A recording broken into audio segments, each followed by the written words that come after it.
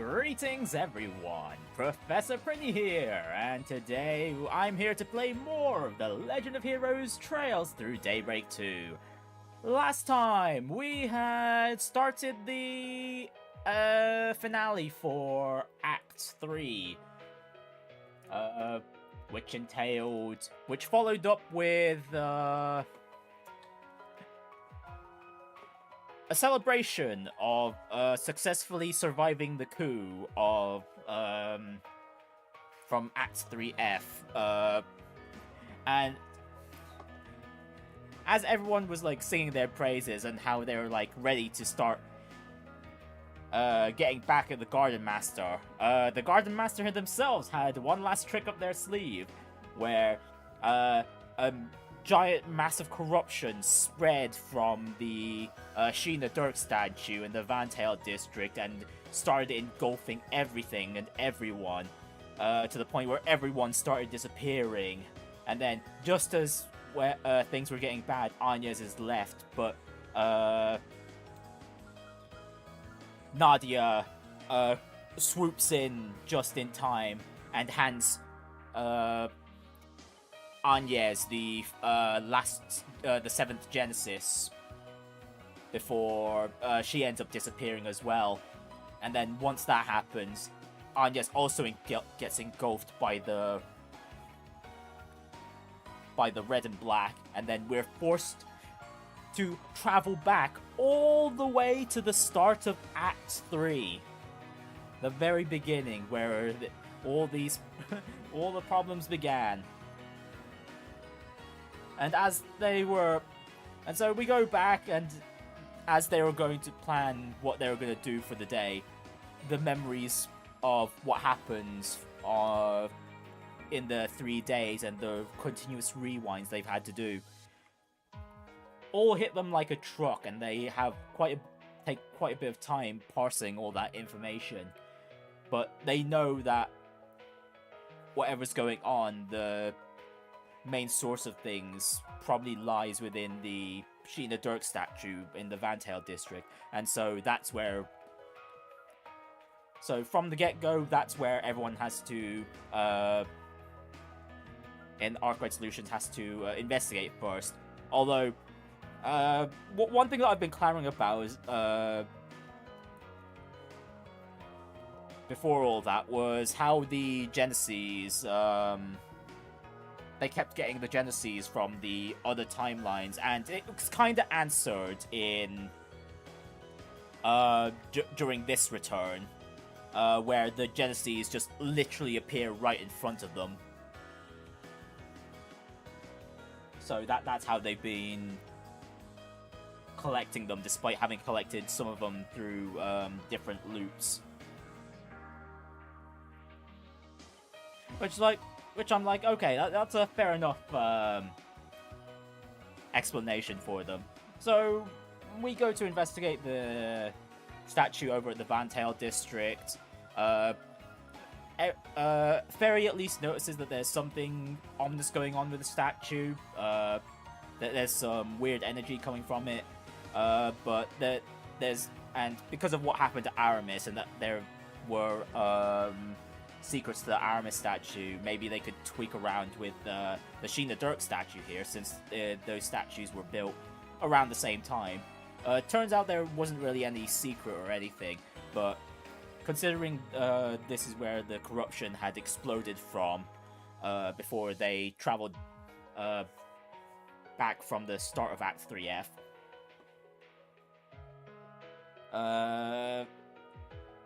they eventually come to an understanding that there might have been another medium that was used to transfer that energy over to this one, and it turns out there is a convenient one that could have been used, and that's the Sheena Dirk statue over at Dirk Memorial Park. So that it comes our everyone's got a clear way forward. Everyone kind of has an idea that that's where the Gardenmaster may be lying, which to be fair is quite fitting for his name, considering a park is basically just one massive garden anyway. So yeah, we do that. We go over to Dirk Memorial Park, And as we approach, the environment subtly, basically changes. The general vibe of the area does anyway. And everyone kind of gets transported to a somewhat different space, but still in the park. And everyone figures out that it's because they have the Genesis in their possession now, so that's why the environment has changed for them. And that if they want to get into the Gardenmaster's domain, they'd need to find a way to break through. And as we were going through all that, Nadia finally makes her appearance finally meets up with everyone else after all this time. Ever since we started looking for her at the very beginning of the act. Yeah, she finally makes her appearance, and that we find out that she's been doing her own sort of investigation into the Gardenmaster and Swin. And there was a point where she ends up confronting the two of them right here at right there at Dirk Memorial Park, and that's how she managed to get the 7th Genesis off them. After having snuck up on them, and yeah, just swiping it from them. Don't know how she managed to pull that off, considering Swin was there too. Like, considering Swin knows her the best, honestly, it's kind of surprising that Nadia did manage to get one up him. But despite that, Swin tries to get it back, but Nadia escapes from the two, and we reach our point. Turns out she was also retaining the memories from the days she was investigating, which is why she's there now, because she was expecting us to come there to Dirk Memorial Park after having investigated the Vantail statue. Yeah, and with that, we still have the question of how we're gonna break in. Then Kincaid, Elaine, and Renne also arrive because Renne noticed something weird about Anya's movements and thought it might be best that she come along, which is why Kincaid and... Okay, no, not Elaine. She's not, because Elaine was already with us at the beginning, right?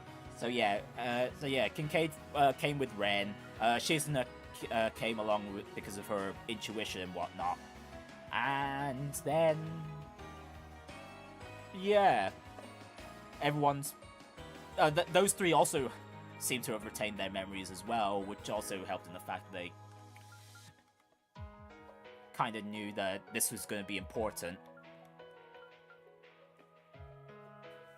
So, now that we're all together, a welcoming party appears to greet us for getting to the entrance of the Gardenmaster's domain, and out comes two artifacts that we've known to have been missing since the start of Daybreak 2, which was the Fangs of Rahu and the Angel Doll Ishtanti, because the Dominions themselves Celise and Leon told us themselves that they had disappeared mysteriously alongside some other Almata things, or was it just the artifacts? I think it was just the artifacts. But yeah, those two are pretty autonomous right now. And despite being autonomous, they were both tougher when they were once wielded by Ariog and Olympia, respectively, in Daybreak 1. Yeah, not to mention the armor could use Ariog's S-Craft as well, which was quite a surprise to see, and it hit like a damn truck. Oh yeah, but before we got to that fight, Lucrezia also appeared, noticing the appearance of the artifacts, and that she's kind of willing to offer her aid in getting us into the Gardenmaster's domain, because of her lance has that ability. But that's been established for quite a while through this game, with helping us get into the train station tower back in Longport, or when Walter and Renne bypassed the cursed entrance at the research lab back on Nemeth Island. So yeah, with her help, we beat down the 2 autonomous artifacts, and once they're down for the count, in exchange for letting us into the garden for her aid, she wants to take custody of the artifacts, more so to use them as a memorial to the deceased owners from Almata, just with that loose connection alone, just out of respect. So we acquiesced to her demands, and then both she and Shizna work together in opening a path forward. And yeah, Shizna just has the ability to do what Lucrezia is able to do in terms of opening a path in space after just seeing how she did it for like the first time, which is quite impressive. So yeah, with that, everyone goes in aside from Lucrezia, who just stays out, and we finally make our way into this domain right here, the Gardenmaster's garden, where it feels kind of solemn, but honestly, overall I think it was quite pretty. And yeah, our goal was just, it was just pretty short overall, to be honest. It was just go all the way to the Gardenmaster. But before we get to the Gardenmaster himself, at the midway points, as we're going to activate one of the switches to open the path forward, we end up encountering Swin up there, who really tried to assassinate us while he had the opportunity. Yeah, Van even goes as far as to point out that Swin attacked with the intent to kill. And not gonna lie, as a boss, Swin is actually quite threatening. Although, to be fair, part of the reason why I think it was threatening is because I didn't really bring my A team into the fight. So yeah, it was just... So yeah, the fight consists of Swin and a few demi-grendels. And yeah, everyone is pretty much going on about how they'll bring him back and whatnot. So yeah, honestly, I think this is like one of the hardest fights for me, not gonna lie. Mainly because his Swin's S-Craft is actually quite threatening in this scenario, as if you remember his unique mechanic of applying marks to foes and then hitting a marked foe, guaranteeing him crits. Yeah, you could see how how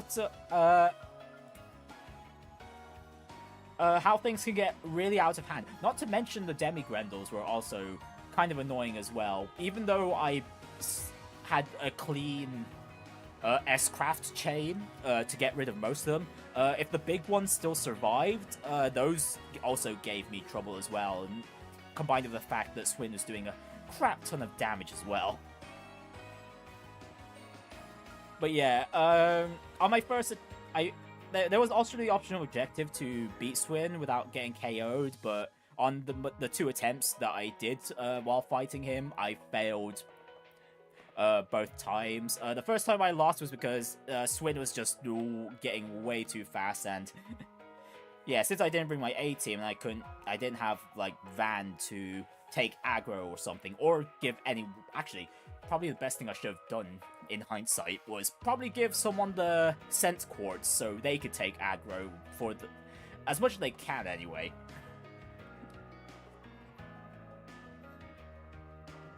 So yeah, because no one had any could give themselves extra aggro, I was kind of resigned to dealing with the fact that the enemies were gonna hit whoever they wanted, which it resulted in a few KOs. And yeah, so yeah, the first attempt was a bit of a bust because it was going a bit slow, and one of the demi-grendels was giving us a really hard time. The second attempt, Pretty much the same. Although even though a few Demigrandals were still left alive, despite my opening moves, the two big ones stayed alive and still kind of gave us trouble. But considering based on my first experience, I was able to work around them, and thanks to the fact we had Judith in front to try and take some of the heats off the back, things worked out quite well for me overall. Unfortunately, there was still a few KOs, mostly because of Swin's S-Craft. If we weren't dealing with that, this fight would have been okay. But yeah, honestly, I can appreciate the difficulty, because this is literally what that fight was literally what I'd expect from a Nightmare difficulty fight. Which is a shame, because once we get to the Gardenmaster himself, he's quite a disappointment. One of the things we find out is that he's a fraud. He's not actually the Ace of Swords. It's just someone else using his form. There's also this weird thing where the oh yeah, actually no. Before we get to that, yeah. So we have a few rounds with the Gardenmaster. The first round is us dealing with the Gardenmaster and the Grendel, and we actually get to use the... Actually, wait, no. Before that, I think it was the Gardenmaster himself first, and then then we fight the Gardenmaster and the Grendel together, which, as I've mentioned already, was way easier than dealing with Swin. But then again, I did bring my A team that time, which consisted of Van, Agnès, Shizuna, and Renne. And there was no KO, optional no KO objective this time, so we could just go as ham as we wanted. And of course, since we had Van at the front, he could take aggro pretty easily and then take all of the heats, essentially. So yeah, after beating the two down, Nadia's the one that pretty much calls the Gardenmaster a fraud, and Swin also but oh yeah, actually, before we get to the Swin bit, as Nadia kept provoking the Gardenmaster more and more, the Gardenmaster pretty much had enough and was basically throwing a tantrum, and he basically just force choked Nadia towards him, because he could do that apparently. Yes, thanks to the corruption.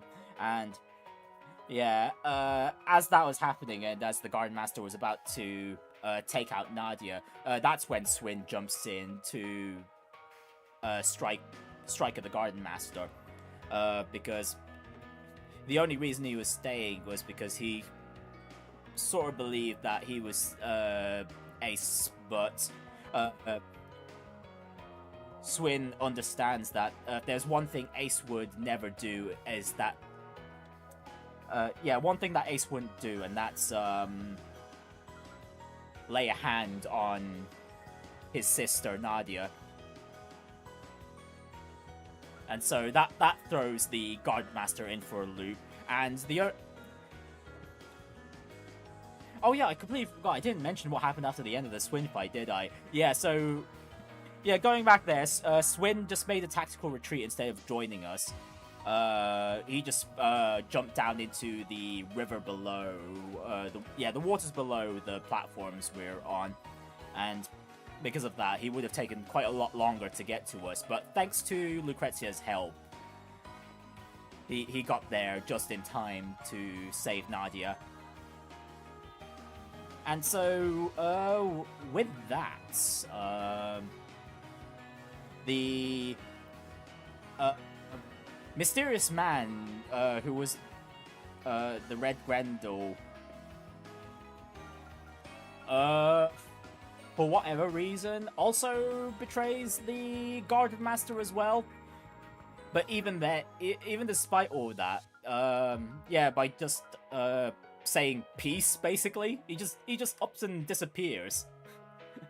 Because we learn of that the guy that guy was a lingering spirit within the 8th Genesis or something like that.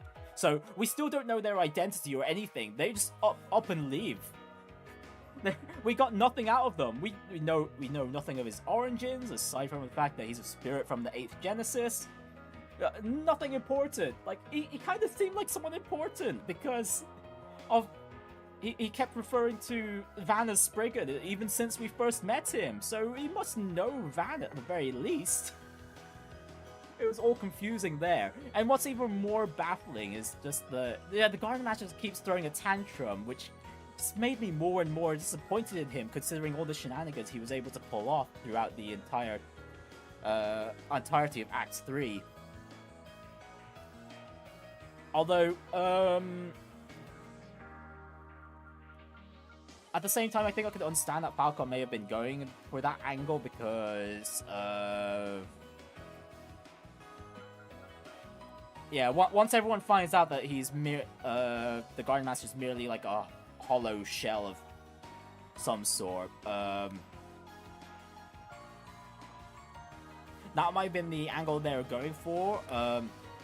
There's one thing, because eventually the Gardenmaster reveals their true identity. Well, he doesn't do it himself. Agnès goes through the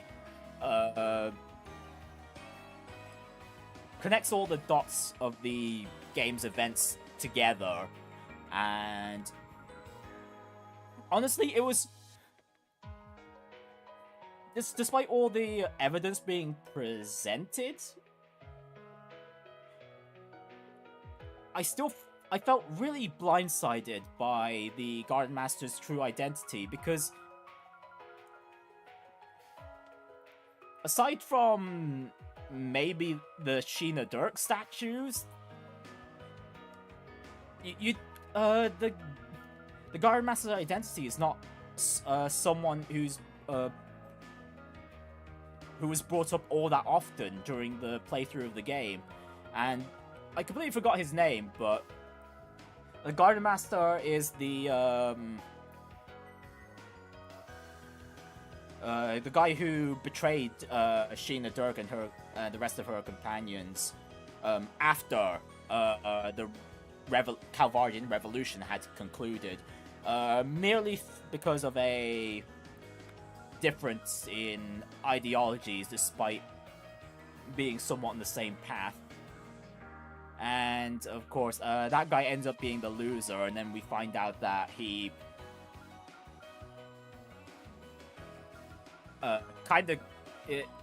even despite having been put to execution, it seems the DG cult had gotten their hands on him before he died, and thus he was experimented on, and thus he ends up kind of lingering in, I don't remember, was it lingering in the 8th Genesis as well?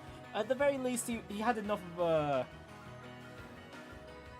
lifespan-ish to live 100 years, and it was thanks to the Genesis, I think, that he was able to know everyone's sort of grievances to make the corruption work on them. It was a very baffling reveal, all things considered, which is a shame, because that really just killed my sort of how should we put it, like, momentum, enjoyment of this act, because it was just a baffling reveal. And yeah, so the guy's the Gardenmaster's true form was this demon-looking form. If you guys have played some of the previous Trails games, if you've seen some of the enemies that may have been involved with the DG cult, that this guy had a similar demonic form as those who've taken the Gnosis drug, or yeah, pretty much the Gnosis drug. Like, a closest example I could really give is Joaquin back from Trails from Zero. Except a lot more slimmer and far smaller. So yeah, we beat the guy down. The guy's ambitions is just shattered, and then that's pretty much it, honestly. Everyone gets out of the Gardenmaster's abode before it shatters. Well, actually, before that, the Gardenmaster kind of explodes, opening a sort of rift which Swin and Nadia run into, and while in there, they end up encountering Ace's spirits, like the actual Ace, not the Gardenmaster fraud. And pretty much, Ace says he's been watching over the two, and that he's proud of where they've gotten. And that's pretty much that in a nutshell. So eventually, the two of them wake up, get woken up by Van. Oh yeah, there was also Carmine. I completely forgot about her. Because I know she's like meant to be a medium for like the corruption and all, but yeah, I completely forgot about her in this whole scenario, whole recap even. But yeah, after basically a hug from Swin and Nadia, Carmine ends up returning back to Lapis. Although, instead of like transforming back to her Rosenberg doll look from Reverie, she ends up just reverting to more heroic looking colors. I'll just put it that way. A more silvery look, but still with the heterochromatic eyes that she had as the Rosenberg doll. And so yeah, Lapis feels like she's just awoken from a dream and then ends up needing to take a rest, and then Lapis transfers herself into Nadia's Zypher before she sleeps. And then after that, that's when everyone goes out of the Gardenmaster's abode before it shatters. And then, yeah, that's it. There's still a few more mysteries. On the small flashback sequences, it showed the guy who was the Red Grendel, so he might pop up again, despite the fact that he just pieced out in the Act 3 finale. And they also pointed out Mare as well, but we don't know what connections those two have, if any. However, though, even though it seems like there's not really much left, there is one thing that happens right afterwards as they were about to leave, and that's all 8 Genesees just losing their power out all of a sudden. And we'll be finding out what's going on with the finale, what I presume to be the finale of Trails Through Daybreak 2, so let's just hop into it.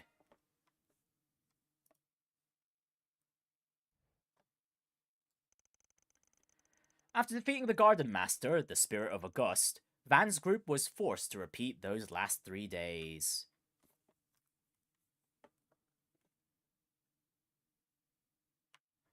Oh! Repeats? Wait, after defeating the Gardenmaster.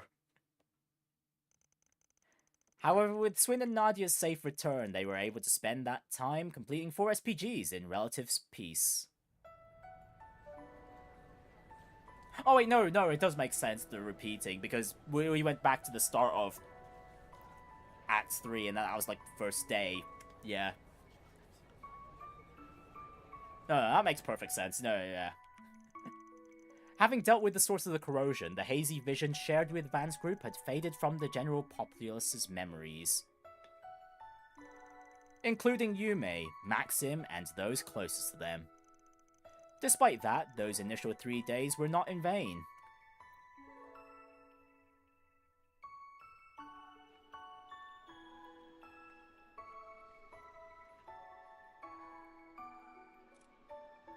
Oh yeah, one of their objectives was also to keep an eye on those who were corrupted within the... events of Act 3. Everyone had finally overcame the pasts. Yeah, everyone had finally overcame the past that bound them.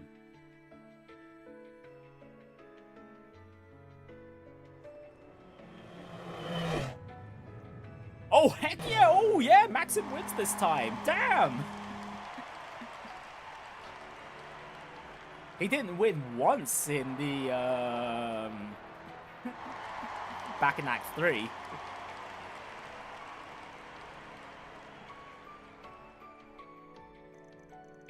And at the same time, they were also taking their first steps into a new future.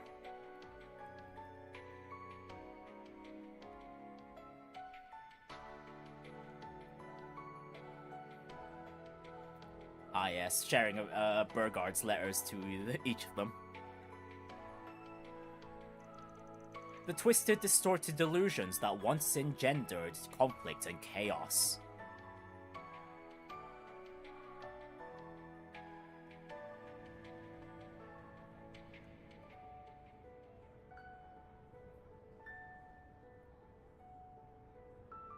Well, the presidential talk is going well. The president actually managed to make it to the stage this time. Were unraveled and brought to order, spinning a new thread of fate and lighting the path towards the days that lie ahead.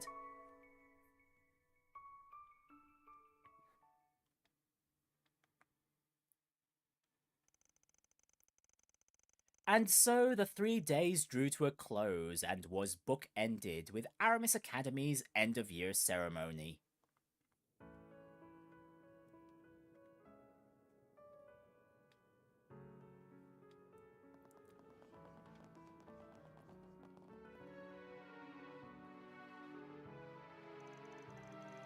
Renne, Nadia, and Swin decided to extend their stay in Calvert a little longer, and they, along with Agnès, began preparing for the school festival. As April arrived, old students moved up a grade while new students filed in, which added a bit of mayhem to the hectic days to come.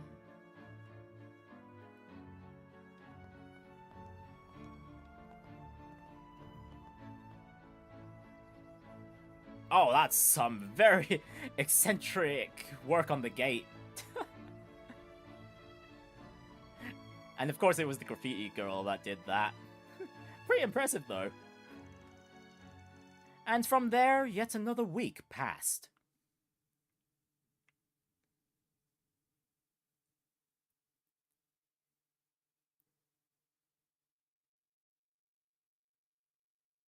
Alright, so 2-ish weeks since the event of Act 3. April 12th, 12:09, 7:30 AM. It's been 3 weeks now, and we haven't seen any of the telltale signs of the corrosion. Safe to say we're in the clear. Yep, Kasum and the Kruga haven't noticed anything either. Nothing suspicious on the Heiyue front. They're all acting like their normal, shady selves. Though I was kinda surprised Asha remembered the time she made that proclamation to Sao. She even did it all over again. Someday, I'll pull off something you'll never see coming. Then you won't even be able to think about brushing me off. Well, after doing it twice, Sao would remember it, I guess for she sure. isn't just a little kid with a schoolgirl crush anymore. Maybe she's finally ready to face her feelings now that she's coming into her own. Yes, she and everyone else have been sporting such a positive attitude of late. And that truly brings me great joy. Although, I do feel a gnawing sense of remorse as well, seeing as how I brought misery to so many. Hey, don't feel bad. You weren't half as bad as me. Seriously? This again? Quit playing the self-blame game already. Yeah, it's all in the past. I, too, caused you all no end of trouble on Nemeth Island. But with the powers of the Rewind, and through our own efforts, we overcame that and the many crises that followed. That goes for Swin and Nadia, too. We only got to this point because we were determined to persevere. Yeah, you said it, cutie. I didn't do anything worthy of praise, unlike Nadia. So don't... Actually, scratch that. I shouldn't be throwing myself a pity party. Thank you for the compliment. Glad you realized that on your own. Remember, we wouldn't have been able to take down a Goose if it weren't for you. You took a risk so that you could protect what was important to you. If you ask me, that's sure as hell worthy of praise. Van. Yeah, you're right. Well, the boss is proud. Don't be a stubborn ox, or you'll end up a grumpy, crotchety old fart like our boss man. And that's a fate worse than death. I'll show you a fate worse than death, you damn brat. And for the last goddamn time, 25 isn't old! Yeah, Van's Some right about things never that. change. Back to business as usual. No kidding. Once Agnès gets here? Oh yeah. Are the Genesis still broken? Yeah, seems that way. But it's not as though they were broken, per se. Yeah, it just looked like they lost their power. So this probably means we won't be undergoing any more rewinds. Maybe. Throughout all of our examinations, they haven't reacted even once. I don't think they're running in low power mode. There isn't anything wrong with the internal circuitry, but the fact remains that they seem to be completely non-functional. I see. Or maybe Up they've until served now, their the purpose. cores have always given off a faint glow. But even those have gone out. There's a passage in Professor Epstein's memoirs that comes to mind. He wrote, "Recover the Oct Genesis before the year 120X. Else all that we know will come to an end." Never did say what would happen once we got them all, did he? Damn. Bummer. If I'm being honest, I'm kind of relieved nothing's happened yet. Maybe his prediction was about all the stuff we just went through. That's plausible, especially when you consider what the Gardenmaster was trying to do. Well, considering He this is the wasn't just setting finale, his it's probably sights on not that. Calvert. He put the fate of the entire world on the line. He warned us that the world might end, and we stopped that. So, that means we're good now, right? It may be that the devices were programmed to deactivate once that goal was achieved. I'm afraid only C. Epstein himself would know the answer to that. For now, I think the fact that they're reunited at last is cause for celebration. I'm sure Professor Epstein, Lilia, and your mother would have all been beside themselves with joy right now. Yes, I really hope so. Well, now that we've gathered all the Genesis, I think my request is finally complete. Thank you for everything, Van. Oh yeah, the first for same SPG to we got everyone else. back in Daybreak 1. I don't know how I'll ever be able to repay That's you. actually complete. Miss Claudel. Damn, it's been a long time coming. I'm so happy for you, Agnès. You finally got your wish. It was a long road to get here, but I think we can finally call this case closed. I know me and S were only here for the tail end, but I for one had so much fun helping you, Aggie. I think everyone deserves a pat on the back. Too bad you don't have a free excuse to drop by the office anymore. What you gonna do, Agnès? You ready to hang up your hat and give up the part-timer life? Huh? Well, Typical Aaron. I suppose that's Well, not Aaron really does have a Agnès' point there. decision to make. I suppose not. Well, I guess I do have a certain someone to thank for my office's sudden surge in popularity. Hate to admit it, but I could still use an extra hand or 10 around here. At least until I can bring in some new blood. Besides, you still haven't fulfilled your end of the bargain. Remember our agreement? Oh,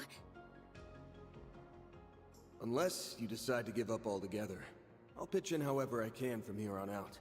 In exchange, you can share any info you got on the Genesis, or anything those diaries say. How's that sound? There's still a lot that we don't fully understand, including Mare and the Grendel. Don't know if we can really call your case closed until we sort all that out. Okay, Van really wants closure on the Genesis. I guess you're right. There's still a lot of mysteries left to solve. Which means that for the time being, we're stuck with each other. Part-time job and all. Yeah. Also, what's with Glad the to tone keep you on the shift? team. I suppose that takes care of that. Her smile alone makes her a fierce competitor. Don't worry, though. I'm still rooting for both of you. That is quite enough of that. Still, I'm glad it all worked out. Agreed. You need someone to keep him in line, and to stop him from overthinking things. You got that right. Aw, but him overthinking everything's part of his charm. It's part of his job too. You know that? And when the hell do you get in here? Out! You're no fun. We're pals, aren't we? I thought going through near-death experiences together would bring us closer. Oh yeah, you said you're hiring assistants, right? I think I might be just the right girl for the... Oh, hell no! Application denied! So says the boss man. Denied. Not even a chance at an interview. Well, aside from the Divine Blade's flights of whimsy, everything's finally calmed down now. I think we can Okay, set the code's off back without to any normal. regrets. That was weird. Oh. Right. You were planning to leave soon, weren't you? You would certainly be welcome to stay longer if you so wished. Oh wait, no, that was just another Trust me, flashback. Ah, I'd really love to. that was 2 flashbacks chained together. Damn. You did help us get LP back safe and sound after all. But we really need to go and find our old picnicking front leader. Oh, right! You had another traveling companion a few years ago, didn't you? Is that who you're referring to? That guy's history is almost as bad as that goofy-ass team name. Yeah, I've never met the certain man Rufus myself, but I Alborea. think the CID's been keeping tabs on him. Might be hard to work around Renee, but I don't mind joining in on the search. Just put out a 4 SPG, and I'm on the case. I do kinda owe you big time. And I bet that guy's one hell of a good tipper. Actually, I think we're the ones who owe you. He left us a hint, so I think we should be fine on our own. We ought to get together sometime when we're not all busy. There's no way we're gonna bounce before the festival, though. We'll stick around the next few days for that. Good. You worked your butts off with the festival prep. Now's the time to reap your rewards. I helped some too. I can't wait for it to get started. I did a few things myself as well, so... yeah, I guess I am a little excited. Couldn't hurt to see how much those kids took my coaching to heart. Good morning, Van. That was a very excited good morning. Oh, there you are. Morning, Agnès. Alright, so we're heading off Oh, to Aramis wow. first of all. Everyone's here it seems. already. Well, good morning to you all too. Everyone's excitement for this thing might be a little contagious. I take it you were able to finish everything in time? For the most part, yes. There's still a little bit left to do, though. Well, Swin, Nadia, are you ready to go? Yes, ma'am. The kickoff rally sounds kind of boring, but I guess I'd better try to stick it out. Yeah, I don't think you'll be getting out of that one. We'll be ready soon. Just give us a second. I'm gonna head downstairs and get breakfast ready. If you want to grab a bite while you wait, feel free. Managing an Aramis school festival is all about stamina, and you won't last long on an empty stomach. I guess you'd know better than anybody. Well, sure. I'll take you up on that. Well, that's very true. I definitely want to have a nice meal before I exercise.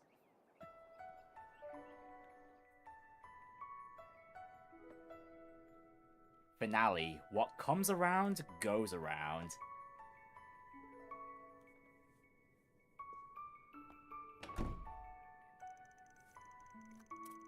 Okay, the festival doesn't start until 10 AM, so I've got some time to kill. The kids should be getting ready to leave soon. Maybe I'll go check in on them. Agnès is downstairs having breakfast, and the others are probably in their rooms. Maybe I should make the rounds and see how they're all doing. Oh, it looks like I'll go ahead and visit everyone before that. Okay, you know what? Sure, why not? Oh yeah, in terms of like what I predict this stream to be, I think most of it is just going to be what's going on in Edith before the actual main story bit of the finale. Yeah, if it's like the other previous Trails games, yeah, most of this is just going to be finishing off the optional stuff before the next stream going through the main story, and then maybe a third stream to finish off the final dungeon. Because if it's like I said before, if it's like the previous Trails games, the final dungeons are usually super long, and they kind of need their own streams usually. I'm really looking forward to today's festival. Yeah, I heard you've been helping out with the technical side of things. I know you're crazy about the stuff, but don't you think you're a little more chipper than usual lately? You think so? Well, maybe you're right. See, I ended up skipping more than a few grades to enter the Institute of Science. I've never really had the chance to experience a place with kids my own age before. It's a little exciting, honestly. That makes sense. Think you'd want to go back and do high school for real then? You know, like Swin and Nadia? I think I'll pass. Quatre the researcher and Quatre the Arkwright Solutions assistant. I think those two identities are enough for me. I wouldn't be who I am today without them. Yeah. Oh, that's right. Swin and Nadia are leaving after the festival, aren't they? And after they only just got back too. I'll be sad to see them go. Once they leave, you'll be the only one your age again. Well, it's not just that. They were from the Gardens too, which means they were also victims of the DG cult. But Nadia and Swin? Actually, how do I put this? They seem like they've come to a decision on what's most important to them. And they've been fighting to protect it ever since. Those two are incredible. Well, the way I see it, the same could be said of you, Quatre. Your family's what's most important to you, isn't it? And that's not to mention how you overcame everything with Harwood. Man. Yeah, I guess you're right. I'm only here today because of Gran, Essie, Yang, and everyone else at the office. And from now on, I'll do everything in my power to protect you all. Just make sure you don't go overboard, alright? I'll try not to. But protecting everyone... Maybe I should start by adding some more security systems to our office. With Victor's permission, of course. And how should we go about preventing potential wiretapping? If I install a high-output orbital transceiver alongside an independent orbital generator? Or perhaps it might be more efficient to paint the whole building with an anti-interference varnish. We're not turning the place into a cyber fortress, Quatre. Honestly, considering what confidential information Van's usually privy to, it might be worth installing all those. Alright, that should be enough water. Hey Feri, you on plant duty today? Oh, Van! Yeah, I finished with all my homework yesterday, so I figured I should spend today tidying up a little. Ah, right. You mentioned school's been a little more difficult than usual lately, yeah? That might be putting it lightly. After all, and after I finally got the hang of things too, I've really been racking my brain lately. But don't worry, I've been getting lots of help from everyone in the office. Whenever I get stuck, all I need to do is ask. I can come to you too, right, Van? Well, as long as it's something a high school dropout would know. You're much more fired up about this than usual, though. Think it was your birthday that kicked you into your gear? Maybe. Guess I hadn't really considered that. But 14... I've got a feeling it's going to be a real turning point for me. Oh, I almost forgot. Mirabelle left us a message earlier. She said she's coming to the festival with Kasim later. Huh. Is that so? Sounds like it'll be a good time then. Yeah! I can't wait to see it all. It feels like we've been planning it forever. I got a bit of a sneak peek while helping with the preparations, but... This will be my first ever school festival. I'm sure we'll make plenty of memories. And I hope you have lots of fun too, Van. Oh, don't worry. I will. I heard there's going to be loads of booths at the festival this year. I'm having trouble choosing which ones to visit. Oh, I know. Why not just go to all of them? Yeah, good thinking, Feri. I wonder if she'll have the time for all of them. We'll see, though. We'll see. I know we will, considering we're playing a game and all. Hello, Mr. Arkwright. Are you doing a quick check-in with everyone? Yeah, something like that. You busy right now? No, I was simply gathering my thoughts. I still have to write the report detailing last month's events. It's been almost 3 weeks now. Both Mirabelle and Mr. Al-Fayed have had their eye on the capsule lately. But thankfully, the risk management AI has remained silent. Those two still have their memories, right? Yes, they do. Although Mirabelle's are a tad hazy in comparison. They're currently on guard in case of a resurgence from Grendel Zolga. However, as I mentioned, the AI threat assessment has not raised any alarms lately. We believe the threat has vanished. Yeah, not to sound too optimistic, but I've got a good feeling we are in the clear. But anyway, aren't you taking the day off to enjoy the festival? I kind of figured you'd be looking forward to it. Well, you're certainly not wrong. I was actually rather excited to see the production I assisted Mr. Salesian with. It should be nice to relax after all the hard work we've done. I've been interested in attending the Aramis Academy Festival for a while now. It's quite famous after all. And all the preparation we've done was hardly enough to satisfy my curiosity. Let's enjoy today to the fullest, shall we? Well, that seems to be the general plan, at least. Unless something bad happens before it occurs. Alright, my hair should be set by now. I think. Now for my makeup. Hey, what are you doing? Can't you at least knock? I have some top secret Grimcat tools in here, you know. Oops, my bad. Actually, that reminds me. I've heard Grimcat's been awfully active in the capital lately. Well, yeah. I mean, I was pretty busy with acting for a while. Then I got caught up in that Genesis stuff. Figured I had to make up for lost time, you know. Can't start letting those villains feel like they got the run of the place. Good luck with that. Oh, right. We finished shooting the movie, by the way. But man, those 3 days were really something, huh? Well, at least I can say I got through it all, both as an actress and a thief. Yeah, glad to see you're still with us, Judith. Of course! Oh, and Nina said she'd be coming to the festival today. She's been pretty focused on work lately. This should be a good chance for her to relax for once. I hope she gets to watch the show they're putting on. Make sure you're in the audience too, Van. Those kids are putting their heart and soul into that performance. Don't worry, I'll be there with bells on. But man, with 2 famous actresses attending, I'm sure this festival is going to be one for the history books. Ah well, might as well say hi to Nina if I see her. And question her on what the heck she was going on about the help she provided back in the coup. I think I heard Director Gotti say something about coming too. That guy practically lives for events like these. Here's hoping he doesn't make a scene. Honestly, he could be recruiting for potential new talents for the future.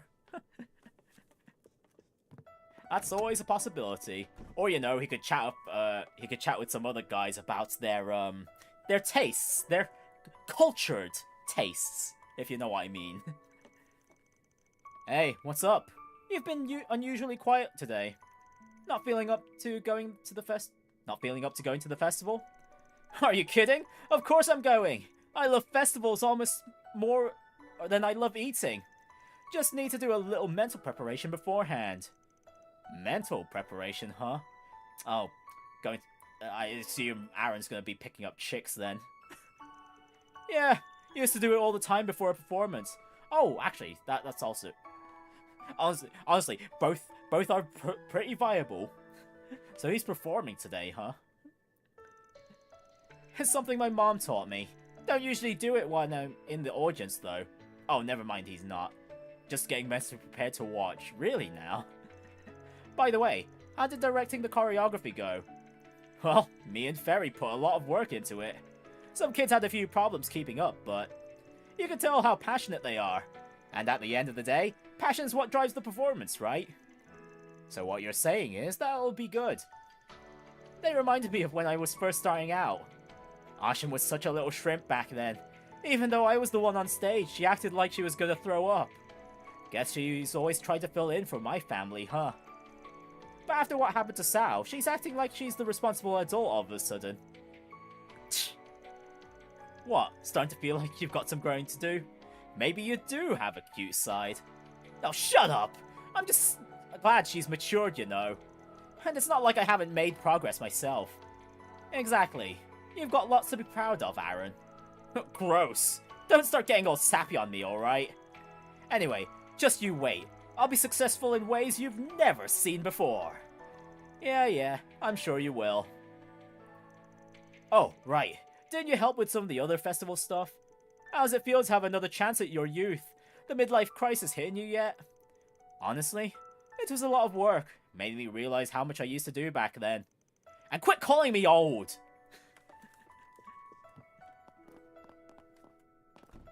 Let's see, anyone downstairs? Okay, yes, we can pay a visit to whoever's down here. Anyone else upstairs as well? No, it's just the mandatory events. Okay, we'll pay a visit to whoever's here in Montmartre. Monmar is so relaxing. Hey, Van, let's get going! Hold your horses, Yumé. Yumes, the festival hasn't even started yet. Are you sure you're alright with watching her today? Yeah, it's no biggie. There's a few of us going too, so I doubt we'll have any problems wrangling her in. Plus, you had plans for today, right? Seriously, don't worry about us. Thank you, Van. I promise I'll head over as soon as I'm finished. Yumé, make sure you mind your manners, okay? And don't go wandering off by yourself. Got it! Alright, sounds like you're ready, kiddo. Yumé just wouldn't stop talking about the festival this morning. It might be a little while until I can head over myself, though. You're sure you don't mind keeping an eye on her? Yeah, it's no problem. We'll make sure she has a good time. I'm really excited for the festival today. There's gonna be lots and lots of shops, right? Oh, I can't wait to see Agnès perform. I want to see everything. Come on, let's get going. All right. Go get changed, and we'll head out. I'll make sure we're the first ones there. You got it. I'm curious to see what Victor has to say. I was willing to overlook it for that race of his. But he's really pushing it this time. What does he take me, for a fool or something? Hey, there's no need to get worked up, alright? Although I can't say I don't get where you're coming from. But still, nothing's actually happened yet. You're damned right it hasn't, and I'll make sure it doesn't either. If he even thinks about making my little girl cry again, I'll... Apparently, Maxim took Paulette out on an unsupervised date after his victory last month. Though with her old man still breathing, I doubt the Red Comet's got much of a chance. Hey, no, as long as Maxim's persistent, I'm sure he'll have his moments. He's definitely changed since we first met him. Definitely repentant of his philandering ways. I had the food here more times than I can count. But I don't often eat so early in the morning. This is all very nice and filling. Hey, skipping meals ain't good for you. You're a growing girl, so take your time and chew slowly. Swin will probably be coming down to join us before long. Though I'll bet 10,000 mirror on Nadia being late. You'll probably win that bet. She doesn't strike me as the early to rise type. By the way, Van, the advice you gave us on our festival activities was super helpful. I'm glad Renne proposed the idea of you being our advisor. Now I'm beginning to understand how all the stories of the legendary party animal came about. Now there's a name I haven't heard in a long time. Earned that little moniker 8 years ago for being a mischief-making student. Speaking of 8 years ago, didn't you help put on a historical parody play called The Story of the Calvardian Revolution? I saw a recording of it recently. I laughed so hard, I thought my sides were going to burst. Some of it even hit surprisingly close to home, especially after what we just went through. It's a little bittersweet to thinking about it now. Yeah. Honestly, I hope we get to see it. Because, man, we got to saw, like, a picture of, back in Cold Steel 1 with the, school festival there. We got to see a bit of, what, Toa, Crow, George and, Angelica did, with their band performance and whatnot. So it'd be nice to see what Van,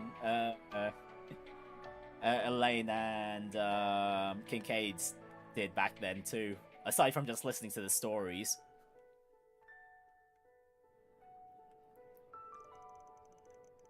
A lot happened to Auguste over the years. He became a man driven by obsessions and delusions. There was a lot we didn't know about him, and honestly, the same goes for Sheena and the other revolutionaries. What they were really thinking at the time and how they set up about achieving their goals is something only they could know. I suppose that's true. In the end, when putting these performances together, all we can do is prepare as best we can and see them through.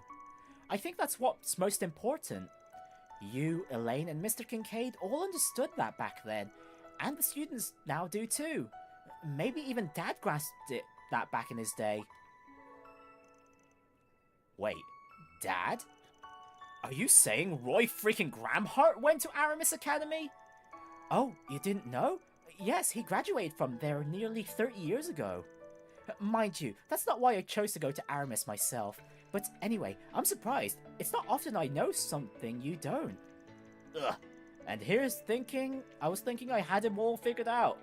That man's a well of secret. That man's well of secrets has no bottom. Anyway, circling back to the device thing, all I did was offer a couple of pointers during the planning phase.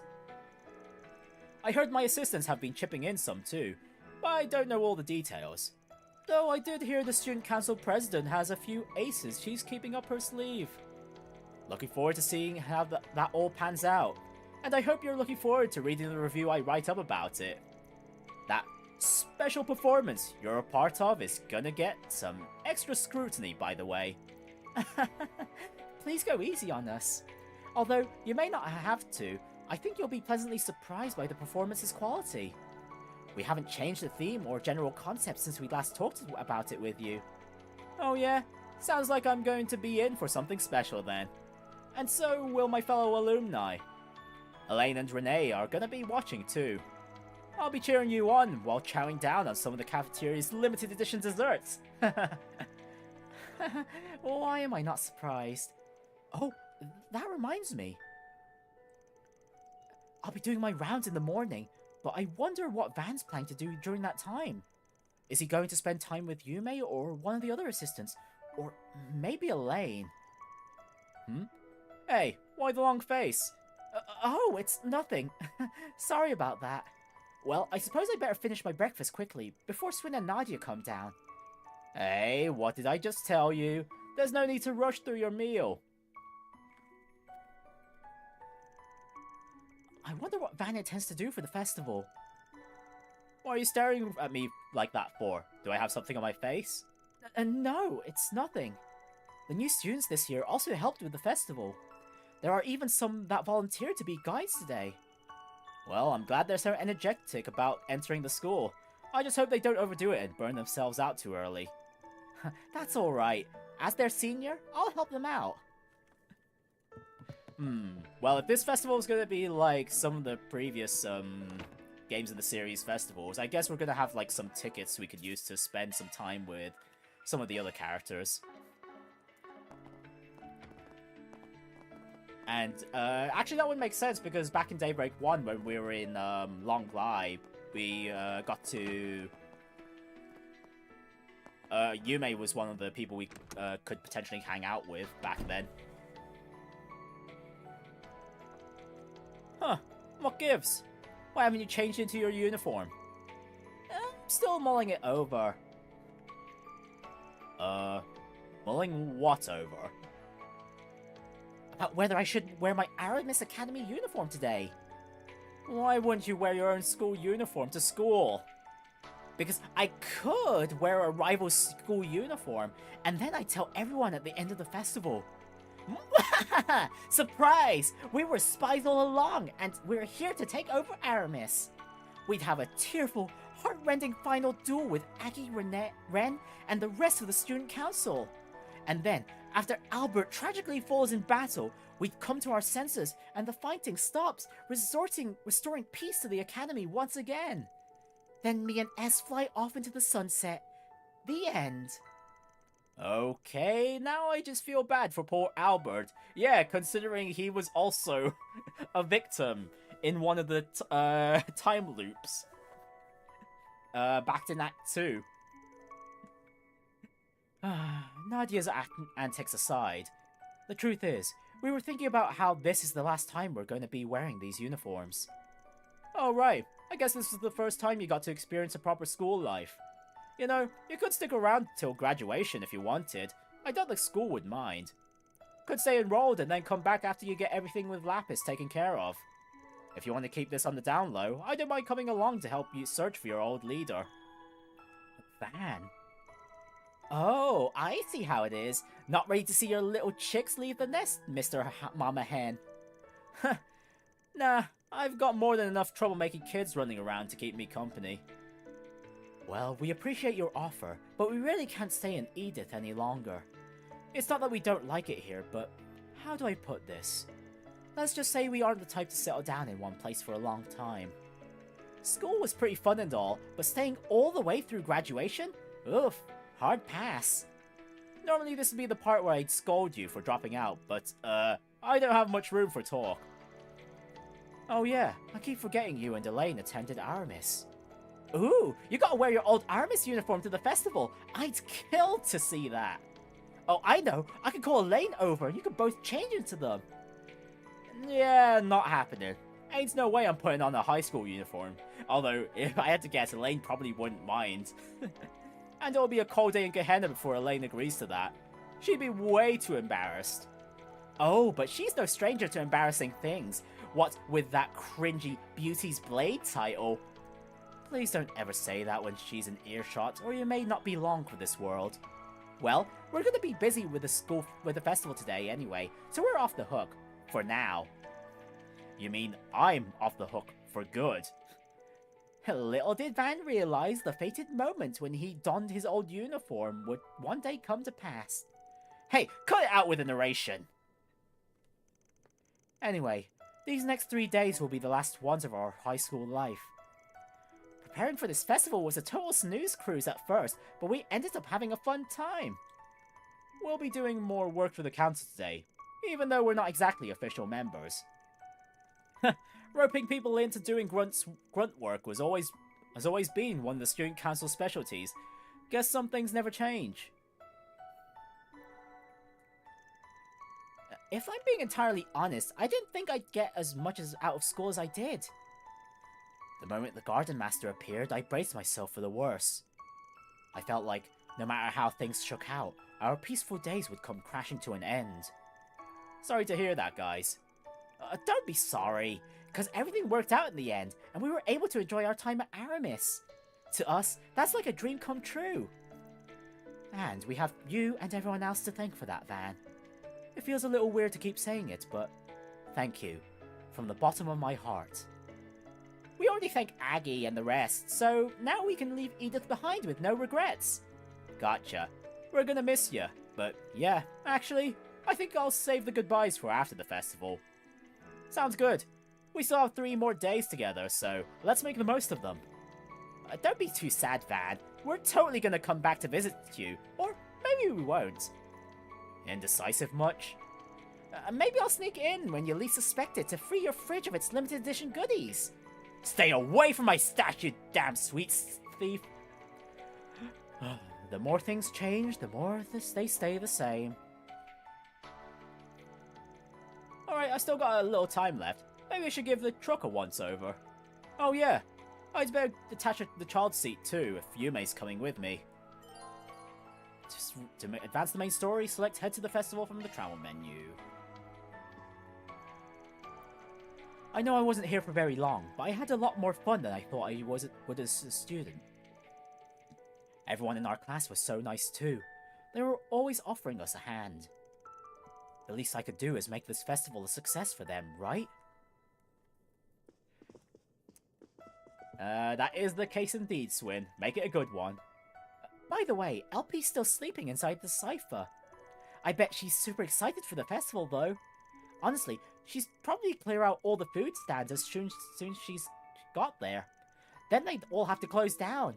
The look on everyone's faces would be priceless. I'm glad she's not going.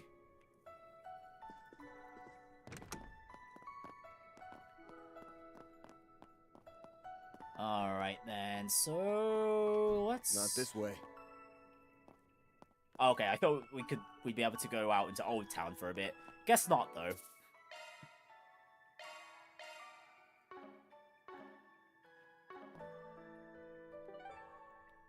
Alright then, time to head out into the festival.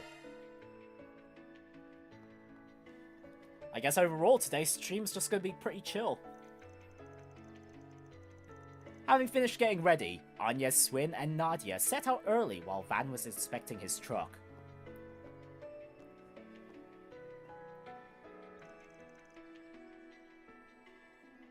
About an hour later, Van picked up Yumé, and the group headed for Aramis Academy.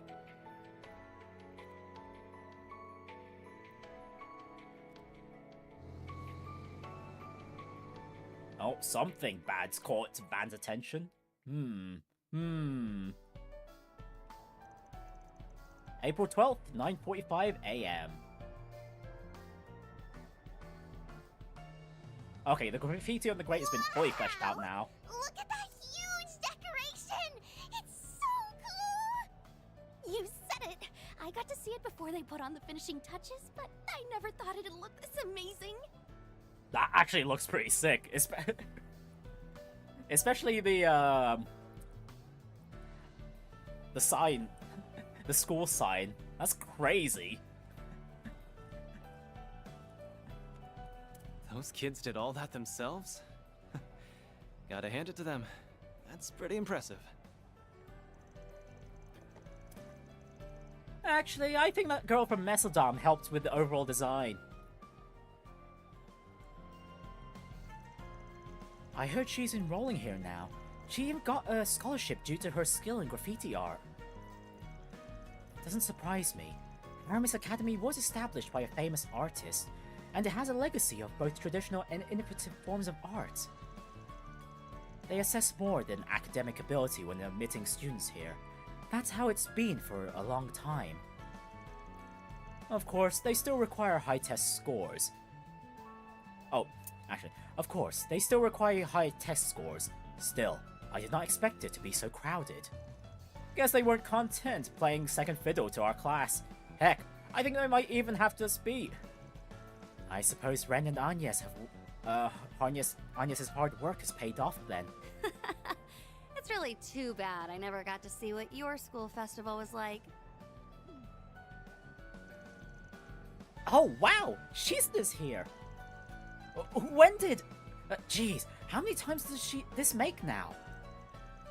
Honestly, that's something I can relate with Shizuna just popping next to people out of nowhere from other people's perspective. It doesn't even faze me anymore. Honestly, I haven't done that in a while, honestly. Just catching people unawares like this. Well, you did help out, so I figured you'd show up at some point. Uh-huh. My vacation's just about up, so I figured I'd end it on a high note hanging with you guys. Are you shitting me? So she's in a similar position. Oh, well, the more the merrier, I guess. I suppose we can think of this as one last party to celebrate the end of everything that happened last month. Well, in that case, I suppose we could put off our meeting until tomorrow, Mrs. Rugi. Sounds good. I think I'll have Kurogane sit in with me for good measure. You sure broadcast to the world you're having secret talks, then don't elaborate. Screw you! Oh, we'll have to save the chit-chat for later. I think we're about to start.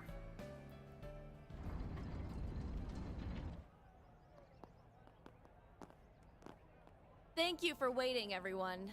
I'd like to say a few words before we begin. My name is Renne Bright. I am Aramis Academy's current Student Council President, the 98th to be exact. In keeping with the ethos of Aramis Gainsborough, our school's founder, this festival has become a springtime staple here in Edith. Traditionally, the students have always had to plan and build the attractions on their own. But this year's event brings with it a few changes. For one, I am the first exchange student to be elected Student Council President at Aramis Academy. This year's theme is a new season together. I hope all our guests, as well as our new freshmen, will enjoy everything we have to offer.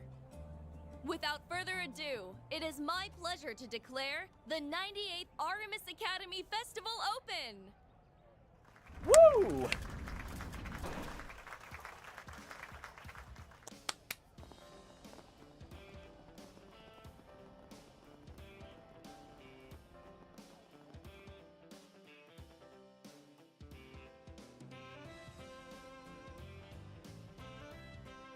Alright, well, it's gonna be a lot of goodies to get here.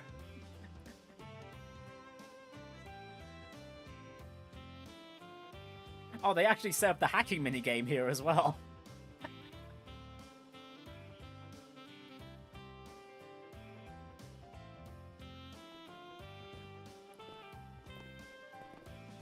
Alright, everyone split up to do their own thing.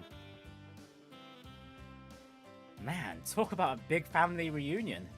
Alright, I think I'll wander around and try a few of the activities I helped advise. Oh yeah, and a lot of my acquaintances are here. Maybe I'll stop and chat with them if we bump into each other.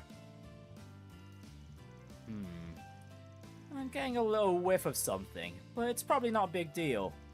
Just in case though, I might take a peek around the Opera District and Old Town when I get a second. I should try and meet up with the gang later too.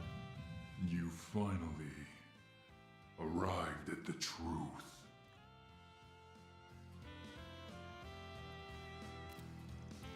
Okay, that was the Red Grendel guy's voice. So he's definitely... Okay, he's definitely making an appearance at some point here. Eesh. Somebody ought to pump the brakes on the mysterious subtext already. Huh. Now there's a funny coincidence. Hey, Arkwright. Been a while. Hasn't been long enough if you ask me. But I guess it has been around a month since we last swapped info. Yeah, sorry again for everything I put you guys through. I know all that stuff didn't actually happen, but I still feel pretty bad about it. Man, you worry too much. You're just as bad as my crew. Yeah, about that. I heard from Elaine that you guys are at the Aramis School Festival. You mind doing me a solid? I need you to help her out with something. Oh yeah? With what? So you remember when we fought the True Grievance Brigade? It was during those 3 days we were working together. Of course I remember. I can count the number of joint ops between you guys, the CID, and my team on one hand. They're all doing time now, but before they were thrown into the slammer, they targeted Aramis Academy. Elaine's worried that some other anti-immigration faction might try and pull a similar stunt. That's why she volunteered to patrol the school grounds, and she'll be on high alert for any trouble. If she's with you, I think she'll be able to loosen up a little. Always helps to have an extra pairs of eyes, you feel me? And Jin kinda unintentionally playing wingman for Elaine. Oh, so you want me to accompany her? Uh-huh. Got it. I'll see what I can do. According to Killica, they've got a full security detail around the academy. That said, the chance of a terrorist attack is pretty much zero, so you two might as well treat it like a date. Oh, there's his actual objective. Hey, quit butting into my love life. Later. Why is he like that? Can't that guy just mind his own damn business? Wow, Van's certainly a popular guy today, damn. Oh, for the love of... Since when did today become everyone call and bother Van Day? Hello there, Mr. Advisor. Are you getting ready to make your rounds? Oh, hey Renne. Yeah, I just split up from the rest of my group. I was planning to meet back up with them after I finished looking around the place. What's up? Need something? I do, actually. If you wouldn't mind, could you take Agnès with you? She's taken it upon herself to play problem solver for the rest of the student body instead of enjoying the festival. Oh, yep, sounds like Agnès. The festival preparations have kept her more than a little preoccupied. She's scarcely had a chance to breathe. But that hasn't stopped her from taking on extra work. She's been taking time to field questions from all the new freshmen. Not to mention she's had her part-time work on top of all that. I want her to have a little break. Might be for the best. That juggling act she's doing is a little out of control. She's only working as hard as she is because the school and Arkwright Solutions mean a great deal to her. Her boss really ought to reward her for being such an exemplary assistant, don't you think? I get the picture. I'll check up on her. Not sure if me escorting her around is such a good idea though. I mean, we'd get all sorts of weird looks. That's Ren's plan, Van, seriously? Ren's acting as a wing lady for her fellow student council member. Oh, I wouldn't worry about that. As long as you pull the I'm a student council alumnus card, I doubt people would bat an eye. If it would make you more comfortable, I can lend you an armband, though that might make you two look even more like a couple. Yeah, thanks, but no thanks. I'll be over by the auditorium, so if anything comes up, you know where to find me. Bye for now. Ugh, can't believe I'm being bullied by a man-bear and an ex-kitty. So what should I do? I could spare the time for one of them. Now that I think about it, a grown-ass man wandering around the school festival by himself might raise a few eyebrows. Please select a partner for the school festival. They can be swapped out later.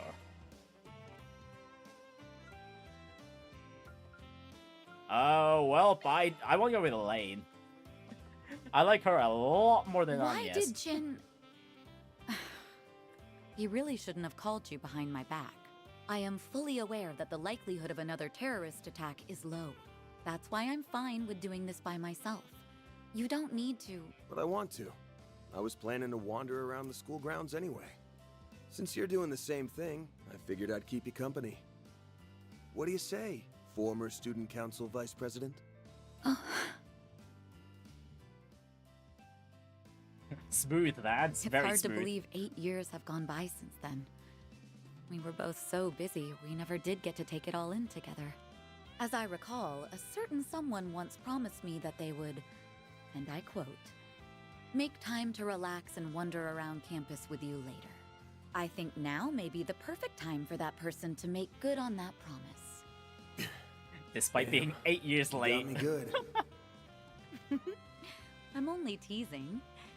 Well, shall we take a look around then? I think we'll enjoy seeing what the new students of our alma mater have come up with. Oh, and if you plan on tackling 4 SPGs in Aubert and Old Town, I'd be happy to accompany you. Good to know. Now let's get on out there and have some fun. Alright, it's a date. Obtain Agnès, Swin, and Nadia and Renne's student council uniforms. You must check out 4 festival activities with either Agnès or Elaine. After that, the Ober District, Old Town, and the movie theaters will become accessible. Activity points are used to attend festival activities with other party members.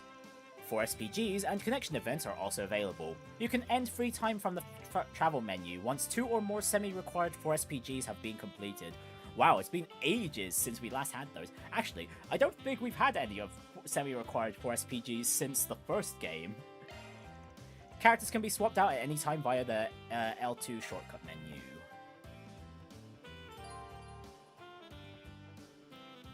At the festival, you can invite your friends to enjoy 4 different types of events. Activities that can be played will be marked with a yellow exclamation mark. You can play as long as you have points available. Holy, 16 activity points! Holy! I never thought the day would come when you'd finally make good on your promise. Hey, it's not like I'm trying to make it up to you or anything. But you know, I just figured I'd escort the former Well, that's very kind of you, former General Affairs Manager and resident Jack of all trades. Hey, Odette, Nadia, what's up? It's time for you to fess up, Detty. Albert's just a childhood friend, I swear. Well, you sure seem to pay a lot of attention to someone who's just a childhood friend. That's because he's such a handful. I mean, he's like a little brother to me more than anything. And anyway, you can see it too, right? Albert's feelings for... Yeah, but let's be real for a second. Those two are never going to happen. So ruthless. Anyway, I probably won't be an Aramis when he gets rejected, so that means you're the only one left to comfort him, Detty. And I definitely will. But don't you think it's a little mean for us to be so blasé about it? Besides, I feel I should be encouraging him right now. Of course, I'll be rooting for you and Swin too. You'll get him for sure, Nadia. Detty, I love you. Sounds like they're getting pretty excited about something. How cute. I've received reports of a suspicious individual in the area, escorting him to Operation Headquarters immediately. What are you doing? I'm patrolling. Gotta keep the streets clear of creepy old men. Hey. She looks the part, right? Especially with that armband. Are you in charge of operations? I'm sure you're doing a great job, Nadia. It's no big deal. I'm just jealous you two get to go on a lovey-dovey date while I'm working. I want to go on a date with S. Oh, don't worry. I'll set something up for you guys later. I wouldn't necessarily call this a date. We're just making a few rounds to check on everything. You two are more stubborn than I thought. Well, anyway, it goes against my policy to fraternize with civilians, so I'll be getting back to work. Catch you later.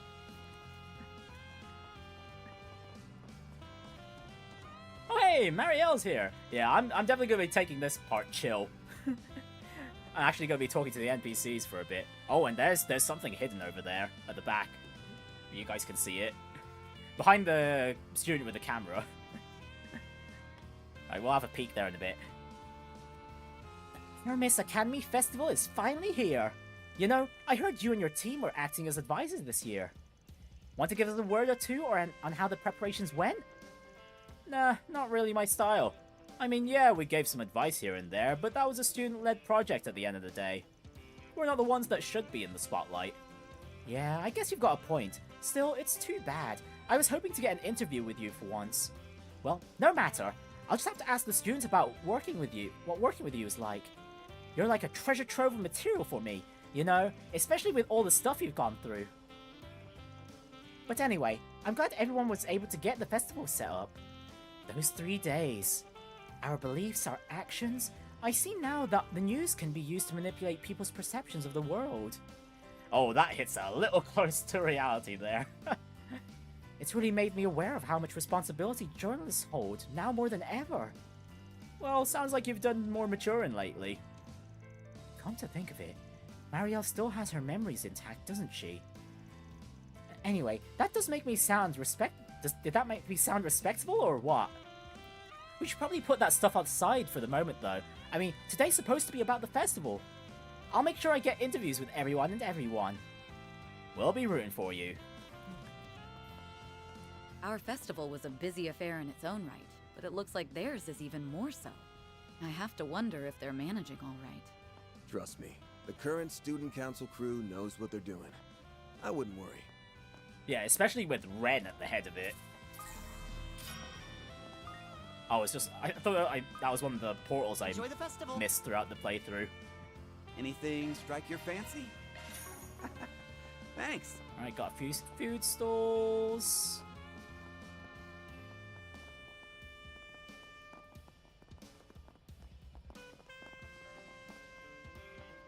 Oh, it's this family from Old Town. Their kid managed to get in. Well, at least they're happy to see their kid, and what he's probably done for this festival. We'll probably see him around. I thought he'd be with his parents. I need to see the culmination of all my son's hard work. I know he's told us not to come, but as a parent, I wouldn't miss it for the world. Oh, I'm so excited to see what kind of performance he's in. No matter how much we asked at home, he'd never tell us. That's why we had to come and see for ourselves. Well, it's sure to be a good one, I'm sure.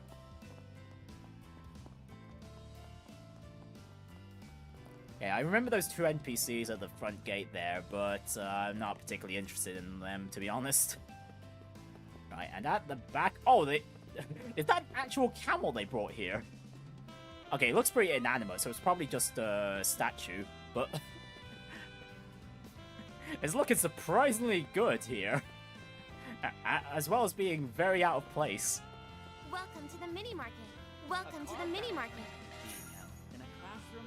Oh wow, they've got some pretty strong armors here. Okay, well, I'm definitely gonna want all these pieces of footwear for the evasion.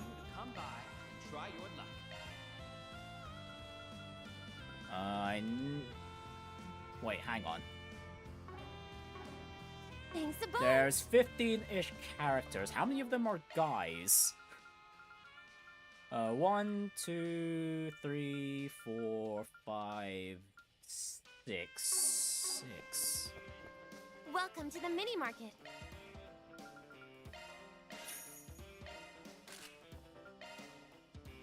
So the rest are the girls. So 9.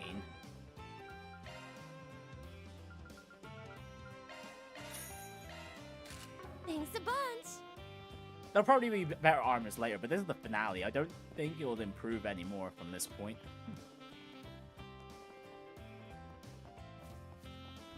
Yeah, I'll just wander around the exterior first.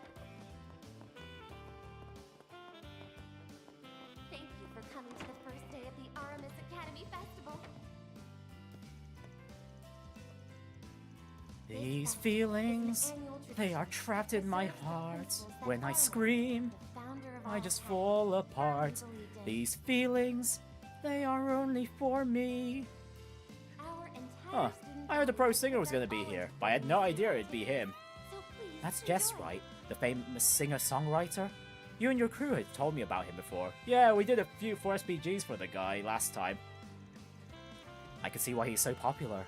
He has such a very nice voice. Seems this year's festival is going to be something special.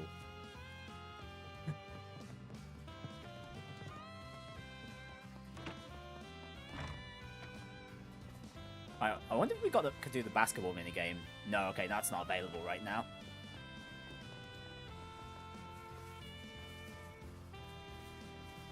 Okay, got a few more of the Old Town Kids.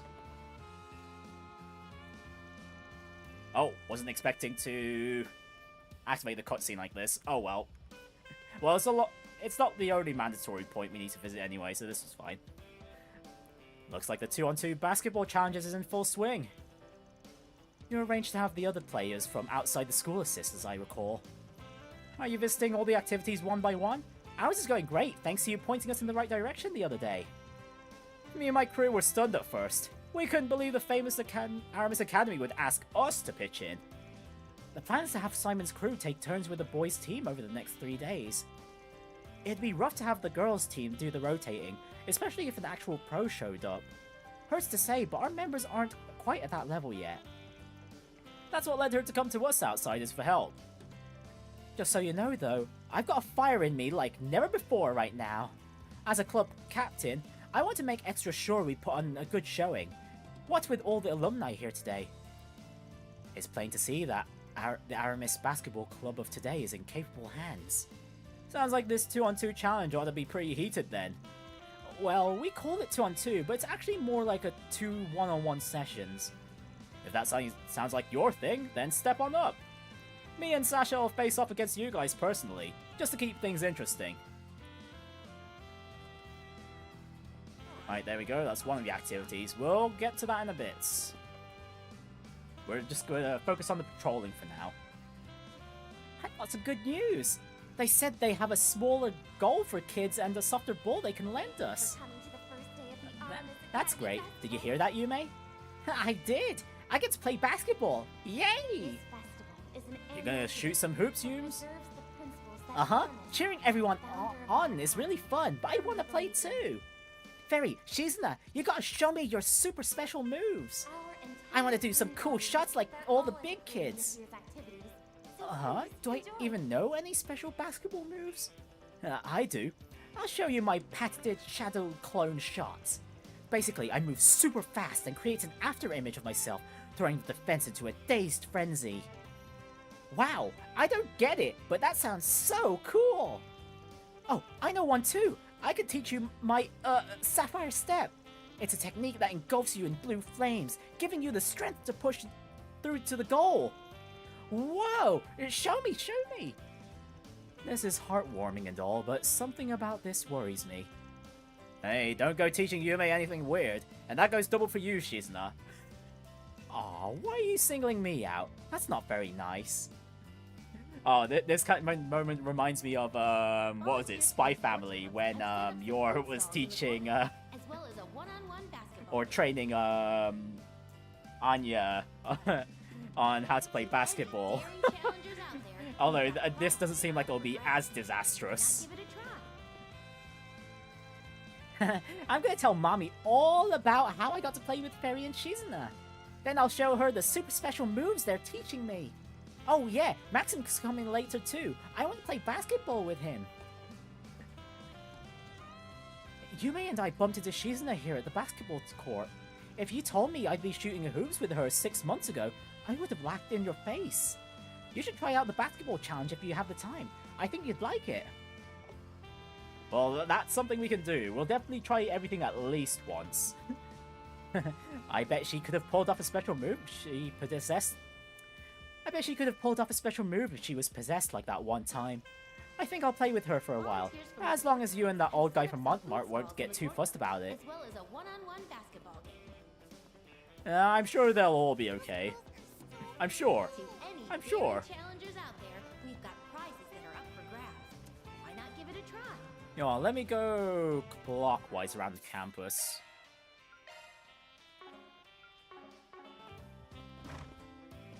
Alright, who is in the cafeteria?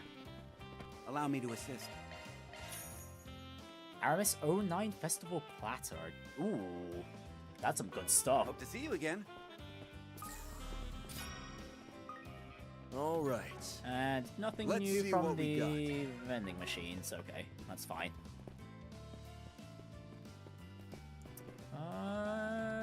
Oh, hey, it's, Dazwani and his family. Damn. Good heavens, take smaller bites, Gigi. This isn't a race, you know. But the food's so good. I'll admit, I'm a little surprised at the quality myself. It's on even footing with some of the fancier restaurants we've been to. The food I had to eat back in my academy days doesn't even remotely compare, which I guess shouldn't come as any surprise. Hey, Daddy, I want to go to school here. Oh my. Well, you'll have to study real hard then, sweetie. Aw, I hate studying. Okay then, I'll just be a police officer like Daddy. Okay, if you want to be a police officer, you still need to study. You think becoming a cop's going to be easy, do you? At the academy, you have to get up bright and early every morning, and you'll be put through some real tough training. It's enough to make grown men weep. Think you can get through it without crying, Gigi? Nope, but I want to grow up to be just as cool as you, Daddy. You really look up to your daddy, don't you? Huh. Well, you still have plenty of time to decide your future. Right now, I think you should focus on developing your interests. That'll help narrow down what you really want to do. Huh, I didn't know Dazwani was here with his family. It's not often we get to see the inspector act so fatherly. Oh, we see him quite plenty, to be fair. Good evening, Professor. Good evening, Darren. How are you doing tonight? Or do you want me to call you Dazzle Dad since you're the only chatter here right now? Actually, other way round. Other way round. Name other way round. Now, what should we check next? Want my recommendation? I'd go for the card game room on the first floor of the Eastern Tea House. There's also the Quiz King game. Might be a little tough for your daughter, but I'm sure she'd still have fun. Call me whatevs, I don't mind. Yeah, sure, I'll probably just flip-flop between the two. But since you're the only one here, I'll just call you Darren. How's it going? It's going pretty well. Seems like we have touched on a few mysteries that we might be going into the finale, but so far, we're just enjoying a festival, which might encompass the entire stream for today's stream. Before we... yeah, basically the calm before the storm.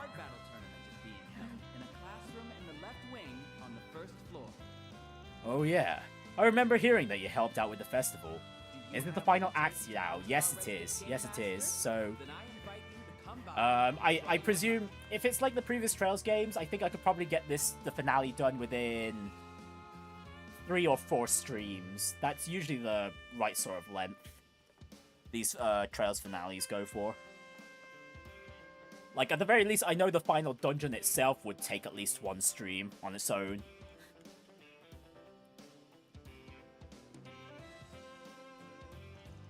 Very well. Never thought I'd be saying this to you, but I'll take your word for it. My daddy's off duty today. Don't know what that means, but he says it's sort of like having a day off, though not really. I miss him because he's not around a lot, but I know he's just busy doing super cool police stuff. Going to Aramis would be fun, but I really want to be a police officer. Volunteers from the sports clubs have set up some food stalls in the courtyard, as well as a one-on-one Whatever basketball path Gigi decides to take in the future, I'll support her all the way. If she wants to come to Aramis, though, she will have to work extra hard to pass the entrance exam. Maybe while we're here, I can check and see what their examination process is like. Is that longer or shorter than the average act length? In terms of act length, I think it will be It'll be more like the length of Act 1 and 2. Maybe a bit longer, but I don't think it'll be as long as Act 3. If anything, it'll probably be as long as the Fragments chapter. Welcome to our Eastern Tea House. See you again! Oh hey, Jack and Hal. I've come along too. Hey, what's up? Didn't realize you two were gonna be at the festival. Yeah, well, we just have a little business to take care of, that's all. Yeah, some very serious business. Oh, I see. By the way, have you settled on what you're ordering? Actually, they already took our orders a minute ago, so we bet on whose order would get here first. The drinks don't count, just the meal. Gambling addicts through and through. Man, even going as far as to bet whose order comes first. Well, that's the gamblers for you. I got a small platter, and Hal ordered the salad. The loser picks up the other's tab. And we all know who's gonna win. Hint, it's not the plastered bastard next to me. Well, hopefully we'll hear about the results at some point. Because if this is like some of the previous Trails game festivals, I could see that. I presume the time of day would also pass by too, so we'll see some NPCs in different contexts. The school festival lasts for a total of 3 days. I believe in work before play, so we're going to cram in all of our investigating on the first. And then let me guess, you'll invite Sal on one of the other days, right? What a joke! It would be beneficial for us to mingle with the Lee household, so if that's your plan, I won't interfere. Anyway, that's why I asked you to accompany me. I'll give you a call when I need your help, and you better pick up. Got it? No promises. Well, I doubt your assistance will be required today, so feel free to enjoy yourself. Should have thought to bring one of my bombshell fans along.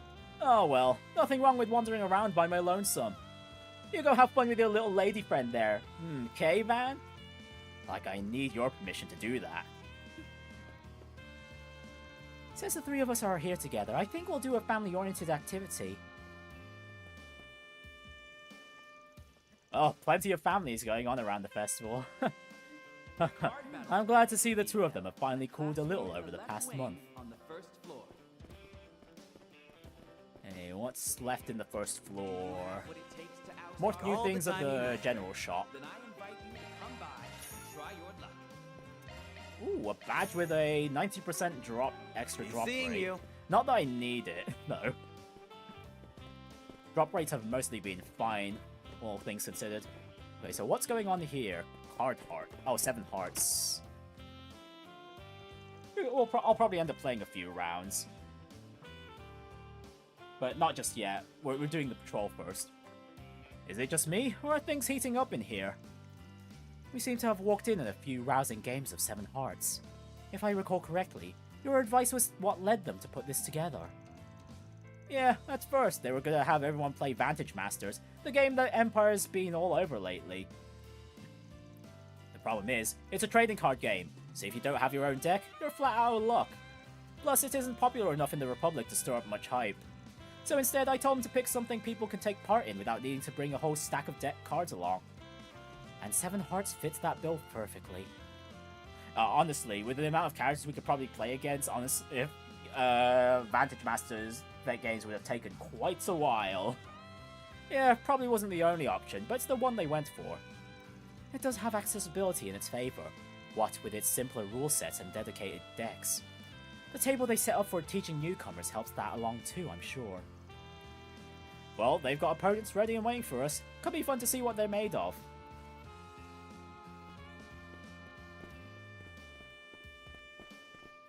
Oh, we've got the actresses here and Risette. It's like everyone and their grandma is talking about 7 Hearts. What's it all about? 7 Hearts is a 4-player competitive game in which players utilize playing cards based on various arts. It is, as they say, all the rage with the younger crowd at present. Players praise it for providing casual yet enjoyable tense games. Curious, Judith? Then why don't you join in?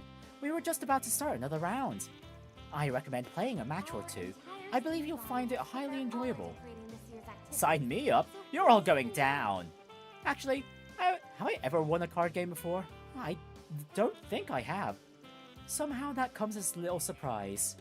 Yeah, not to say you always wear your emotions on your sleeve, but you don't exactly have much of a poker face. Makes one wonder how you got to be an actress in the first place. Oh, shut up! I'll have you know I am perfectly capable of hiding my emotions when I want to. A very Judith reaction. Today, I discovered Risette is a remarkably quick thinker. When a crowd of people were gathering around me and Judith, she swooped in and led us to safety. She was so swift yet gentle with how she went about it. It's thanks to her that we have this nice little moment of reprieve. Oh yeah, of course the students would be harping over the famous actresses. Before I even set foot in here, Nina and I got mobbed by our fans. But we got away, and now the two of us in Risette are getting a chance to relax. Hope you can carve out some time for yourself too. You've definitely earned a break after all the work you've put into this festival. The talent and passion of the entire student body is on full display in this place. So this is what a school festival feels like. I'm happy I was afforded the chance to experience it for myself. I will be meeting with Mirabelle in a short while. I suggest you spend your time with those you hold dear as well. Well... Alright, is that all for the first floor? Yes, it is. Oh, what's this one? Salon de Aramis. A maid cafe and an Eastern tea house. Oh, a maid cafe. Wow, well, not they surprised. Thought of everything. So which do you prefer? The maid outfits or the Eastern dresses? Neither? Hey, that's not why I brought it up. I swear. Oh, come on, man. It would have been nice to know your tastes. Hello, Professor Prinny. Hello to you, Mr. How should I address you? Chua? Is that okay? What would you like? How are you doing today? Please stop by again sometime. Oh, and of course Gotti would be here in the maid cafe. Where else would he be? But Sharid as well, though. The Aramis Academy Festival. A truly wondrous event. Well, I say that, but it rather evokes the image of children playing at being adults, don't you think?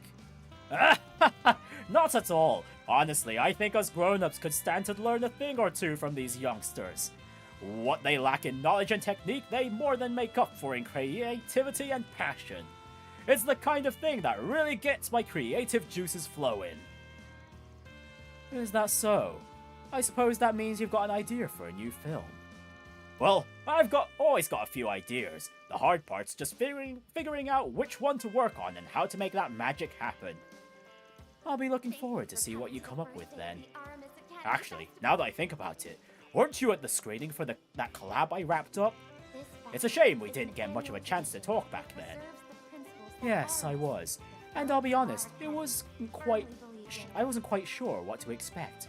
After all, both you and Lam have such vastly different approaches to directing.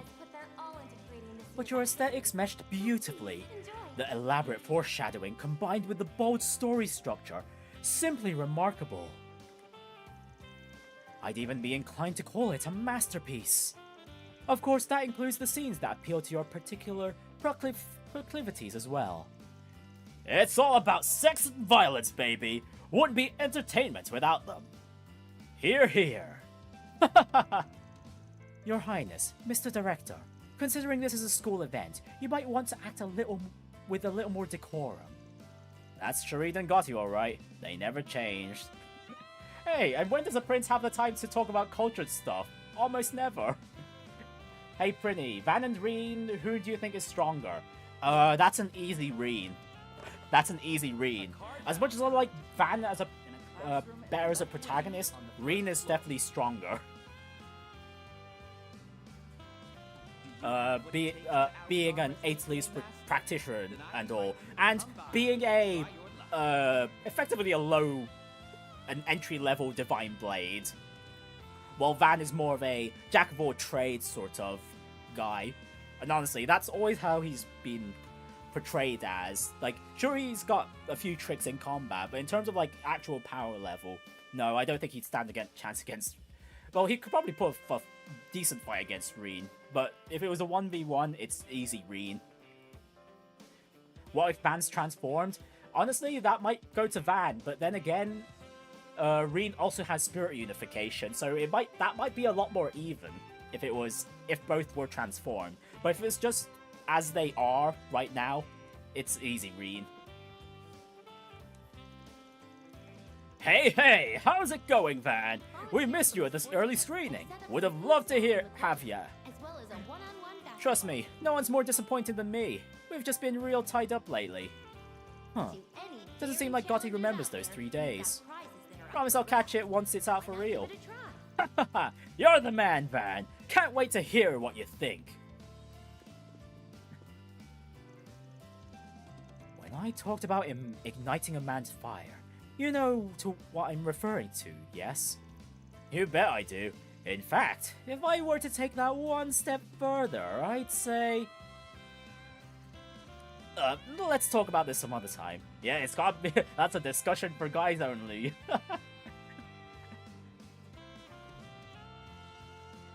Despite the large crowd, security around the perimeter seems to be more than sufficient. I doubt there's any danger here, but I had best check in on Princess Jita too. Oh, Jita's here as well. Actually, that's not much of a surprise.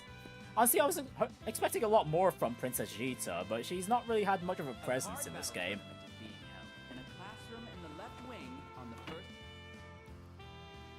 Oh, and this is where they're hosting the hacking minigame. Hey, look at that! They've got a monitor showing what's going on in the game. Grid hackers.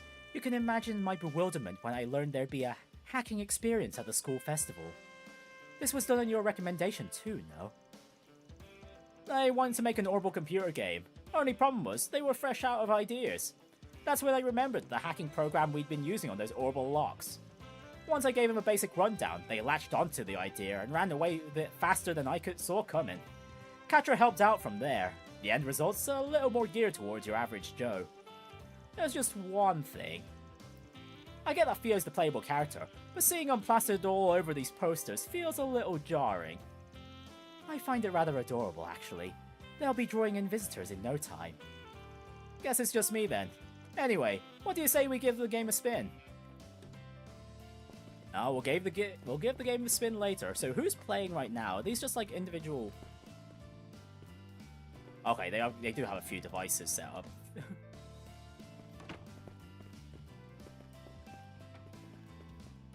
Man, we've got a long way from Pom Pom Party. Ah, and this is where the quiz is being hosted. If this is like the previous Trails games, I'm sure this gonna test our knowledge on basically the entire Trails universe. Honestly, it depends. It depends if there's difficulty levels or not. Because if there is, then the hardest difficulties would really go into some obscure details. This must be that Quiz King of Aramis competition. Gotta say, their setup's pretty legit. They certainly spared no effort transforming this room. You can hardly tell it was once the faculty lounge. What happened to all the desks and stuff that used to be in here? I wouldn't know. Perhaps they were moved to the principal's office. Incidentally, I heard you offered some guidance during the planning phase of this event. Is that true? It wasn't as big a deal as you think. The questions they originally picked were skewed in a way that made them almost impossible. So I suggested they widen their appeal by throwing in some freebies the attendees can feel confident about.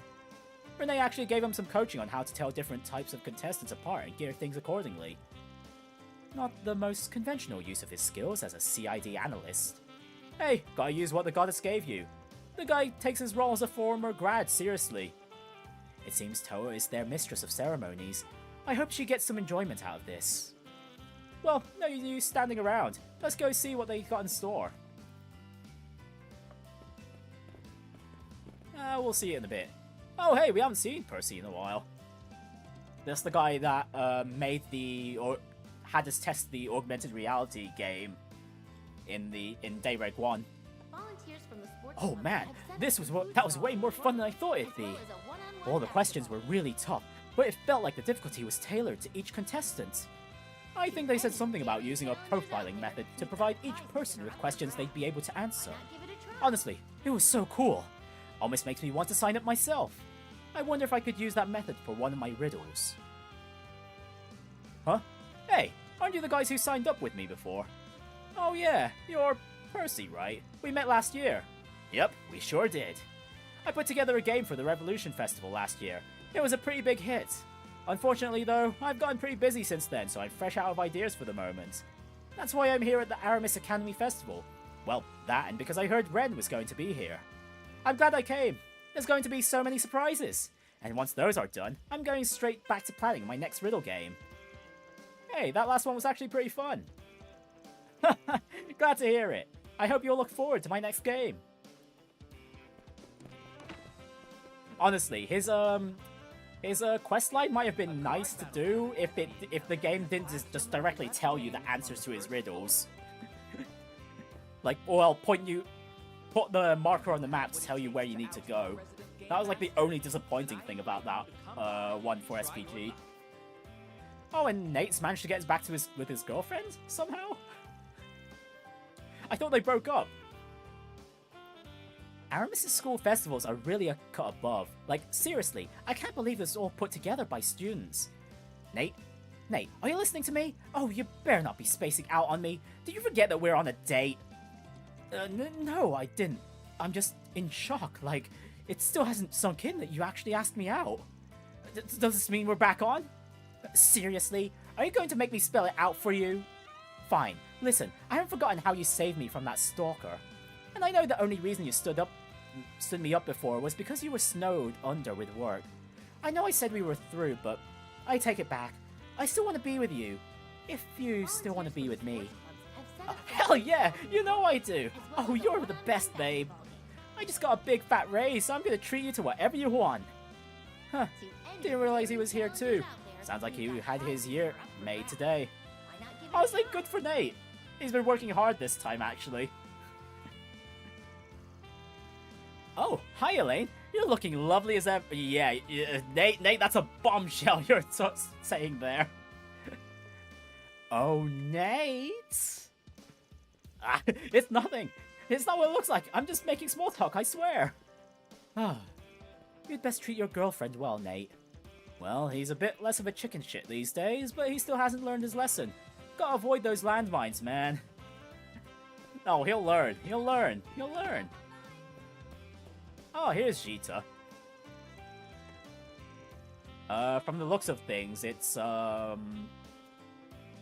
about Tharbad.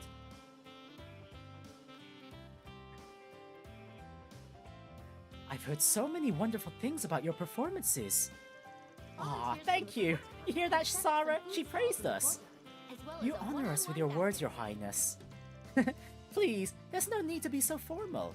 Helping spread the traditional Central Eastern dance throughout Calvert not only helps create harmony within the Republic, it also helps promote friendly relations with Central Eastern countries like Elsheim. I think what you two are doing is lovely. I'm embarrassed to admit it, but we never really considered that before.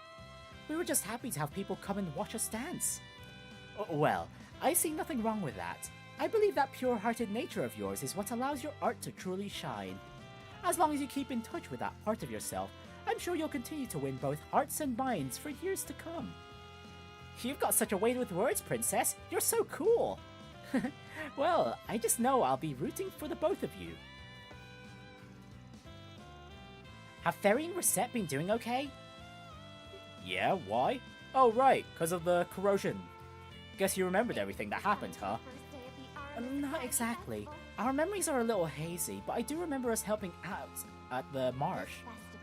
I want to thank you both again for all you did. It's due to your efforts that we were able to resolve that situation. Still kind of feels like we all did that in a dream or something, but no prob. If you ever need our help again, just say the word. Not that we were expecting anything crazy to happen again, of course. Well... I have been wanting to meet these two for quite some time now, and we just happened to stumble into each other here. I suspect I'll be blessed with many more serendipitous encounters today. Well, there's a lot of familiar faces around, that's for sure. And a few surprising ones, too. Okay, have we explored the entirety of the second floor? Yes, we have. Right, what have we got on the first floor, then? Okay, in the library, any familiar faces?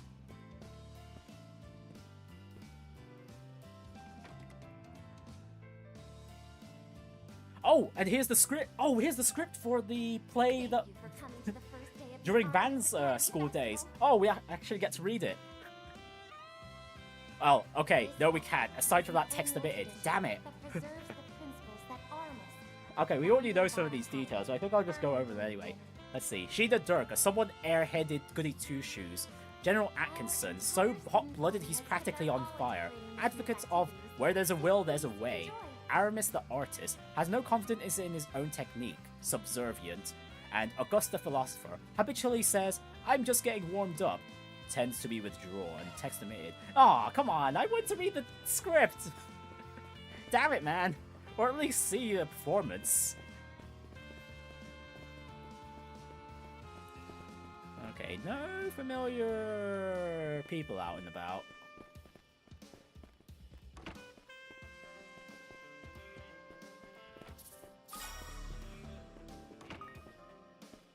No one... Oh, hang on.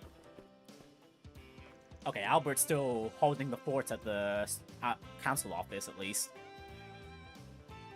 I put in a request to replace the store's broken orbital stove, just like you asked. Perfect. You're a lifesaver, Julian. Sup, you two? Keeping busy? I take it you're putting out fires as they spring up. I don't envy you two, I'll admit. Oh, it's the Spriggan. And you're... Anyway, yes, we've not been wanting for issues to address. But thankfully, we've still been able to carve out some downtime. It's thanks to this guy right here that said issues were dealt with pretty quick. He anticipated them and prepared countermeasures in advance. He saved all of us a lot of hassle, that's for certain. That's so. Not bad, kid. Sounds like you're really stepping up to your game. Keep it up and you'll be a shoo-in for the student council president. We'll see. Nothing's decided until it's decided. True that. So, have you thrown your name into the hat? The next election is in May. As is customary, they usually have at least one first-year student council member included in the runnings. To be perfectly honest, I don't think I'm the most qualified candidate. I think Agnès would have been a better fit. But I'm sure that would be a difficult prospect given her circumstances. Ah, yeah. Circumstances? What circumstances? Anyway, I think we ought to wrap up this discussion here. Thank you again for all you've done as advisors. If you don't mind doing the rounds to make sure everything's going okay, I'd appreciate it. You got it, boss. Julian has been helping me out so much with all of this. Honestly, I feel bad about asking him for so many favors. Say, have you ever given any thought to joining the student council? I could recommend you if you'd like. I'm flattered, but I don't know if I could do that, given that I'm returning to the Empire sometime this semester. Ah, right. I remember you mentioning you didn't want to keep your friends in Class 7 waiting. I'm sure your grandfather, the former general of the Imperial Army, is eagerly awaiting your report as well. He definitely is. Huh. Does this mean this guy's last name is... Ah, now it all makes sense. Unfortunately, I'll have to leave the Republic before too long. But until that day comes, I'll do whatever I can to help assist the Student Council. If you need anything at all, just say the word. Understood. I'm sure I'll be taking you up on that sometime soon. Nice to see good friends getting along. Wait, Julian's son from the Empire? Let's see. They refer to General. It's not General Craig. It's not gonna be... Yeah, it's not gonna be General Craig. Was there another general we're familiar with in Erebonia that Julian could be related to? And was he from the main campus or was he from the branch campus? Because he's definitely not in Class 7, any of the Class 7s during the Cold Steel game, so... I mean, it also makes sense right now because he's still a student, because most of the Class 7 members that we know are out of school now, so he's probably from the branch campus. Oh, here's Quatre. Along with Esmeralda and Cronkite. I mean, yeah, Cronkite. No, Yang. Yeah, Cronkite. Oh, hello. It's so good to see you all of you. Huh. Now, what are Hamilton's disciples doing in a place like this? I can speak for them. They came to the festival because of me. I needed some assistance with a hacking game the computer club and I were working on. Such a rambunctious event would not normally be to my liking, but I'll admit, I am at least slightly taken by the sights. The quality of this performance is more than adequate as well. I take it you've heard this lovely melody, yes? Music and mathematics are interrelated, you see. If I converted this piece into a numerical equation, various patterns and regularities would surface. A number of prominent theories regarding this phenomenon have been put forth in recent years and... Okay, Cronkite, we're not here to hear a research paper. Yeah, that's interesting and all, but you lost me halfway through. Come on, Yang. We're supposed to be having fun. You should turn that big old brain off and just relax. Well, in any event, I'm glad the two of you are enjoying yourselves. Oh, by the way, it sounds like there's some delicious tea being served at the Eastern Tea House. Would you like to try some later? Of course we would. We'll go wherever you want, Quatre. I may as well, seeing as I'm already here. Professor Cronkite is a lot softer when he's talking with these two, isn't he? You might be right. Oh, right. I just remembered. Gran's supposed to be here in the capital today. She's probably too busy to come to the festival. Not that I know her exact schedule or anything, of course. Still, it would be great if everyone could be here, especially after everything we went through last month. I've been doing a lot of soul-searching ever since we got through that horrible nightmare. I'm just so grateful Quatre, Yang, and the Professor were all there for me when I needed them most. I'm sorry, I didn't mean to bring the mood down. It's time to turn this frown upside down. This is a festival after all. The hacking game came together really well, but it sounds like it's got a lot of healthy competition. Okay, I'm gonna get out there and make some memories with my two dear friends. I heard from the researchers at the Institute of Science that Aramis' cafeteria delivers coffee of exceptional quality. Perhaps a small sample is in order then. To any daring challengers out there, we've got prizes that are up for grabs.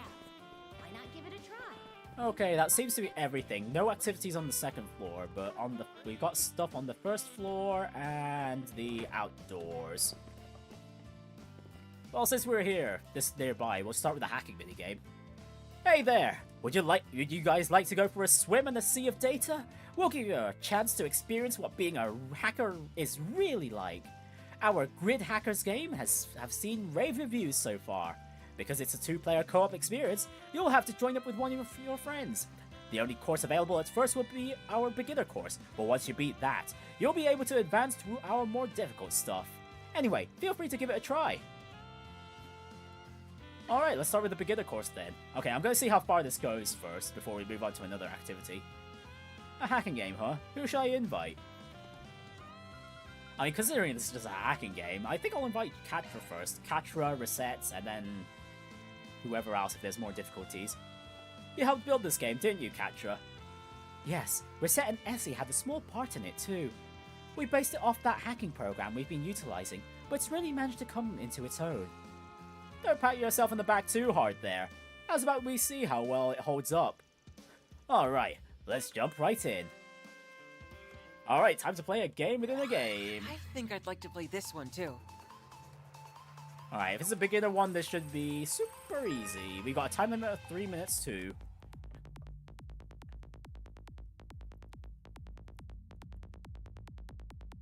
Okay, we're following this one around.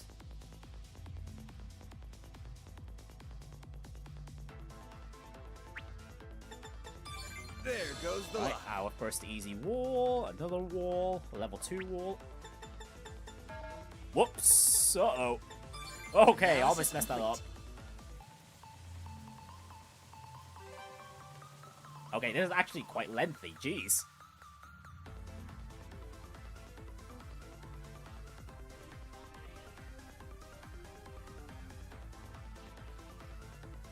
Okay, this is close to us. Okay, that was a little tight.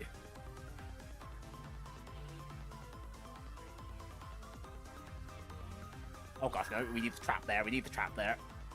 Because it's the only way we could go. There goes the lock. Hey, and there we go. Goal reached. Good teamwork, Van. I wonder if there's a reward for beating the higher Okay, yeah, okay, there is prizes. Congrats on clearing the beginner course. Here's your prize. A spirit droplet. Oh, wow, we can just farm a few stat boosters if we wanted to. Not that I've used any yet, mind you. Appreciate it. Now you have access to the intermediate course. Try it out if you get the chance. Rejuvenated by their victory, Team Arkwright parted ways and returned to what they were doing before. Okay, you got connection level 2 with Quatre now. Hey there, would you guys like to go for a swim? Okay, yeah. We're gonna play the intermediate course this time, and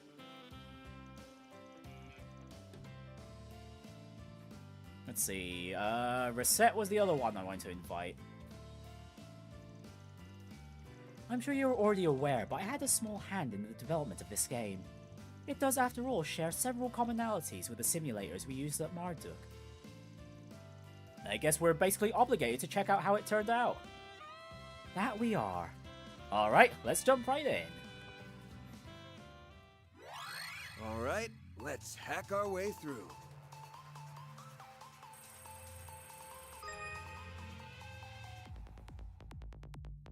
Oh, okay, that's a big one. That's a big one. Yeah, there's no way around this one. Oh, no, this one's just a waiting game. Let's see. Or we could go around. You know what? Well, I'll take this right route. Barrier down. Damn it. Ah, damn it. I slipped up. Right, I didn't realize that one was going horizontally.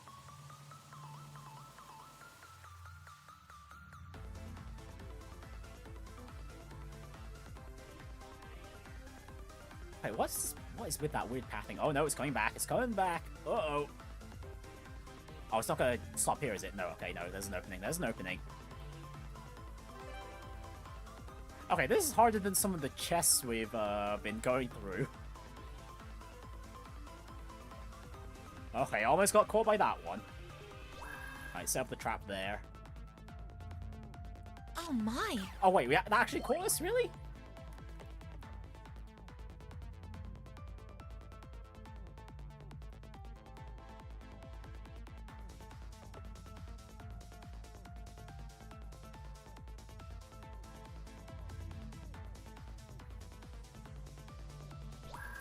Okay, we'll put the trap there. And does that actually... I've never really checked. Does the trap disable the sensor as well? Yes, it does. Okay. Because I've never really needed to bypass those things like that before. I mean, we've used traps before, but There goes the lock. usually we didn't need to overstep on their positions, so to speak.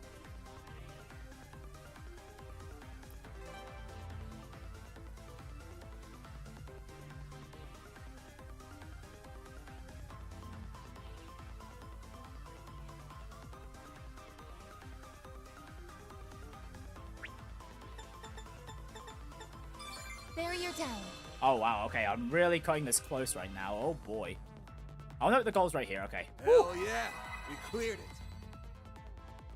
Okay, so I took the long way around that time.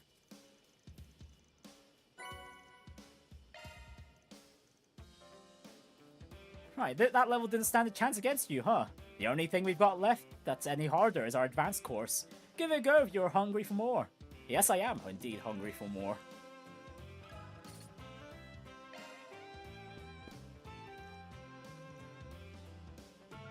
Right, expert course and... You know what, I think this is a game that Kincaid would appreciate, so let's go with him.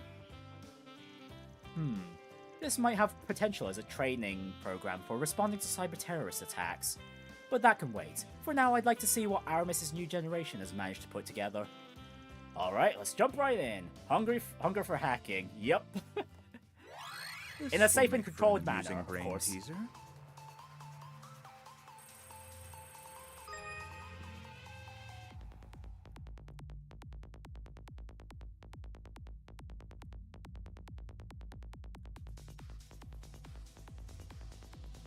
Okay, there's a route over there to the left. I think I'll go that way if I can.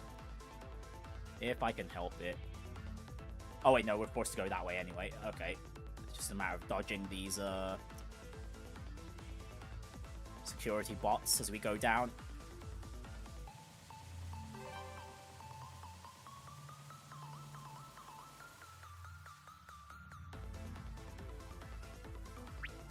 Well, I'll take this route. There goes the lock.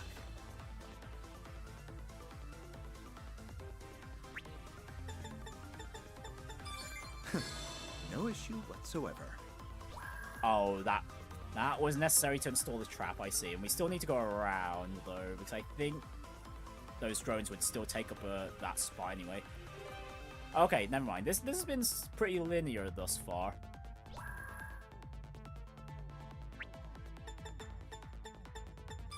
There goes the lock.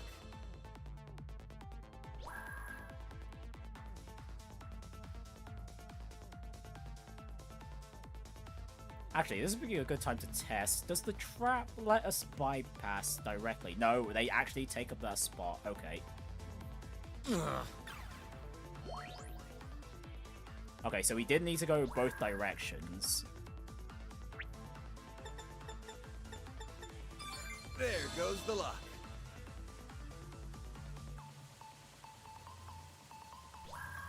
Actually, do I even need to install the trap? Does the sensor actually go that far? No, it doesn't. Okay, no, I was wasting my time there. This could make good training for the CID operatives.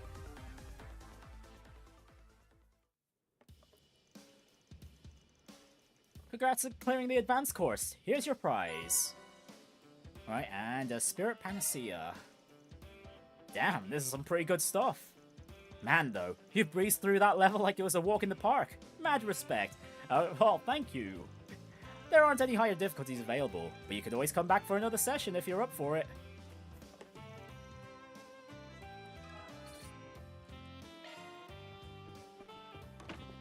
Alright, and then the other activity in the building was 7 hearts, if I remember correctly. Oh no, this one was Quiz King of Aramis. Oh wait, we actually haven't talked to Toa yet.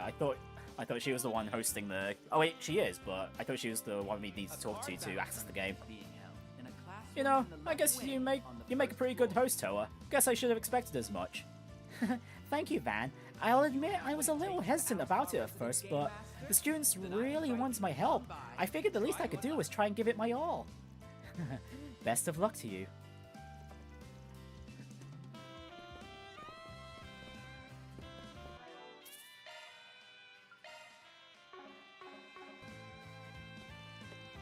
Hey, you folks look pretty bright. You like quizzes? Then why not enter our Quiz King tournament?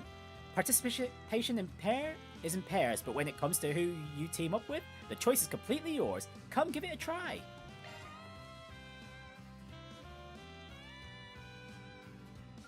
Okay, there's no difficulty levels to pick from. Okay. In terms of knowledge, though, Renne would probably be my first pick from the list. But I'm sure we'll be the only ones answering questions anyway. So you have to host this whole shebang, huh? Kind of a short straw to draw. It can be rough at times. Still, festivals like these hold a special place in my heart. Besides, I can't slack off when the entire student body is so hard at work. Now, without further ado, let the Quiz King of Aramis tournament begin. I'm Toa Herschel and I'll be your mistress of ceremonies. Shouldn't you already know what's in this quiz, being the student council prez? Not in the least. I never checked the actual contents. For all I know, a scandalous question or two might have slipped in sway. We'll be able to tell if Miss Toa starts getting flustered. Oh, Renne, always the tease. The quiz will consist of 10 questions in total, but be careful, if you miss 3, you're out. Alright, let's start the quiz. Question. Alright, what questions have we got? Question number 1. What is the majority party in the Republic's parliament? It's the Republican. No? No? Really? Fumbled that one. Question.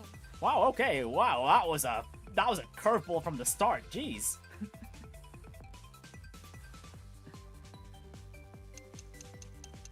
Question number 2. What is the Cavalry Republic's national emblem? It is the...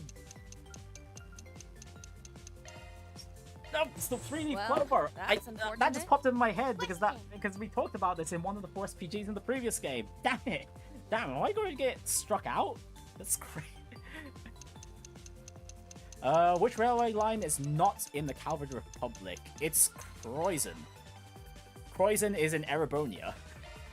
Nice. Got it right. Question. Question number 4. What is the name of the hotel in Edith Seiden district? It is the Maserati Hotel. Naturally. Question.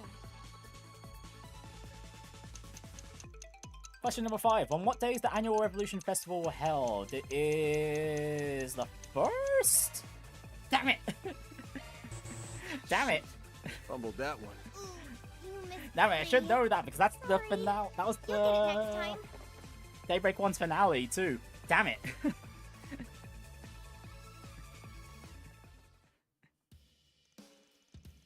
After shaking off the defeat, Team Archive parted ways and returned to what they were doing before. Okay, we still get some points. I'm going to do this again. I'm going to try and at least clear this at least once.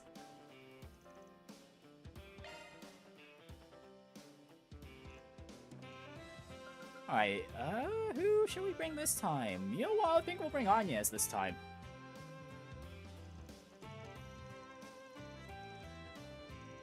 Right, hopefully the things I learned in class will come into play here. I'd say an honest student like you already has a head start. Alright, let's start the quiz. Question. Right, first off, what do we have? Question number 1, what is the name of the hotel in Longport's new town? It is the Kowloon Hotel. Nice. Got it right. Question. Question number 2, what city sits on the border of Crossbell and the western heart of Calbard? It is Altair. Altair. That's something you'll even get to know about if you ever play the Crossbell games. I was right. Question. Because there is one quest that kinda has you stopping a criminal from getting to the border. Number 3, what's the name of the hotel in Edith Seiden district? That's the Maserati Hotel. Okay, we got a repeat. Nice. An easy got repeat. Right. Question.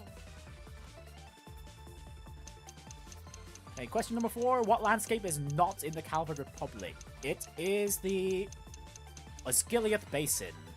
That is also in Erebonia. I was right. Question. Question number 5, what is the Cavalry Republic's national emblem? Okay, I got this wrong last time. I should have known about this. It's 3-leaf clover. Nice. Got it right. Question. Question number 6, which film won the Tharbad Film Festival's first Lion d'Or? It was Wolf's Requiem. Ooh. Oh, I almost went for Golden Blood. This is something I should know because we did see it in person. It was something we saw through the story of Daybreak 1 while in Tharbad. I was right. Question.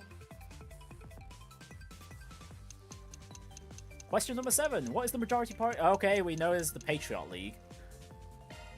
Nice. Got it right. Yeah, this one was the biggest curveball of all.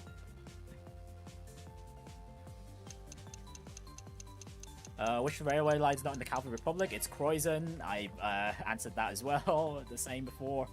It's in Erebonia. I was right. Question. Right, question 9. What is the name of the Ober District's patisserie? It is Andalusia. Nice. Got it right. Question. Man, that is a question Van will never, ever get wrong. Or should never, ever get wrong. Question number 10. What is the Ober District's number? Oh! It's the 7th? Damn it! I almost got this perfectly. Damn it! Oh well, I still cleared it though. Wrong. You did it! Great job! Easy as pie. We really had to think on some of those. Oh gosh, you don't really think about the district numbers all that often, to be honest. The only one I remember from the top of my head right now is the circuit district, which is the 12th.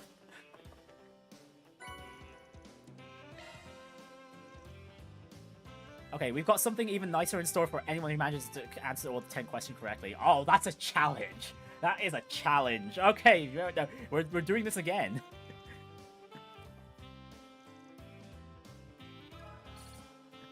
We are doing this again until I get everything. Has put their all into creating this year's activities, so please. Right, who should I bring this time? Out of all the characters, who would be up for such a thing? Or wouldn't mind being here? That we haven't already gone with yet. You know what, I'll go with Swin this time. Trivia isn't really my scene. Usually Nadia's the one who handles all the intel gathering. Hey, nothing wrong with shaking things up a bit. Just take it in stride. Okay, I was kind of hoping like there'd be Let's start the quiz. like some obscure what is it, Zemurian knowledge, but most of the knowledge so far has just been restricted to Calvard, which is kind of a shame because the previous Trails games, which did have these sorts of quizzes, really tested what you knew about the Trails series if you decide to play some of their harder difficulties. Even from ever since Sky 3rd even, jeez. Because that was the first one we had this sort of a quiz set up with Who Wants to Be a Millionaire, hosted by Campanella back then. Question.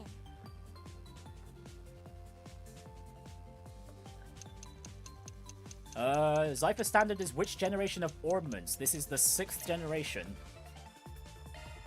Nice. Got it right. Question. The 5th generation was the Arcus. Arcus ended. I think the Enigmas was also in the same generation, or something like that. Hey, main name of the hotel in Edith Sadum district, Maserati Hotel. Cool, got it right. Question. What's the last name of the illustrious U1 champion Maxim? It is Lugan. Nice. Got it right. Question. What landscape is not in the Calvard Republic? As I mentioned before, it was the Ascilioth Basin. Cool, got it right. Question. That was an area you were only able to explore in Trails of Cold Steel 3 and 4.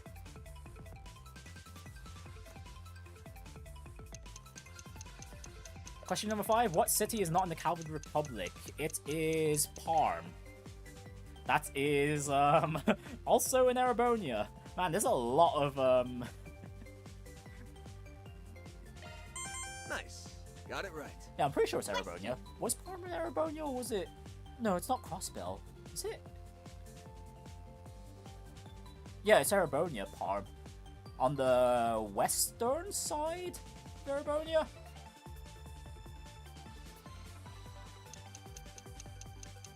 What's the name of the heroine in Woe's Requiem? It is Zoe? No, it's Michelle.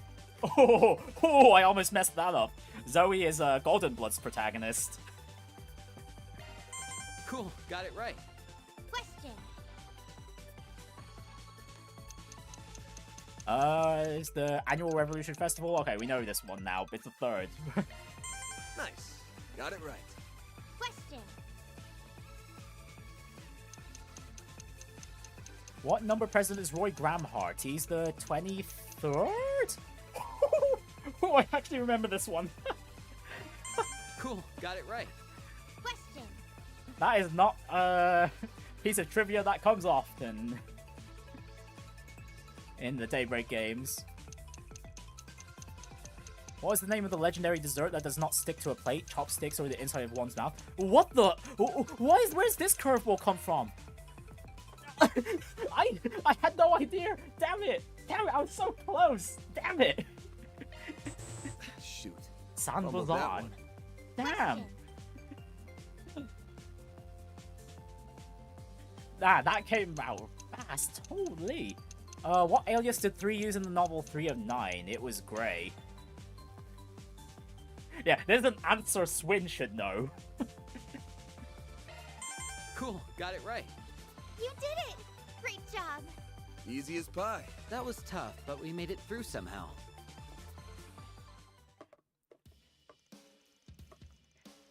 It just had to be that one sweet question. Damn it. I was so close.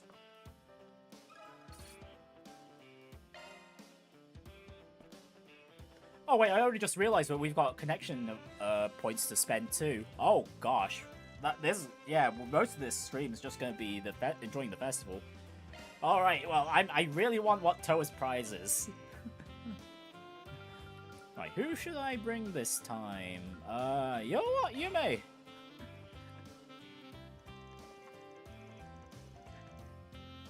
I mean, I'm surprised if she actually knows some of the answers to these questions, but we'll see. Bow down to your future quiz king! Loving the confidence, Yumes. Alright, let's start the quiz. Question. Hey, what are we starting off with? Question number 1. Jin the Immovable, a key figure in the Republic's guild branches. He's in the Taito school. Nice. Got it right. Question. That comes up very often, so that one's not hard to get wrong. It's not hard to get wrong. Actually, it shouldn't be that hard to get wrong. Not in the Calvary Republic. Answered that earlier. Like I said, arms in Erebonia. I'm pretty sure it's in Erebonia, the western part. Which film won the Tharbad Film Festival was Wolves Requiem? No! Oh! I should have read the question! There's a curveball here as well. Damn it! Outstanding achievement was Golden Blood. That was the second place. Damn it! Damn it! Shoot, fumbled that one. Question. Okay, wow, I'm gonna have to pay attention. Damn. Oh, Longport's Newtown's Kowloon. Right, I'm still gonna go through it through the end because there might be more curveball questions that I don't know the answer to that it'd be nice I get knowledge of. Revolution Festival, December 3rd. Nice, got it right. Question. Name of the heroine in Golden Blood. Golden Blood is Zoe. I got one. Hey, see, I told you guys. Okay, what do we have next? Which city sits on the border of Crossbell and Western Halberd? It is Altair. Nice. Got it right. Question. As a fun fact, that is also the first Calvardian city we even get to see, even for a bit, and that's during Trails to Azure. Was it Trails to Azure or was it Trails from Zero? It was either or.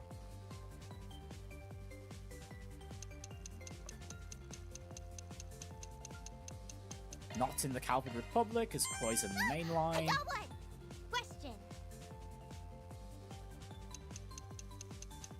What job involves taking requests of a dubious nature? That would be the Spriggan. Nice. Got it right. Question. That's such a broad term though, because Jaegers could also fit the bill. The View Quarters district was the 6th? Damn it! Damn it! Oh gosh, these district quarter names are the things that are gonna get me the most. Goodness. Huh? You did it! Easy as pie. We're so smart, aren't we, Dan? Oh, we still clear to the end.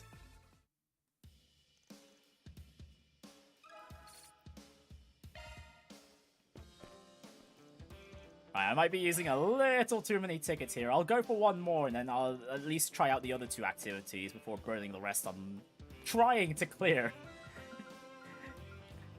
Clear the Quiz King of Aramis.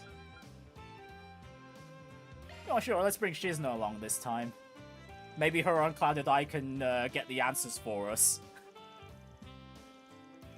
That's unclouded eye of yours ain't gonna just give you all the answers, is it? Oh, come on, Van, I need this! I need this! That's not what it's meant for, but you can't bring it up and expect me not to try it. Do me a favor and don't. You'll end up being less of a quiz king and more of a quiz tyrant. Alright, let's start the quiz. Question. Question 1. What year did the Calvardian Revolution take place? It was 1102? 1100! Damn it. Oh, I got with 1100. Damn it. Shoot. Damn it. Fumbled that one. Damn it. Question. Last name of the illustrious... Okay, it's Lugan. I got it right. Question. I swear, if the first question's the only one I get wrong here. Jin the Immovable is a Taito school. Nice. Got it right. Question. What magazine is not published in the Calvin Republic? It would be... The Royal Guardian? I was thinking it'd have to be either of the last two. Because Buzz Raider, if I remember correctly, was a tabloid, and then Tyrrell Times. We read those. That's not going to be the answer here. Hotshot, though, that's not a magazine we've really heard of. Huh. Ah, crud. Wrong answer. Question. Hey, let's read this one carefully. First Leon d'Or, that is the Wolves Requiem. Nice. Got it right. Question. What is the Calvin Republic's national emblem? It's a 3-leaf I got it clover. right. Question. Okay, the Zypher standard is the 6th generation. Nice. Got it right. Question. Name of the heroine in Wolves Requiem is Emily. No, wait, I already answered this earlier. It's Michelle. Prinny, you dumb fool. Ah, crud. Okay, Wrong I think answer. that's a sign I need to take You missed 3. a break from the quiz.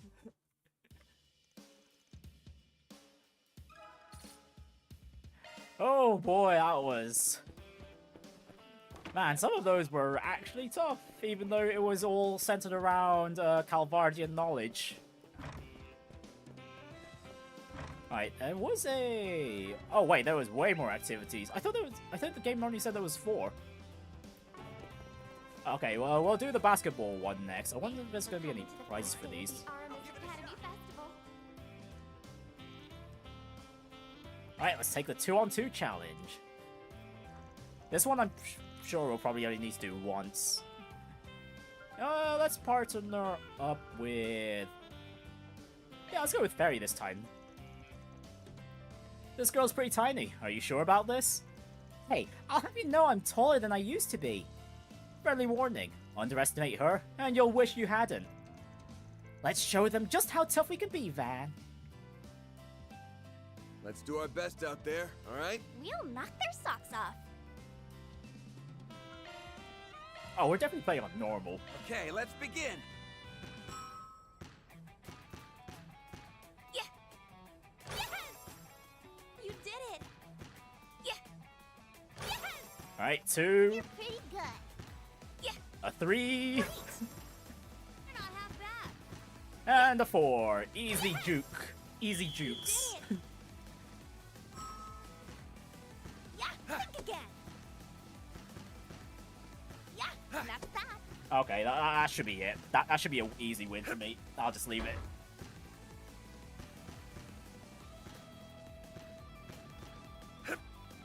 Yeah! Easy! Easy round 1. If anyone can handle it, Van can. There! Yeah! You got this. That was amazing. Yeah! Man, it keeps falling for it. Oh, no. Oh, okay. She tried to go for a steal there instead of jumping. Great job. There.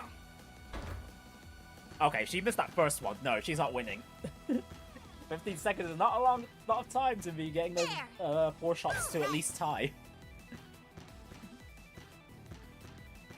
There. All right.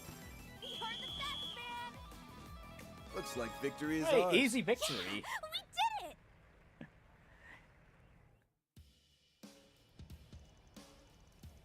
We lose fair and square. Great job, guys.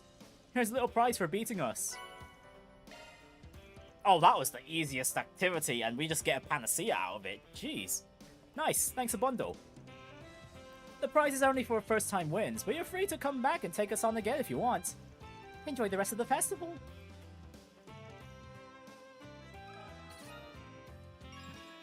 Well, okay, that's the... Alright, one-time reward is perfectly fine by me. Right, 3 more activities. We'll go to the one on the right here, which was the 7 hearts, I think. Who do we need to talk to? Ah, there we go.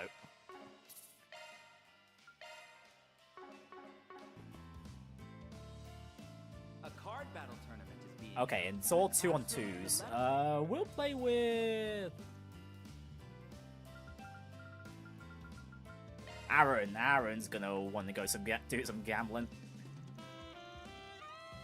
The rules of 2 versus 2 are 2 versus 2, so if either member of the team takes first place, they win the match. You'll need to strategize differently than you would going solo, so watch out for that. Let me show you fools how we do it in Longport. No time to waste, let's deal them out. Okay, this doesn't seem to be different from the other times we've been able to play 7 hearts. Alright, let the games begin. Okay, so just for those who might not haven't been in the previous streams to see me play 7 hearts, what you do is you have to play these art cards in your hand, and you're kind of stacking up these cards to try and damage the players beside you. So most of the arts deal like 2 damage, and then there's also some special support cards as well. Like the one that guy just played allowed him to cancel the damage and draw 2 cards and then restart the turn. Well, what's your move? And the damage keeps stacking up until someone can't play anymore. Have a throw a response. Century. And if you wanted to throw a card in response, you either need to play a support skill that can just straight up cancel everything, or you need to adhere to the elements, elemental circle up the top right.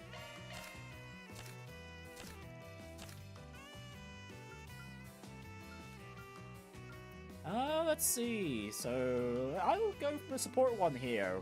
Refreshing Veil to reverse the order. Get a load of this.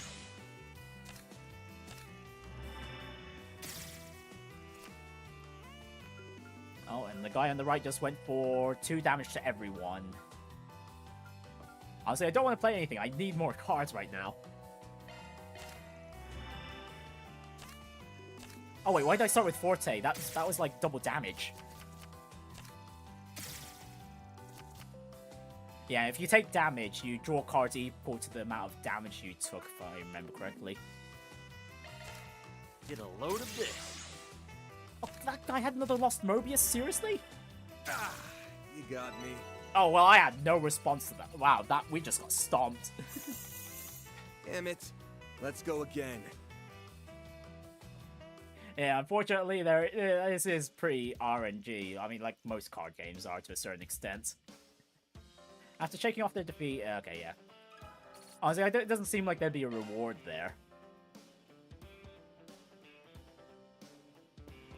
Okay, and we got an achievement for participating in all 4 school events. Was that it? Pretty sure there was more. Oh yeah, there's something outside still.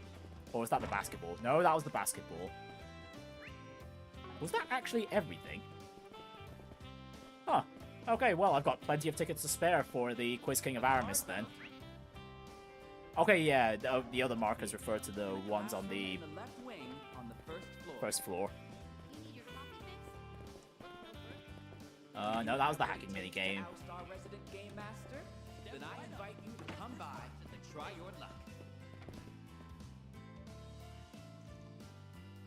Right, I've got 6 more attempts left to try and get all the questions right here. Right, who have we not invited yet? Judith! Judith!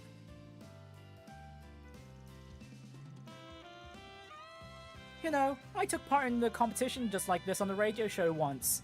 And how'd that turn out? Everyone was giving joke answers to get the crowd laughing, so I looked like a total rube for studying up in advance. I'm sorry to hear that. Well, lucky for you, Judith, this one's actually serious. Alright, let's start the quiz. Question. Is this the Revolution Festival? It is December 3rd, yes. Nice. Got it right. Okay, got an easy one to start with. Or one we've already known about. Majority party in Republican Parliament is the Patriot League. Yes! Nailed it! Question. Name of the heroine in Wolves Requiem is Michelle. I seriously don't know why I brain farted the last time this question came up. Nice. Even though I got it right the first time it popped up for us.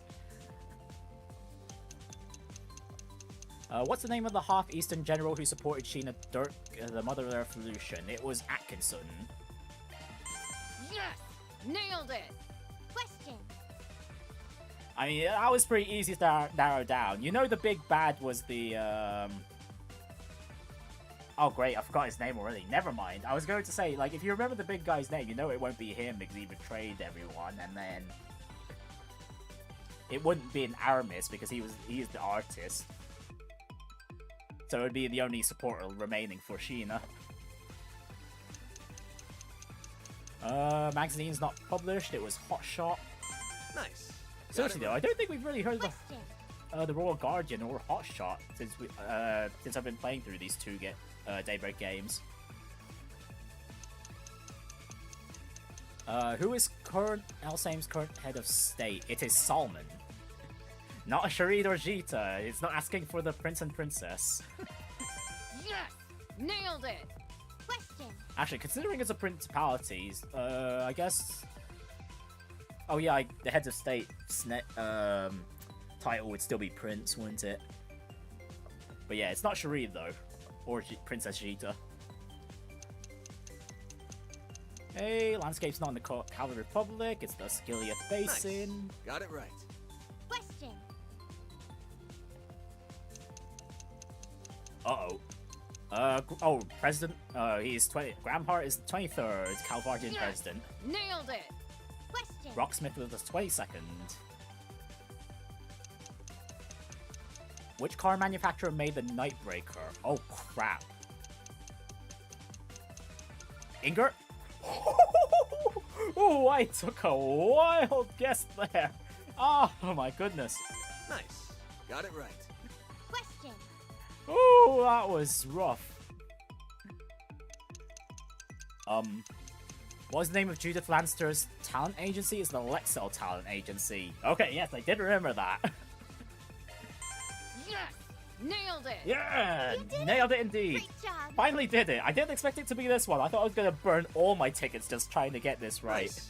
We did good. Thank Adios we got through that. Amazing! You aced every question. I hereby dub you the Quiz Kings of Aramis. You've more than earned it. Please accept this in commemoration of your new reign. Fortitude Panacea. Oh, that was it. Damn it. Well, that was still pretty fun though. Got to learn a few new stuff about Calvard. And got to flex on some old knowledge too, even though this was a very Calvardian-oriented quiz. Some very old Trails knowledge. That's the list of the prizes we have to give, but there are plenty of questions you might not have seen yet. So drop by for another round if the mood strikes.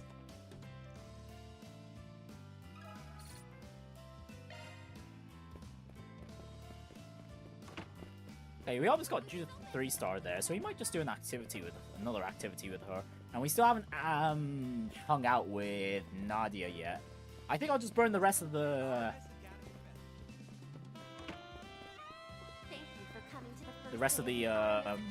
activity points on 7 hearts. This festival is an annual I haven't got a win yet, so...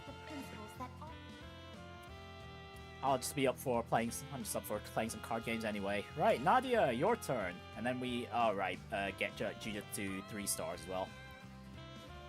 I'm more of a TCG kind of girl myself. Well, yeah, we've collected quite a lot of Vantage Master cards back in Reverie, so yeah. But I guess I can live with this. No time to waste. Let's deal them out. Ready? Okay, I've got a decent variety of arts this time to start with. Oh, you know what? Let's go big. Forte, double the damage. Double it and pass it on. Oh god, it's still going? Firebolt. No way! Did I miscalculate this? Come on! Nadia ended up getting one shot that's instead. how it's done. But oh wait, we still win because whoever's first place, their team still wins, even if their other teammates in 4th place. Right, that's how the 2v2 works. Well, this wasn't how I expected to win, not gonna lie. Honestly, technically it's tied because 2nd place has still got a few cards in their hands as well. We lost. Hate to see it, but you got us good. Here's your prize. A magic droplet. Oh, if they've got droplets, they've got a panacea. All the other games had panaceas as well. Someone at your skill level is probably a better match for the advanced table. Oh, there's advanced tables. Oh. We got a few special guests here running those matches, so hit them up if you want a challenge. Okay, one of them's probably Jack and Hal.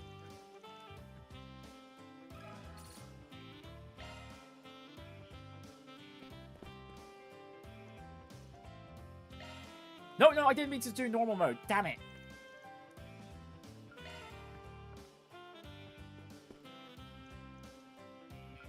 We're gonna try hard mode this time. Honestly, I don't know what more they could do to up the difficulty, because you kind of have to believe in the heart of the cards a lot. Anyways, we've invited everyone at least once, and Judith was getting close to 3 stars, so we'll get that. And yep, there they are, Jack and Hal, of course. Hey, get a load of our next unlucky challengers. Hold up, you guys are the ones manning the advanced table? The hell happened to this being student run? Friendly warning, if you stay in those seats, we won't hold back. Facing off against 2 legendary gamblers sure does raise the stakes, but don't think that means we're not just gonna hand you the win. Right, let's deal them out.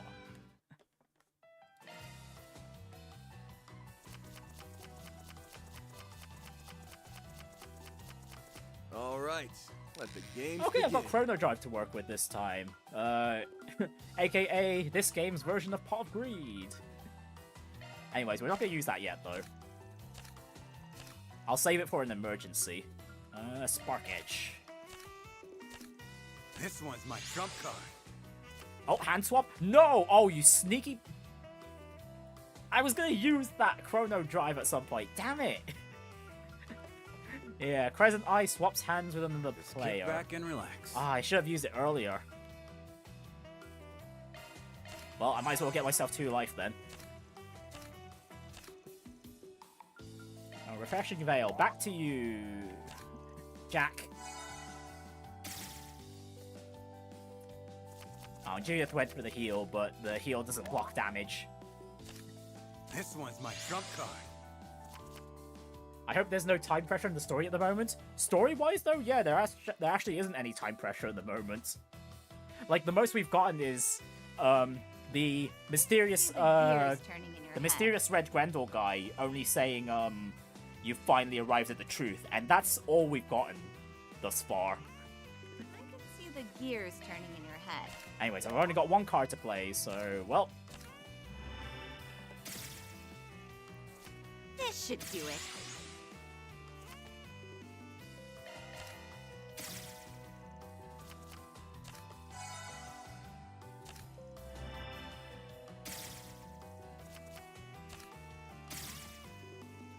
Ow. Well then, I am going to Reverse the turn order. Try this on for size. Hey, lost Mobius. Well, I can only draw, block the damage and draw 2 cards right now.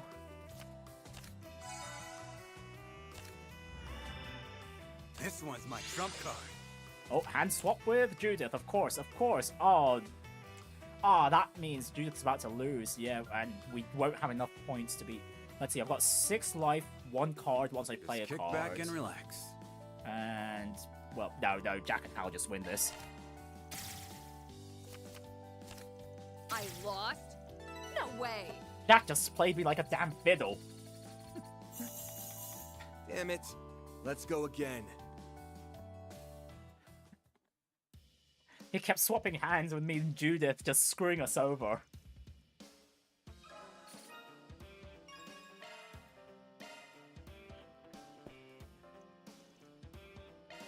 No, not normal mode, not normal mode.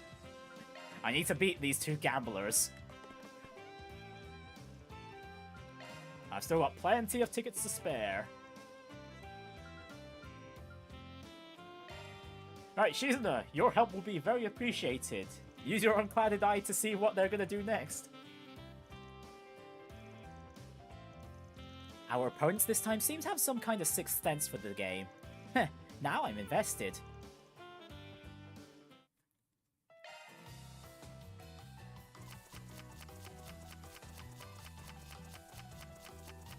Alright, let the games begin. Oh yeah, I really hadn't explained it, but points between players are determined by their life total plus the amount of cards in their hand at the end of the game.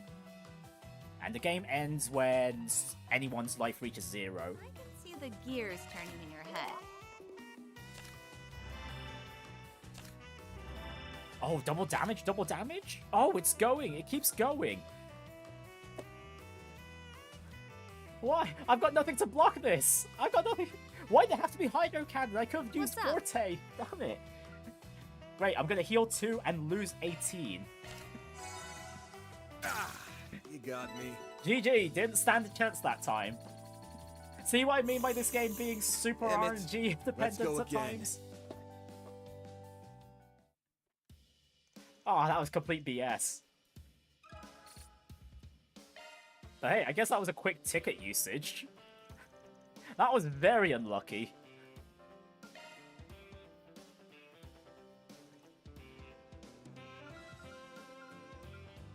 What was it? Nadia was pretty close to getting to 2-star, might as well.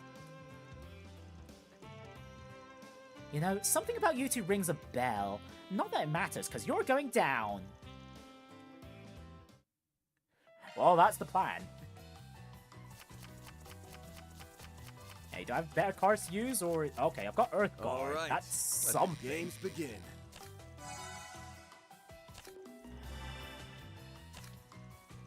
Hydro Cannon? All I could do is Earth Guard. Well... Man, my hand coverage sucks so bad right now.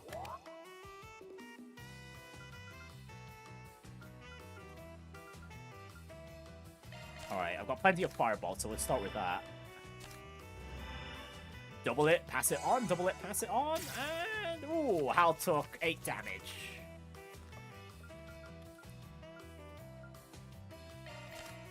This one's my trump card. On the contrary, though, that was a lot of cards that got added to her hand. We'll reverse this back. Back to Hal. That might be the strategy right now to pick on... Wait, what? Oh wait, no. Jack still had all the cards in his hand. Ah, damn it. Right. They still would have won. So Jack just went for the quick finish there. By taking out Hal. Ah, damn it.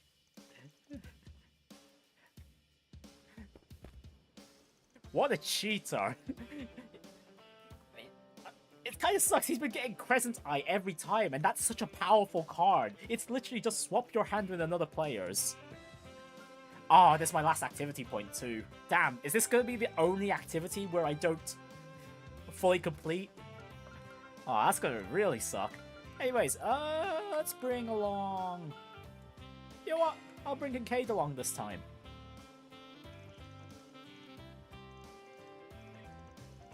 Two of the gambling world's biggest names, This match ought to be one to remember. No, wait, no, I didn't mean to press circle, damn it. Oops.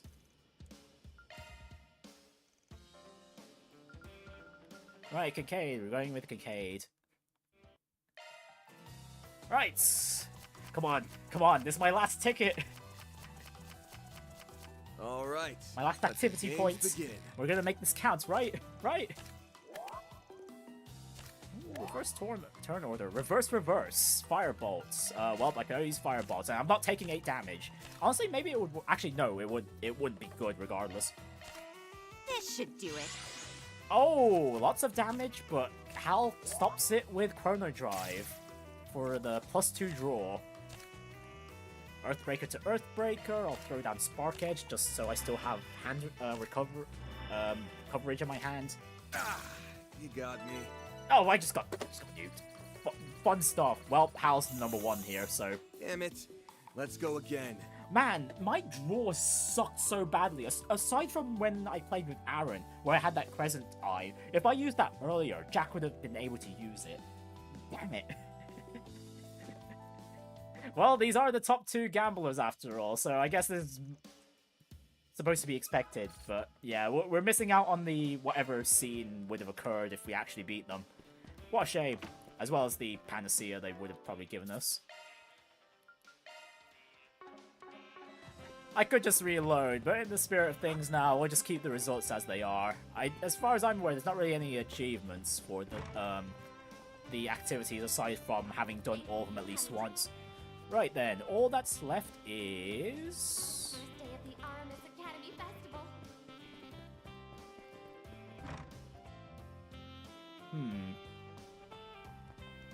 We could go out, but I think I'll do the connection events first before... Turns out you have to beat them for the true ending. Oh, that'd be pretty funny. But no, I highly doubt that. What's next? Actually, before I get to the connection events, I'm gonna need a bathroom break, so I'll be right back.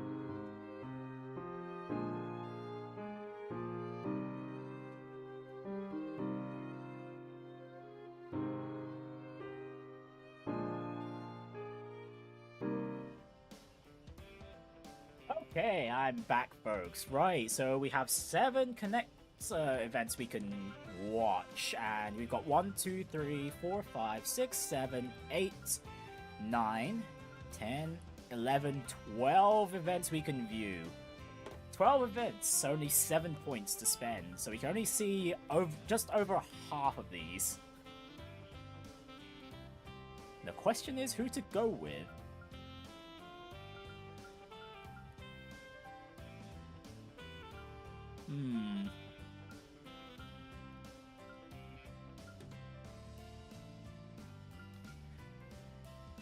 Honestly, we could start with Agnès. Renne did ask us to go with her for a bit, so this might be the best opportunity to do so. So we'll start with this. Actually, let me make a list first, just so we can go jump between them one by one. So I definitely want to do Agnès.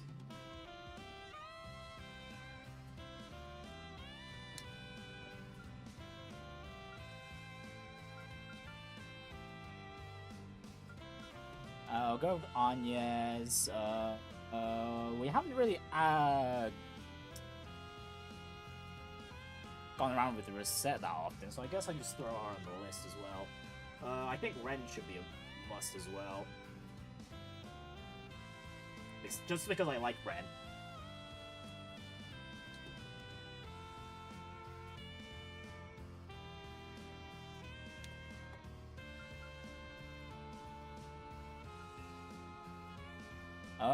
Might be worth doing Swin Nadia as well, just because that'll give points to both of them. Connection points to both of them, yeah.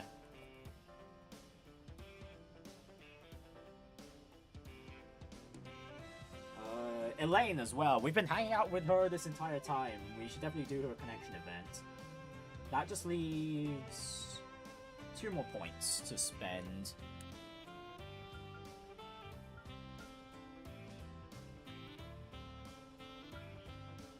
Actually, if we're hanging out with Elaine, we might as well hang out with Kincaid as well. Just so all 3 of them could basically reminisce with Van for their school days, potentially.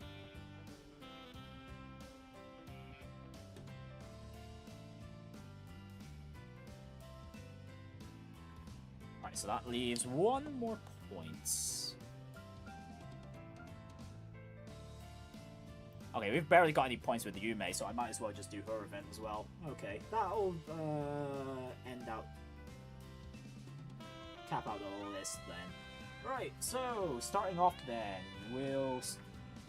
I might as well just go down the list of those in the order I named them. So starting off with Agnès with a special place. And meeting up at Trion Tower though. Van parted ways with his companion for a short while. He then headed to Trion Tower to meet up with Agnès. Van, Agnès, a pleasure to see you again. Good day, Professor Hamilton. Yeah, it's been, what, 2.5 weeks now? I apologize for calling you over here, what with the school festival keeping you occupied. But I felt it was important I return this to you, Agnès. So without further ado, here you are. Thank you, Professor. You've pretty much done all the probing you can so far in why the Genesis stopped working, right? Any developments we should know about? No, sadly. Not even after using my connections at the Institute to run it through every instrument at our disposal. I failed to glean any new facts, let alone the root cause behind the inexplicable phenomena we've observed thus far. Nevertheless, I'm of mind to continue their investigation. Sorry to put you through so much trouble, but we'd really appreciate it if you could. If there are still so many things that we have yet to understand.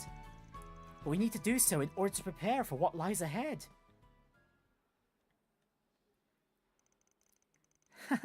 I could see much of your forebears in you. Clearly, Professor Epstein's spirit lives on, as does Lilia's. Lilia? That's Agnès' grandma, right? Yes, though I never got the chance to meet her myself. According to my great-grandfather's diaries, she used to go to and from the laboratory all the time. Indeed, I believe Lilia was around 10 years old back then. She was strong of heart, smart as a whip, compassionate to boot. Sometimes she would make tea for her father and us disciples. On occasion, her spontaneous comments would even lead to breakthroughs in our research. That girl certainly did wonders for our motivation. Sounds a lot like how Hume's is for us. You may be right there. But thank you for sharing, Professor. This is a joy to hear. My grandmother had already passed when I was born, you see, so I never knew her all that well. Though my mother told me she was a kind and dauntless woman who raised her single-handedly. I see. That description fits Lilia to a T. All in all, however, neither I nor the other disciples could tell you very much about her. That's due in particular to the way she vanished right after the professor's death, leaving only a note behind. For real? I've heard a bit about this. Half my grandmother's life is completely unaccounted for. At the time, the guild was still in its infancy. When they failed to find her, the search was called off. So imagine my shock when I first met you, her granddaughter in Basel. In any case, you already know Quatre is like family to me, so don't ever feel as though you have to be a stranger, dear. That goes for you as well, Van. Even if it has nothing to do with the Genesees, you're welcome to reach out in times of need. Appreciate it. Might even happen sooner than we think. Please let me know if there's anything I can do to help you too, Professor. We'd also love to have you at this year's school festival, if you're willing. It's shaping up to be a spectacular event thanks in part to Quatre's contribution. Ah yes, Esmeralda has been telling me all about it. I'll try my best to make time for a visit. Right, I wasn't expecting for these two to meet Professor Hamilton of all people. Well, we picked up the Genesis. Ready to head back to the academy? About that. It's not as if we're in any hurry. Do you suppose we could stick around for just a while longer? To tell you the truth, I'd actually been wanting to come here with you at some point. Oh yeah? Now that you bring it up, I guess this is the first time we've been up here together. It was pretty packed back during the festival, so I could use some time away from the crowds. No harm in hanging back and taking a look around. Great! Thanks, Van. And so, Van and Agnès enjoyed a leisurely stroll along the observation deck. They then decided to take in the city sights from one of the telescopes. Let's see, if I turn it over in this direction...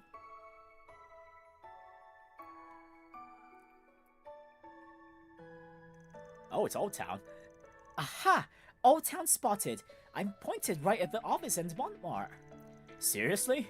You've got sites for sales around, and that's the first place you pick? Well, it's important to me. I always look there whenever I do this. Even on my days off from work, I worry about whether you're eating a balanced diet or not. What are you, my nosy sister-in-law? Good luck keeping a food diary on me from way up here. Let's look over there next.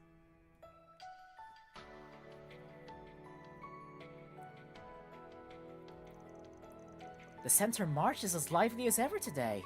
No matter how much they modernize the rest of the city, this slice of it never seems to change. You're a long-time customer or something? Thought your house was over in the 10th district.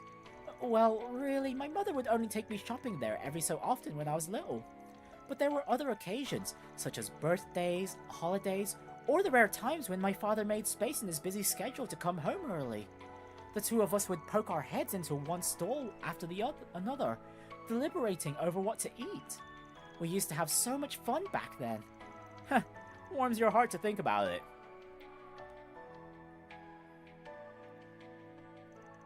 Oh, there's Dirk Memorial Park.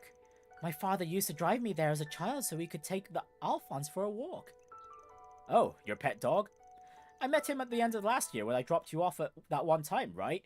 Yeah, that was literally the final cutscene of Daybreak 1 as well. Second I petted the guy, he started clinging and roughhousing like no tomorrow. Almost thought I'd never shake myself free. He's usually so quiet around anyone outside our family too. I guess he took a special liking to you. You're free to stop by and keep him company if you'd like. What, and just stroll right into the president's house? I'll cross that bridge when I get to it.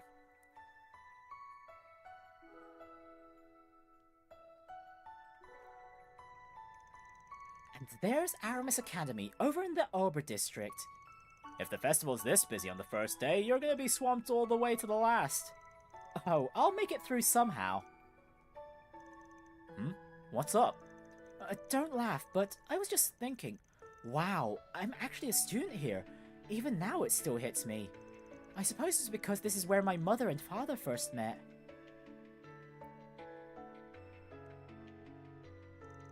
Huh, that's news to me. The story goes that my grandmother was working the student store at the time. Being a single parent, she got permission to bring her daughter, Sophie, my mother, to work with her. My father had only just enrolled at the academy when they first got acquainted. From there, he wound up becoming a family friend of sorts. Almost sounds like it was fated to be. Though I'm guessing there was a bit of an age gap there, huh? Yes, 8 years to be exact. It wasn't long after they met that they became almost like siblings. But as they grew alongside one another, their shared feelings slowly blossomed into love. Then one day, they came here to the observation deck where my father finally proposed to her.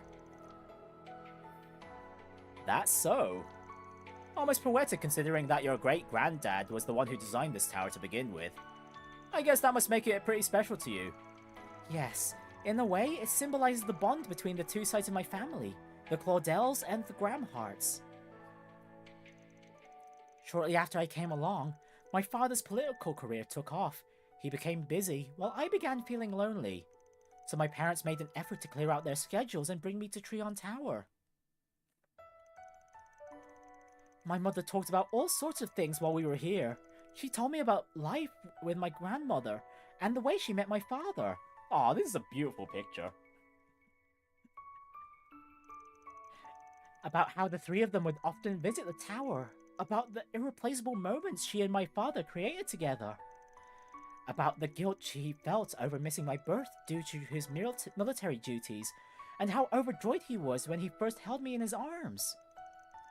And about how elated she was when he finally proposed, and all the while my father would have a faint, uncharacteristic blush on his face. Really, Gramhart, a blush on his face. Guess he's not immune. He's not immune to the love-struck blues, huh? Admittedly, a lot of the things she said were too difficult for me to understand at that age. But I always loved seeing her smile spread from cheek to cheek every new tale she recounted about my father and grandmother. It's not quite the same as my great-grandfather's diaries, but hearing those stories about my family meant so much to me. It gave me hope that someday I'd meet my own special someone and get a chance to share this place with them too. Agnès. Oh, if that's not a hint, or anything. That's a massive hint, if anything. Very massive. Overdramatic, I know. No need to take it too seriously. Nah, it's a nice sentiment. I'm almost jealous. This tower basically ties your family together. Even the grandmother you never met in person. My thoughts exactly. Regardless of the circumstances, my mother and father crossed paths, fell in love, and had me. This place is always here as a reminder to put my faith in the bonds that connect us as family. That's the thing I truly love about it. But ever since I started helping you with your Spriggan work, it's taken on another meaning. You, me, the others have been all over Edith, solving 4 SPG after 4 SPG. And now looking over the city from here fills me with pride over everything we've accomplished. I think about the many times my family took in this same view, and how I'm striving to protect it with my own 2 hands. I'm just so glad I joined Arkwright Solutions. That's why I want to give you credit where it's due, and not just when it comes to gathering all the Genesees. Thank you, Van, for everything. It's because you helped me grow as a person that I'm able to feel this way, and that's worth the world to me. Oh, come on now, haven't we been over this? Any growth you've made is your own doing. You're the one who's leapt into my line of business and took whatever you could from the experience. You were tenacious like nothing else, sticking to your guns until you got what you were after. Honestly, I could never imagined how far you'd go. When I up and vanished last year, you came after me without a moment's hesitation. And as if that wasn't enough, you rose up against a being capable of rocking this world to its core, and gave him a piece of your mind. They're referring to the final boss of Daybreak 1. Just FYI. We were talking to Van, not you! We don't care about you in the slightest. So get out of our sight and return Van to us at once! I don't think it's a stretch to say, if nothing else. Your strength has pulled me through my fair share of scraps. So much so that I went from nearly giving up on myself to holding on no matter what. Point is, you're dead wrong if you think your gratitude is a one-way street. Van... Like I said before, me taking your request to find the Genesis came with some special conditions. So I'm counting on you to hold up your end of the bargain as my assistant. Yes, sir. Happy to be of service as always, Van. After that, Van and Agnès decided to leave the tower behind and head back to see the rest of their friends.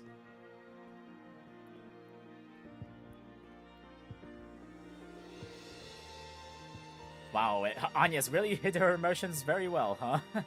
I wonder if he realized what I was hinting at. Oh, this is Van we're talking about. This isn't Reen or Lloyd. This is Van we're talking about. He knows. Van's 25 now, so I know we're a bit far apart. But my parents had the same 8-year gap between them that we do. Oh, Agnès really wants that poetry to rhyme, huh? Of course, I still have a long way to go before I can measure up to him. It's only a matter of time, though. I'm sure of it. Agnès, you coming or what? Be right there. Oh, that was very sweet. I want to make the most of everything you and the others have taught me. So I'm going to keep working hard. And while I do that, I hope I can stay by your side. I know I'm still inexperienced, but I'm looking forward to whatever comes next. Well, likewise, Agnès. But yeah, as I was about to say, I was expecting more Claudel and Gramhart family lore there.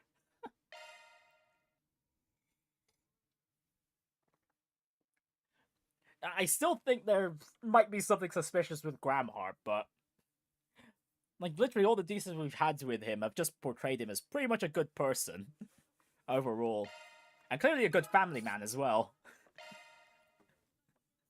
Enjoy the festival. Because that's gotta be hard to balance with his presidential duties. Oh wait, hang on, no, we're onto another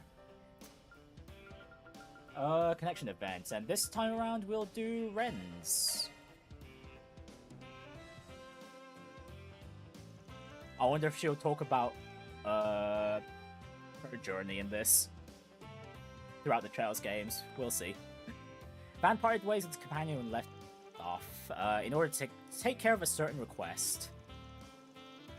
And that's what led to the bicycle parking incident. We've since changed the way we're directing traffic, so I don't expect this to be an issue going forward. Well, I'm glad to hear this matter has come to a swift resolution, which was no doubt owed to your prompt response, I'm sure. Thank you for the report. Keep up the good work as always. Of course. Oh, and one last thing. I know you're in charge of the festival and all, but I hope you'll give yourself a break soon. It's long overdue.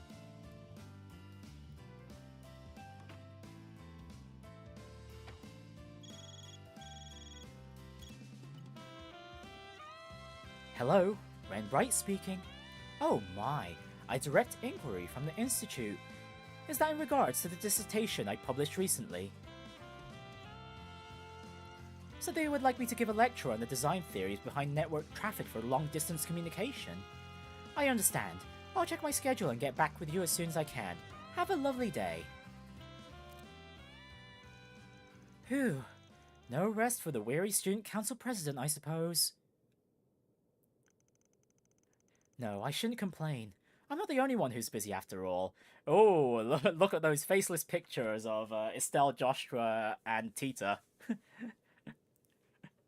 Her two older brother and sisters, and her best friend. Well then, I think I'll take advantage of this brief respite to chip away at my paperwork. I'll start with the club applications and the paperwork submitted for the new school year. Oh, come in. I wonder if it's Odette this time. It's the Ark Ride, baby. Hey there, sorry to interrupt. You look as busy as ever, Mr. President. Ah, good afternoon, Van. This is an unexpected surprise, but not an unwelcome one. To what do I owe this visit? Has something happened? If there's a problem, I'll make sure it's taken care of right away. Actually, I just came to ask one simple question. Want to come on a little date with me? My, Van Arkwright. I never took you for a casual flirt. Oh, come on, Renne. You did a bit flirting with Van on, on occasion. Especially in the previous game. It wasn't serious, sure, but it's still flirting nonetheless. I wonder how Agnès and Elaine would react if I spilled the tea on this little move you're making. Huh? Why are you bringing them up? Anyway, it looks like you've wrapped up all the work you need to for now. You can spare the time, I'm sure. But if you want to play the stubborn card, I'll just have to drag you out of this office by force. Well, you aren't leaving me much choice in the matter. Not that I'm objecting, of course. Absconding with you might make for a pleasant change of pace. Would you care to escort me? Of course. Van led Renne out to the rear exit, and the two of them headed out into town in his pickup truck. Oh, in secret, are we? How scandalous.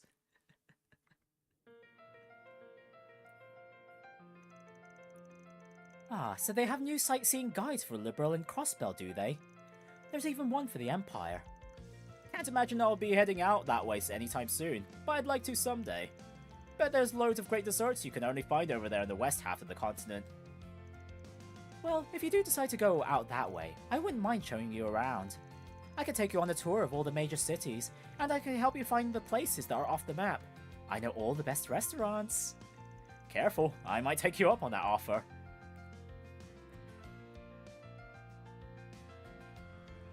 Oh yeah, that is a good point.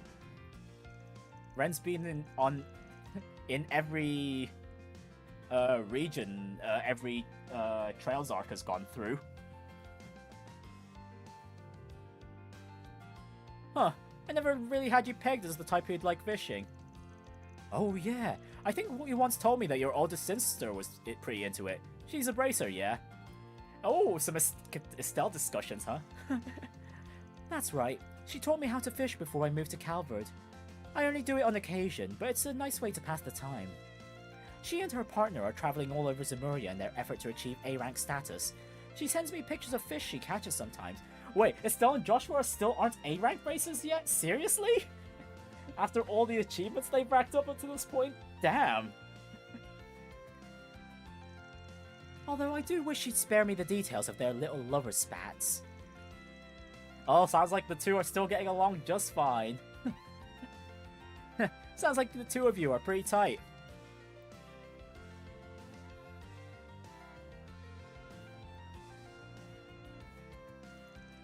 Holy shit, is that a limited edition cake everyone's been hyped up about? Every time I poke my head in here, it's always sold out. It was even featured in the magazine special on Heavenly Confections. It certainly looks delicious. It would probably go well with a refreshing cup of tea. Want to give it a try? I know you're only asking because you want to try it for yourself, but very well, we can have some. Hell yeah! Damn, I want cake now. Same. Eventually, the pair made their way to the Grand Circuit. After partaking in a leisurely stroll around the racetrack, they did some window shopping and dropped by the beer garden. For their final stop, they decided to ride the Ferris wheel.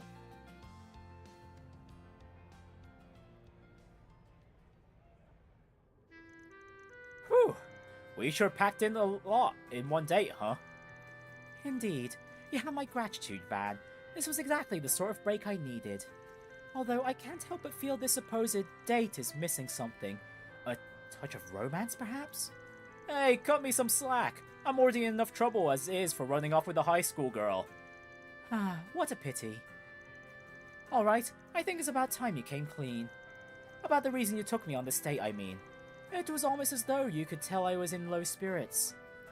I think it was just a continuation of Agnès' request back on Nemeth Island to give Renne a break. I know you did all this from a place of genuine concern, but the timing was just a little too perfect, even for you. Tell me, did Estelle, Joshua, and Tita send you a Forest PG through the guild? My guess is yes. They were unable to fulfill their promise of coming to today's festival, so this must be their way of making up for that. Well, guess the cat's out of the bag. Oh, this was a direct request from our Liberalian friends, huh? Man, okay, so Van actually has connections with Estelle and Joshua to an extent, even if it's just this one request. I already told them they didn't need to come. I didn't want them to feel guilty. They had their hands full with their work at the guild and the ZCF, so I fully understood why they couldn't make the time. I know they were looking forward to it, and that it was out of their hands. I tried to reassure them I was fine, but... No, I suppose they could tell that deep down I missed them. They really are such kind, lovely people. That's why I missed them so. Yeah, that much is clear as day. I mean, they're the ones who found you when you were still wandering around on your own as Kitty. You've all got a special bond, and that leads back to Crossbell, as well as a bit into Sky Third as well. Indeed we do. They're my pride and joy. Thank you, Van. This really was a nice surprise. Maybe one day I can return the favor to them. It's ironic that the former Kitty could only barely scratch the surface. You didn't think the surprise was over already, did you? Hmm? Oh, are we getting a call? Oh, it's just a message. New holo system? What is... Good morning, Renne! Oh, that's probably based on Estelle, isn't it? Oh, no, never mind, it's not. You have grown, partner. Or is it an amalgamation of the three? Oh, no, no, no! Partner, this is Pater Mater! His spirit lives on! Even if it's only just as a holo now. Oh, that's sick! Yeah, for those of you who are confused on who Pater Mater is, it's the giant mech she keeps summoning in her Buster Cannon craft, and the mech she used to hang around with back when she was still in Ouroboros. Are you? Is it really you? No, don't say that. Wow, we're actually getting a flashback to Azure. Wow. It's not true. It's not true. It's not true. Renne. He sustained critical damage to his logic unit. There's no backup system for Gorgias-class archaisms. It'll be alright. We'll fix you. We'll... Good. Bye. Just as the note, this takes place in the in Azure's finale. This is only one small part of it, even. Yeah, Pater Mater sacrificed himself to destroy another one of the archaisms that was kind of attacking Crossbell at the time. First recorded reactivation since 1204. It is good to see you again, Renne. Pater Mater! Did we surprise you? Sorry we couldn't make it to the festival, Renne. I know it doesn't really make up for it, but we've had this gift in the works for a super long time. Now that you're coming up on graduation, and since you're soon to be turning 18, we want to do something special to commemorate the occasion. It took a lot of people to make it happen, and we now owe favors to people the world over. But it was all worth it, because we were able to bring back someone who meant the world to you. How's that for a surprise? We hope you like it. Estelle, Joshua, and even Tita. No, I'm sure you weren't the only ones who did this. That's right, your family, friends weren't my only clients. The Golden Butterfly and Direwolf were also in on this. Oh, and an unnamed fortune teller and phantom thief pitched in too. Oh wow, LeBlanc actually pitched in as well. And man, we have not heard mention of Luciola in a long while. Granted, she's not being referred to by name, but unnamed fortune teller. I think the last time we saw her was back in Azure again as well, but she was only working as a fortune teller there. Although that's only an assumption, because the fortune teller's sprite matched Luciola's sprites back in Sky SC. Man, seriously though, when is Luciola ever gonna make an appearance again? She literally hasn't appeared since Sky SC. Actually, I think she also appeared in Third for a bit, but only through one of the doors. But yeah, we haven't seen her since Sky. The request was signed by the whole lot of them. Even Jorg, wherever he is, put his name down. It's the same gorgeous class archaism that was destroyed during Crossbell's first bid for independence 5 years ago. They've been working on restoring it in secret, and they asked me to deliver it to you. Now I can support you once more. It is good to be home, Renne.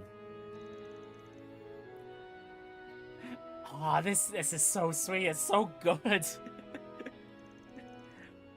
Welcome home. Oh, welcome home, Patermother. Looks like my work here is done.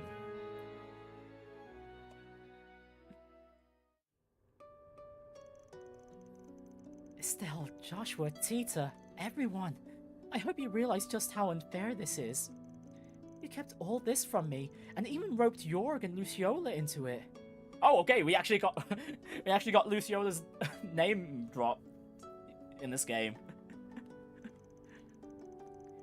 Her best friend's the one who got the ball rolling. She took an interest in holocores while researching the Zypher standard. Then, when the idea popped into her head, she and your family set to work on it. They had to get in contact with Ouroboros and Jorg so that they could restore Patermother as a holocore. And turns out, news travels fast in the society. Once the word hit, it spread like wildfire. They all gathered the data from when Patermother was destroyed, along with any scrap of archive info from the 13 factories. Honestly, it's quite a surprise that the majority of Ouroboros was even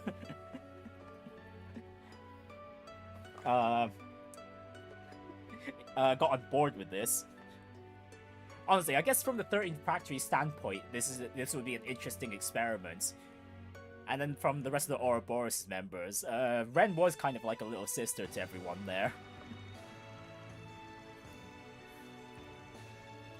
Using that as a base, they were able to assemble a logic unit that was as close to the original as you could get. Then they recreated it. Having said that, it's still just a prototype. They'll be making some improvements in the future. They got past all kinds of organizational and international barriers to make this happen. It's a miracle in the truest sense of the word. This is all thanks to the connections you've made along the way. They all came together and made it a reality. You're right. And don't forget that you played a part in all this too, Van. You speak as though you had next to no involvement, but that simply isn't true. Yeah, I'm sure Van probably facilitated most of the connections between everyone. After all, you're the one who lives in that space between the light and dark, allowing you to connect to and trusted by those of both sides. I mean, I guess. Anyway, hopefully this helps you realize just how many people you have in your corner. Yes, I feel like this experience really has driven that point home for me. You've really outdone yourself this time, Van. Nah, all I did was handle one little request. I will say, just because you can do anything doesn't mean you should try to do everything. If you need help, I'm just a phone call away, and you could always shoot a 4SPG whenever you'd like. I'll do whatever I can for you. Oh, you really are impossible. You just won't play fair, will you? I feel like I'll never be able to repay all you've done for me. No, one day, I'll find a way. After that, Van and Renne got off the Ferris wheel. Oh yeah, because Van's known Renne since the time Renne was just running away from pretty much everyone. And Van was pretty much the one who dropped Renne over near Crossbell. Right, and made their way back to Aramis Academy, enjoying the drive along the way. Thank you for bringing Potter Mater back to me. I do hope you realize I will not stand to let this debt go unpaid. Prepare yourself, because one day I will show you just how grateful I really am.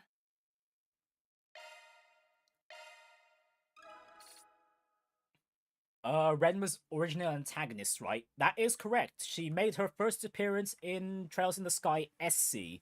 So, unfortunately, the remake for Sky the First will not involve her. Not just yet. Not just yet. Oh, we actually get it as a hollow core. Oh, wow. Well, that's going straight to Renne then. It's probably oriented towards her anyway. Initiating maintenance. Wait, actually, this hollow core is missable if you don't choose Renne as a connection event you view at this point. What? Wait, what? Mighty Force. Oh, never mind, it's not... Okay, I thought this would be oriented towards magical damage. Okay, that's a bit of a shame, actually. That's, mostly balanced. That could go on... what does that mean? What do you mean? Oh, do you mean by when I said, not just yet? Sorry, I didn't mean anything by that. It just means she won't make her... the bit I do really means that she doesn't appear in... She won't appear in Sky First. I highly doubt it. Unless they start making changes. But as far as I'm aware from what they've shown us so far, it seems like they're trying to stay faithful to the game. So no. Unless they remake Sky SC... Yeah, we won't... Yeah, she won't make her appearance just yet for people who probably be starting out with Sky First as their first Trails game.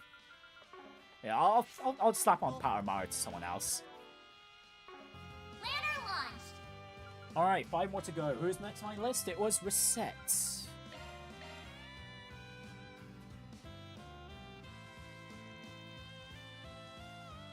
Right, he then went up to meet with Risette, who was looking around the festival.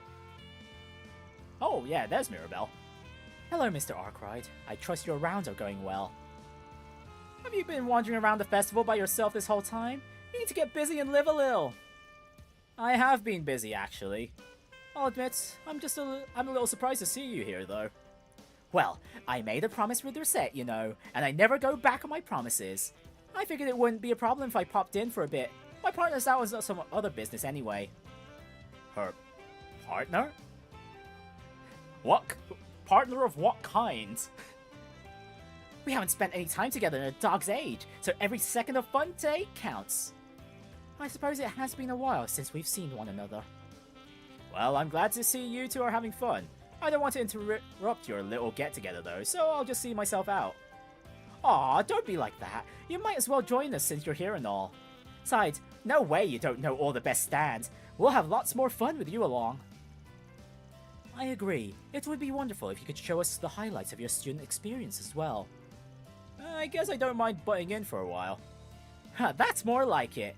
What are we waiting for then? Let's get the show on the road. It's always a pleasure, Van. So, Van joined the girls in their foray around the school and enjoyed a look at the bazaar's many wares. Though Risette seemed pleased to simply gaze at the items for sale, Mirabelle was much more inclined to reach for her mirror.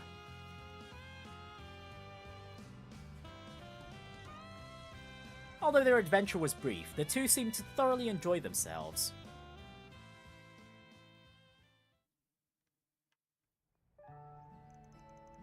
Now that's what I call a highlight. School festivals in Edith sure do take it to a whole nother level. I appreciate you taking the time to enjoy the festival with us, Mr. Arkwright. I'm just glad I could be of service. You seemed a lot more interested in the school itself, though. Well, yes, I suppose I was. I may have gone to Sunday school as a little girl, but I never had much chance to experience school life beyond that. Risette? Did she never go to high school? Guess I never did get around to asking Risette about how she ended up this way. Forgive me. I hadn't meant to cast a cloud over our time together. I should have you know, I'm actually quite happy spending time with you and... Nope, that ain't gonna cut it. How many times do I gotta tell ya? It's okay to be a little selfish sometimes.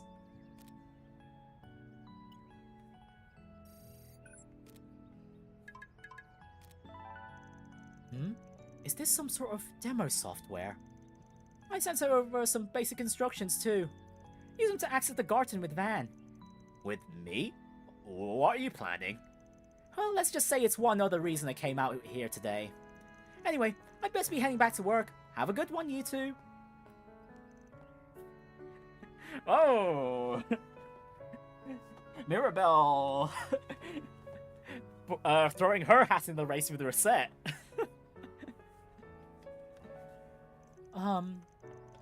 Yeah, not really sure what she's getting at. Really, Van? You're really that clueless here? Come on, man. Well, guess we have some time to kill. Should we go take a look? I don't see why not.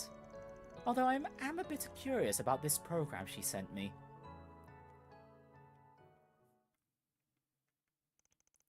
And so, using the instructions Mirabelle provided, Risette and Van booted up the app, leading them into the Märchengarten.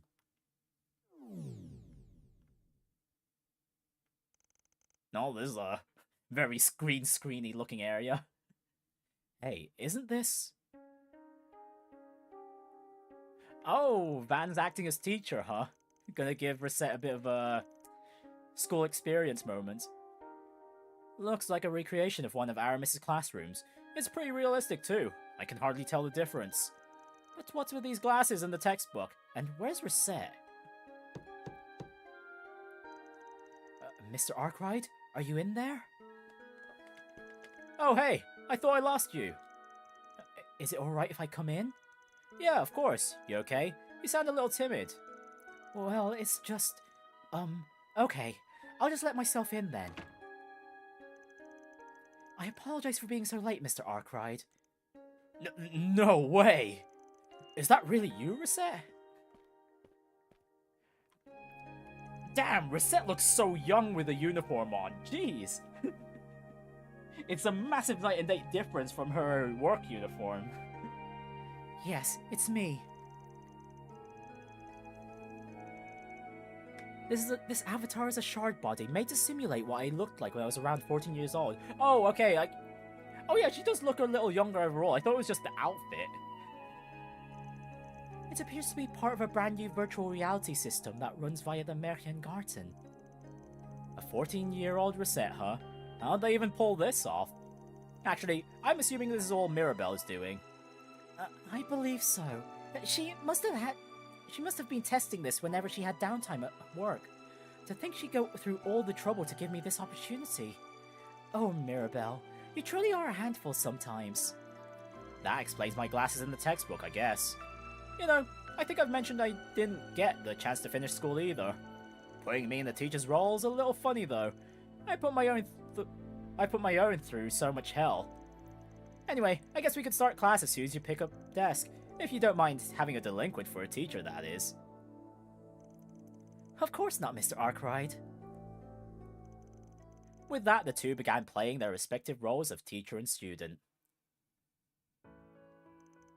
Alright, next question. In what year did the Calvardian Revolution take place? Oh, we know this one. We know this one. It's 1200. No, 1100. 1100. That would be the year 1100. Yes! Nice job, Risette. Really living up to that class president reputation of yours. So that's the scenario she set up, is it? However, I can't help but think these questions are a bit on the simple side. As I shift, there's me shiftily looking to my left. Would you be opposed to bringing out the more difficult ones, sir? Sounds good to me. How about this one? Although neither of them were required to continue the act, they remained in character for a while longer. Okay, so the answer to this problem is... if I may, sir, there seems to be a problem with your equation. Seriously? Man, it's been so long since I had to do math. Let's see. Where does this number go again? Let me show you. when you have x equals minus b plus the square root of b squared minus 4ac divided by 2a, then you want to solve for... Yeah, you know what? Yeah, I don't want to solve this equation, thank you very much.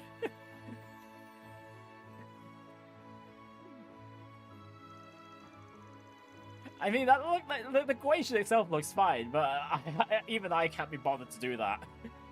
Hey, I'm the one who's supposed to be the teacher here.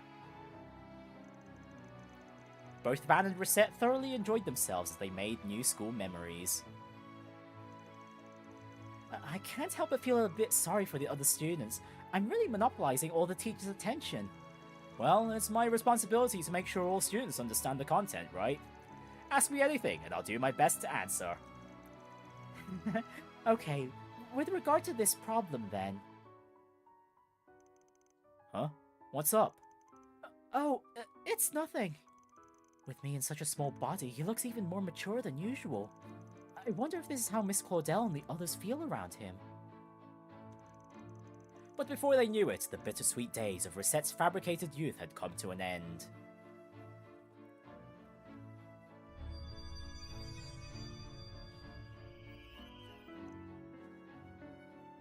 Oh? I guess that's it then. The time sure went by a lot faster than I thought it would. I imagine this whole thing takes a bunch of processing power. I'm surprised it even lasted this long. Mr. Arkwright, I really had a great time together. Yeah, me too. I was really getting into it back there. It's looking like we're gonna have to put an end to it here, though. And after the school day ends, everyone assembles in the courtyard. They all enjoy their school life, only leaving for home once the sun begins to set. It's a rather essential part of being a student, what they call the springtime of life. Thank you for letting me experience even just a little of what this life is like. Well, I'm glad you enjoyed it. You know, I may be standing at the teacher's podium and all, but I had a lot of fun too. It reminded me of all the good times I had. I actually was kind of hoping we could stay for a little longer. They do say your school years really pass you by. This was a truly unforgettable experience. I may have only been acting the part of a student. I think I did its part in filling the hole inside me. Risette. I suppose I had been yearning for a chance like this. A longing for normal days, the hope to one day lead a mundane life. I guess I'll never quite know how much I lost because of that day. However, even though I had little choice but to take on this form, the fact remains that I was given a second lease on life. If I hadn't been given that miracle, I never would have met any of you. Not you, nor Mirabelle, or anyone from Arkwright Solutions. So that's why I feel blessed to be where I am today. Damn, only 14 and still as mature as ever. Can't say I'm surprised though. You've always been the most sensible one on our team. Thank you. But don't you think it's alright to just be a 14-year-old girl for a little while?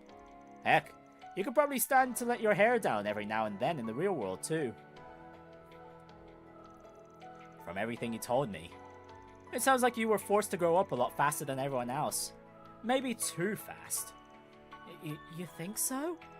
But I want you to know that you don't have to be the responsible one all the time. It's okay to rely on me and the others. Just like it's okay to be over 20 and still be in the springtime of your life. Whether that means having simulated experiences like this, or having fun at the school festival, you should have fun with your life. I mean, relying on each other is part of what makes us all friends, right? Thank you, Mr. Arkwright. I feel like a weight has been lifted off my shoulders. This class certainly did deliver on its educational value. Good.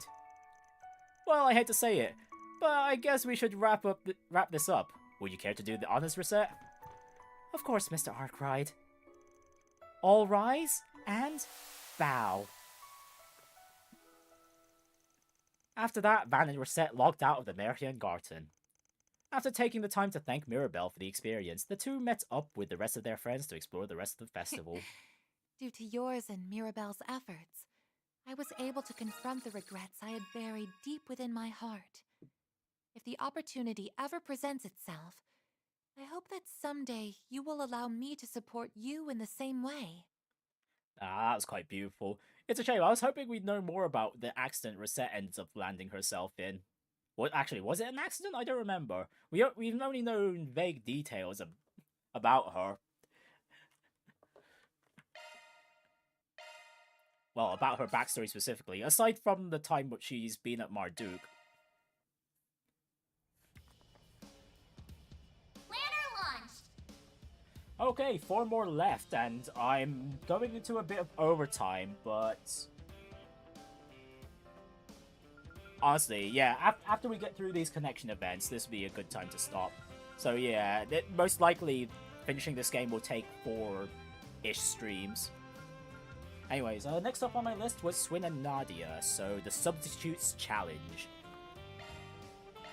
So Van's being challenged by these two, huh? Van parted ways with his companion for a bit. He then reached out to Swin and Nadia, who had asked him to meet at the Arkwright Solutions office.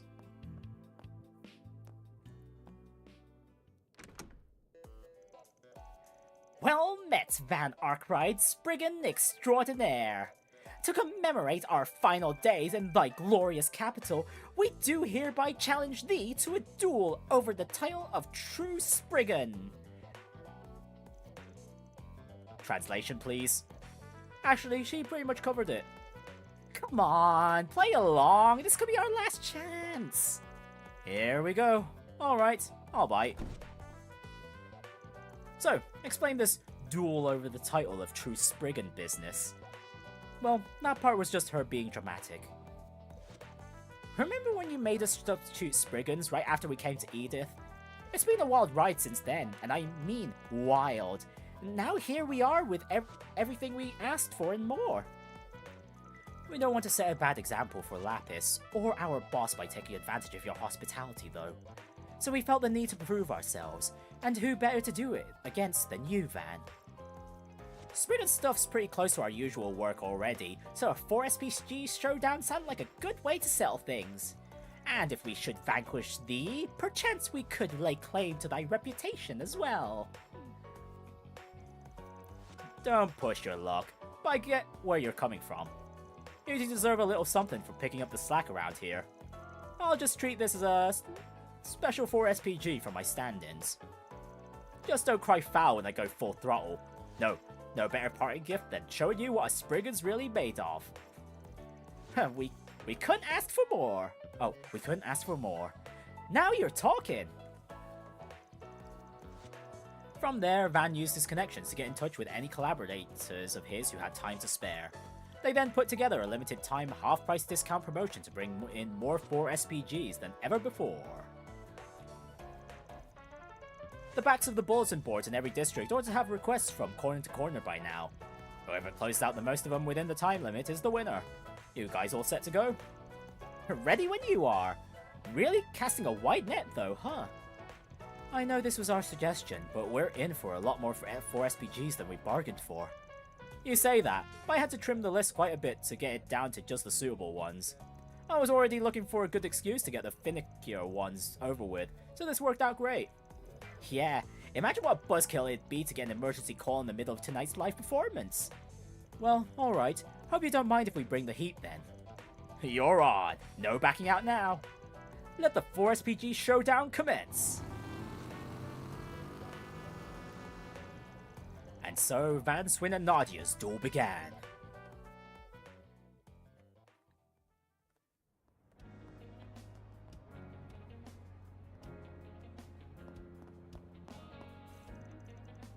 She's coming your way, S. Roger that.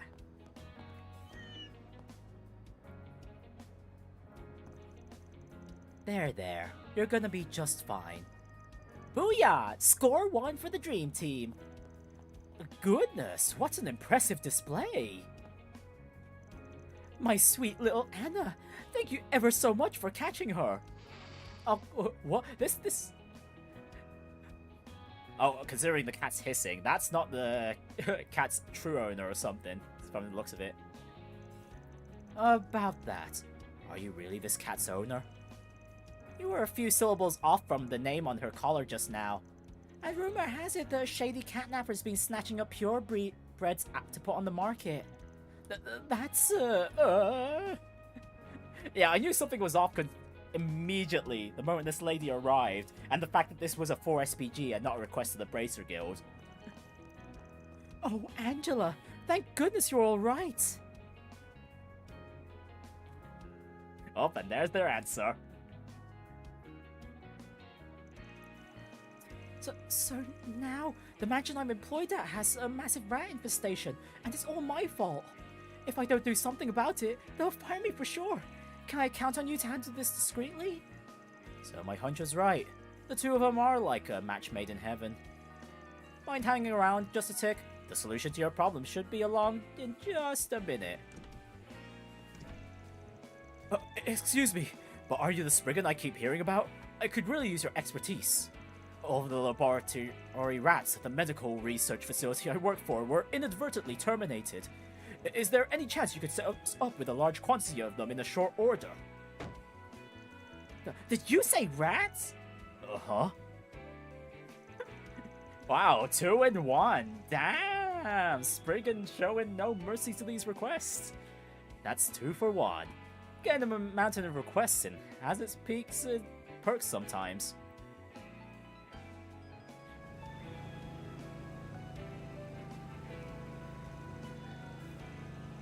S? You think those cars have anything to do with that package we picked up a minute ago? Shoot, we're being tailed. I'll shake them off. Hang on tight, Nadia. Aye aye.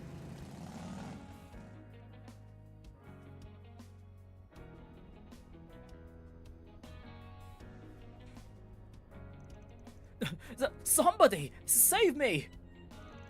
Pipe down. I ain't looking to start anything. At least not if you come clean now. Not if you clean your blackmail data and hand it over. You had a good run up till now, coasting on the backs of others. I'd say it's about time for the Piper to get paid. Alright, just take it.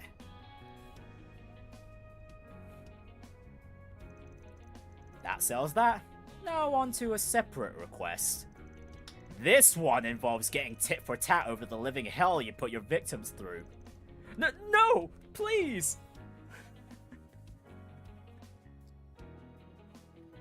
Wow, another 2 for 1 from Van.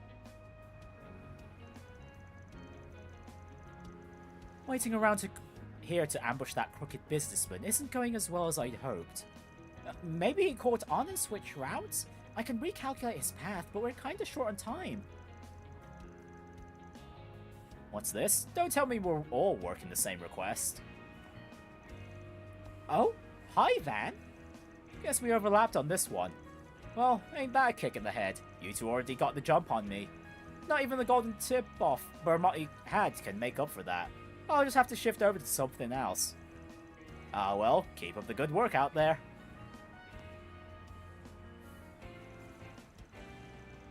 Bermotti? That's his informant over in Riverside. Might as well head over and take the freebie.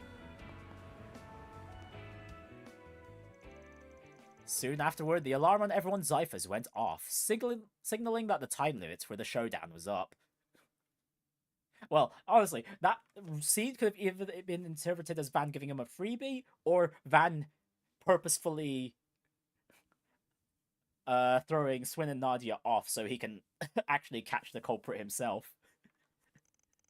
I don't think Van would play foul, though. But the thought was there, though. They then returned to the office to report their respective results.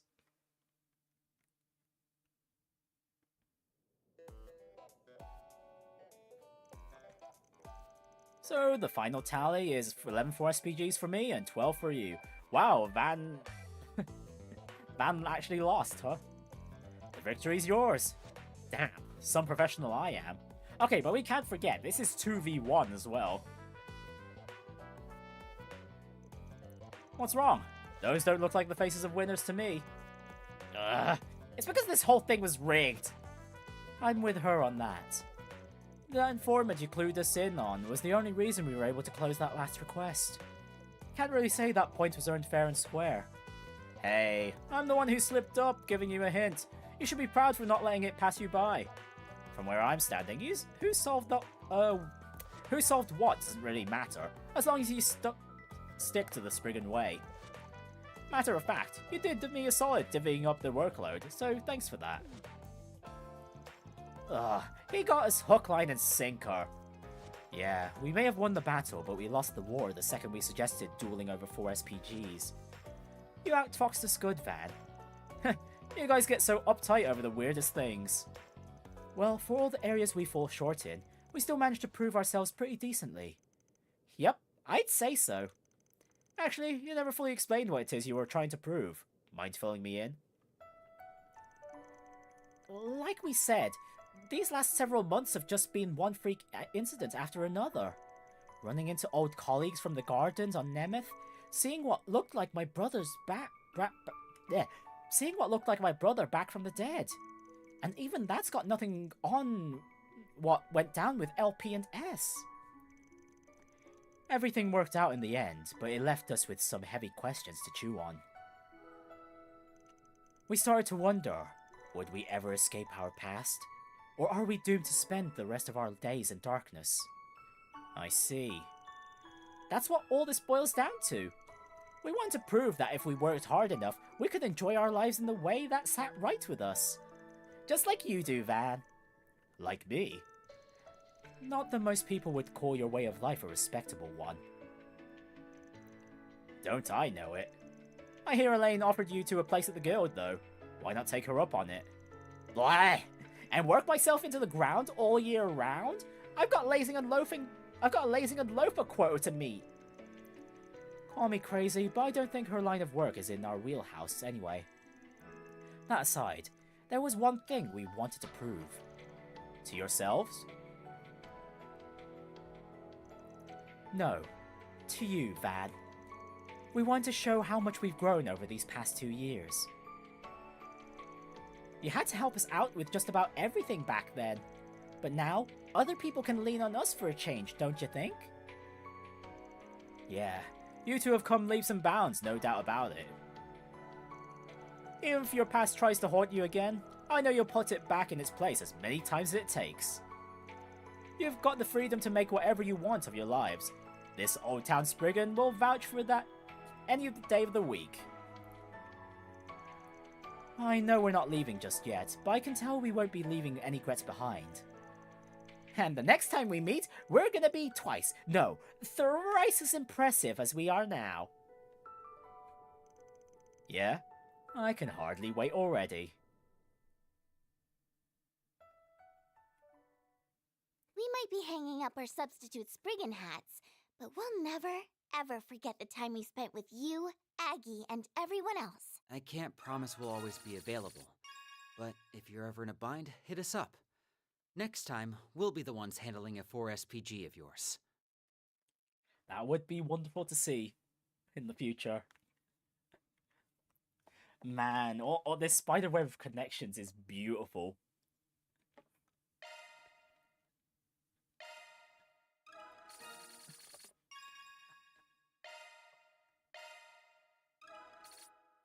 Yeah, those two have really grown since we first got introduced to them in Reverie. Planner launched! Okay, 3 more to go. This time around, it's Elaine.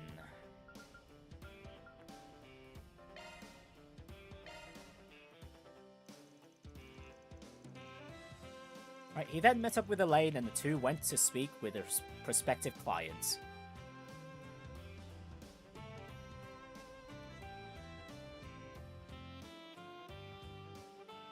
Oh, at the church, huh? The cathedral, even. Apologies for the delay. I'm with the Bracer Guild. Oh, yes. We've been expecting you. Aren't you that famous A-rank racer? Thank you so much for accepting our request on such short notice. Oh, you brought Van along as well? Fancy seeing you again. For the record, I'm mostly just along for the ride. You know him? Yeah, I met him a while doing a 4SPG a while back. Unfortunately, this guy does not ring a bell. I'm sorry to this one NPC. You still keeping in touch with old Bruno? Yes, I consulted him about all this. In fact, anyway, I feel much better knowing that you're on the case. Let's get down to business, shall we? So you suspect a stalker will crash your wedding today and attack the bride? Do I have that right? You do, yes. Honestly, we're at a loss as what to do. It all began when Dorothea was kind enough to care for a man who was passed out along the side of the road. She was already engaged at that point, but that didn't stop the man from obsessing over her after the fact. She reached out to the police and the guild several times, but they couldn't do much, as he was careful to remain within the confines of the law. Then, once the wedding date was set, she received an unusual package. Inside was a clandestine photo of her and the groom. The faces were cut out, and the message was written in blood. Love never dies. The wedding date was listed as well, even though it had only just been decided on. Well, this sounds very much like a ghost, if anything. How despicable. Only the vilest of fiends would seek to ruin such an important day in a young couple's life. That's a textbook example of a threat letter. Should be enough cause for the guild to take action. Problem is, if we're following the Bracer Code, I'm afraid I have no choice but to ask that you delay your wedding. When danger is imminent, we have to put the safety of the citizens above all else. I hope you understand.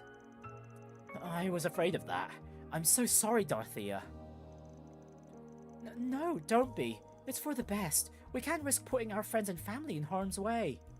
I just wish we could have celebrated this with them. Everyone was able to take the time out of their busy schedules for this. Well, turn the request into a 4SPG. Simple. Alright, I think this request can qualify as a 4SPG now. Oh? Arkwright Solutions will be working with the guild on this one. No need to move the wedding date, because I've got an idea. You do? But how would... No, I'll pay any price you ask, as long as it means we can have our wedding as planned. To pull this one off, I'm gonna need the assistance of our very own Beauty's Blade. Say no more. I'll do whatever I can to help. Oh, bait maybe? Pretend to be the bride? After that, they enlisted the aid of the cathedral staff and swiftly put Van's plan into place. And so the wedding began on schedule. Okay, no, it doesn't seem like it. Dearly beloved, we are gathered here today before the goddess Adios to join Roderick and Dorothea in the bonds of holy matrimony.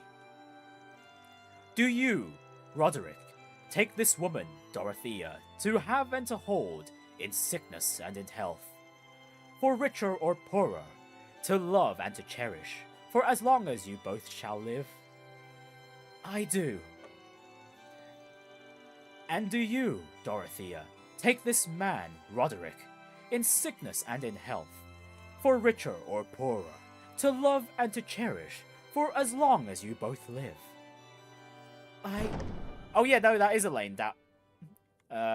being bait. Stop! Who do you think you are? You have no right to be barging in on this sacred union. You must be that low-life bastard they told me about. Why, Dorothea? Why would you marry the likes of him? I'm the one you love. That's why you saved me back then, right? Get a grip, man. That's just some fantasy you dreamed up on your own. I will never give up the woman I love, and especially not to someone who'd only burden her with a one-sided obsession. What? What the hell did you say to me? Who do you think you are, you piece of shit? Get lost. You have nothing to do with this. Dorothea, my beloved, it's time to go. To the goddess's side where our love will never die. Huh? I must say, I find your unrequited love rather shallow. You couldn't even tell that your beloved was an imposter. What? You're... that's the A-rank Bracer! Beauty's Blade? Why is she here? But why? Where's my Dorothea? Ugh.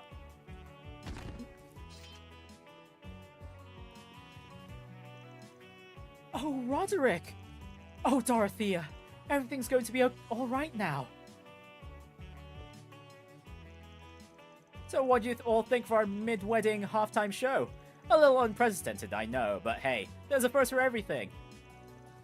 Our special guest, Elaine Claire, gave a performance for the ages, all to test the love of our leading lady and man. Let's give our groom a big round of applause for bravely fending off his girl's would-be captor. Holy cannoli, I had no idea they switched out the bride. Okay, that was a little too realistic for my taste, but man, what a show. That darn Spriggan really knows how to throw everyone for a loop. I sincerely apologize for causing such a ruckus. We will get the ceremony back underway in just a moment. Let me offer my congratulations to the soon-to-be happy newlyweds. Man, Elaine looks, well, so good in that dress, though. Afterwards, they quietly turned the stalker over to the police. The wedding went on from there without any further disruptions.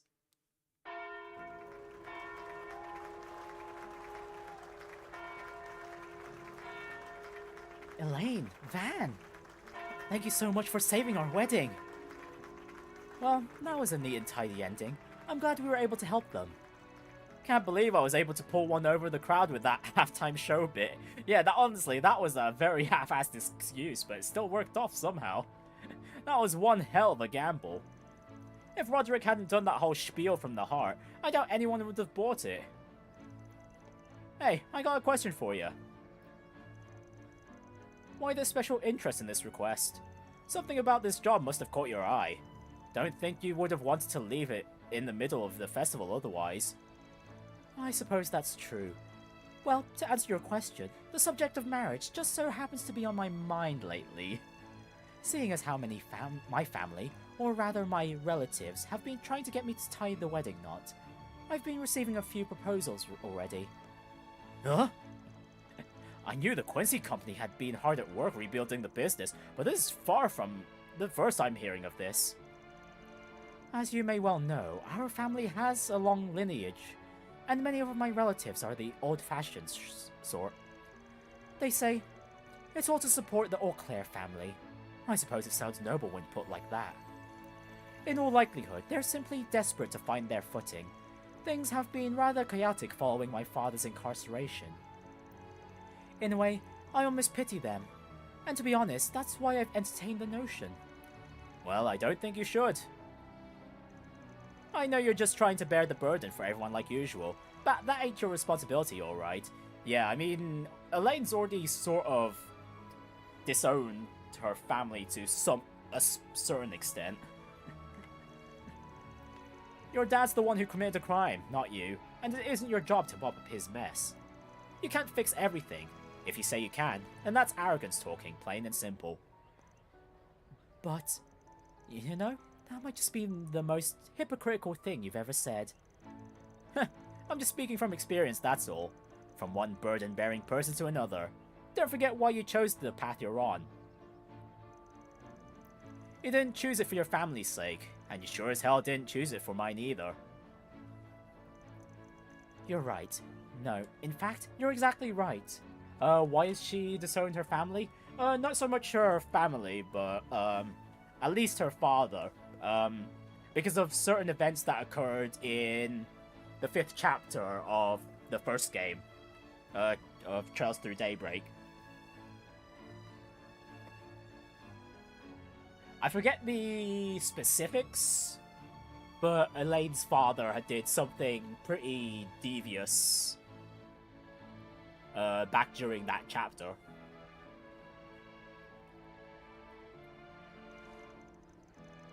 Oh, and don't worry about those marriage proposals. I turned them all down. Who said I was worried?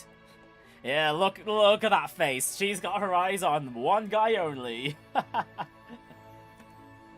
Oh, hang on. Oh, I did not mean to open that window. Hang on.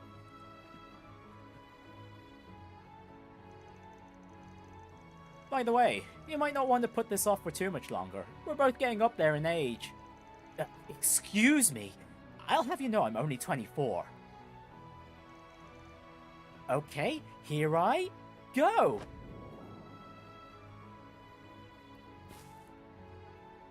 Oh, lucky.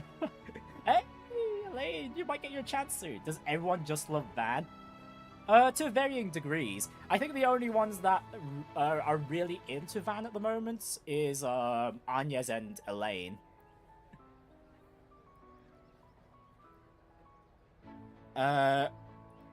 Agnès' relationship with Van goes through Daybreak 1 and Daybreak 2, while with Elaine, she's known him since their high school days, and they've even dated at one point.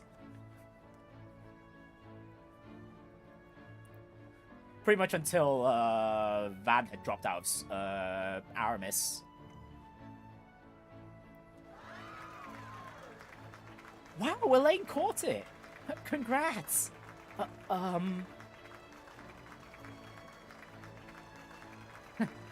I wonder if this is my reward for all the hard work I've put in lately. A certain someone I know could and should learn from my example. Oof! Hit me where it hurts, why don't ya? Fine, I'll try and take a few pointers. After that, Van and Elaine left the cathedral behind. And after tying up all the loose ends of the stalker case, they met back up with the rest of their friends. Back when we were students, I always thought this day might come for us. Huh? Oh, it's nothing. Just lost in thought. We're both still walking our own paths, so let's focus on that for now. I'll be happy to help you along in whatever little ways I can. Well, not only that, in Daybreak 1, part of Van's character arc kind of involved him kind of rebuffing pretty much everyone else because he had his own issues to deal with, and he really wanted to get those sorted first.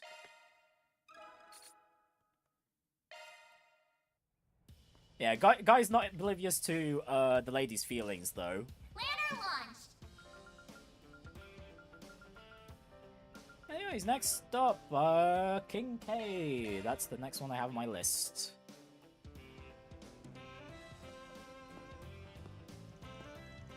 Try to bail, eh, Renee?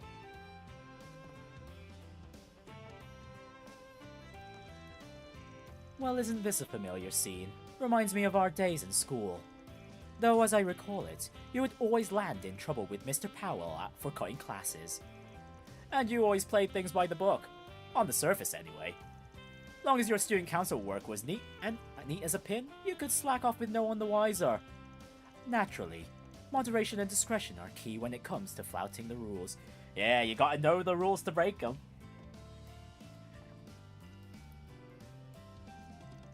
Well, I'm waiting for an explanation of why Mr. Ex-Student Council Prez is skipping out on his alma mater school festival. Play your cards wrong and I might just tag along. Ever the busybody, aren't we? Still, perhaps this is for the better. Come with me. I'll give you a ride. And in his fancy-ass car as well, no less. A top-of-the-line Etoile sports car? When the hell did you snag this beaut? Don't forget. You kind of pointed that out in the previous chapter, Van, with Kincaid kind of having the ability to spend taxpayer money. This is on the more modest end, really. Now go on, take a seat. I'm gonna see how comfy this thing is, no matter how much it kills me inside.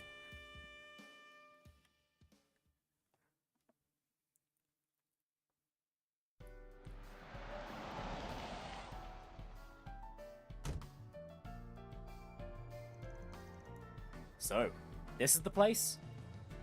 Oh, a blue score.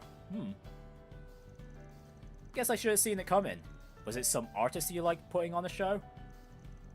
Oh, I'm not in the audience today. My musical peers and I promised to meet here. We booked a short window of time for an impromptu session, you see. Oh, Kincaid knows how to play an instrument, huh? Yes, but as luck as would have it, all of them are now otherwise engaged. This happens from time to time, so I intend to drop by and cancel our reservation. But that was before I had you accompanying me. Do you still remember how to play the guitar? Last time I did was back at Aramis, and even then I only plucked a bit while helping out with the club stuff.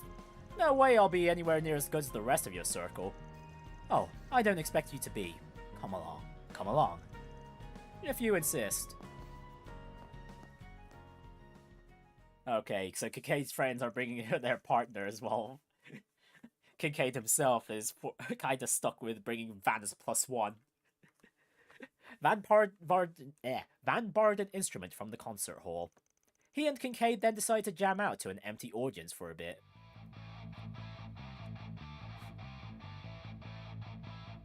Oh, Kincaid's on the bass, eh? Damn, we got a pro here! You never let yourself get rusty, hey, Renne? And you're keeping well for being so out of practice. Maybe we could even include you in one of our concerts. Hold up. You've actually played for a crowd before? Don't get distracted. We're moving straight into the next song. Got it!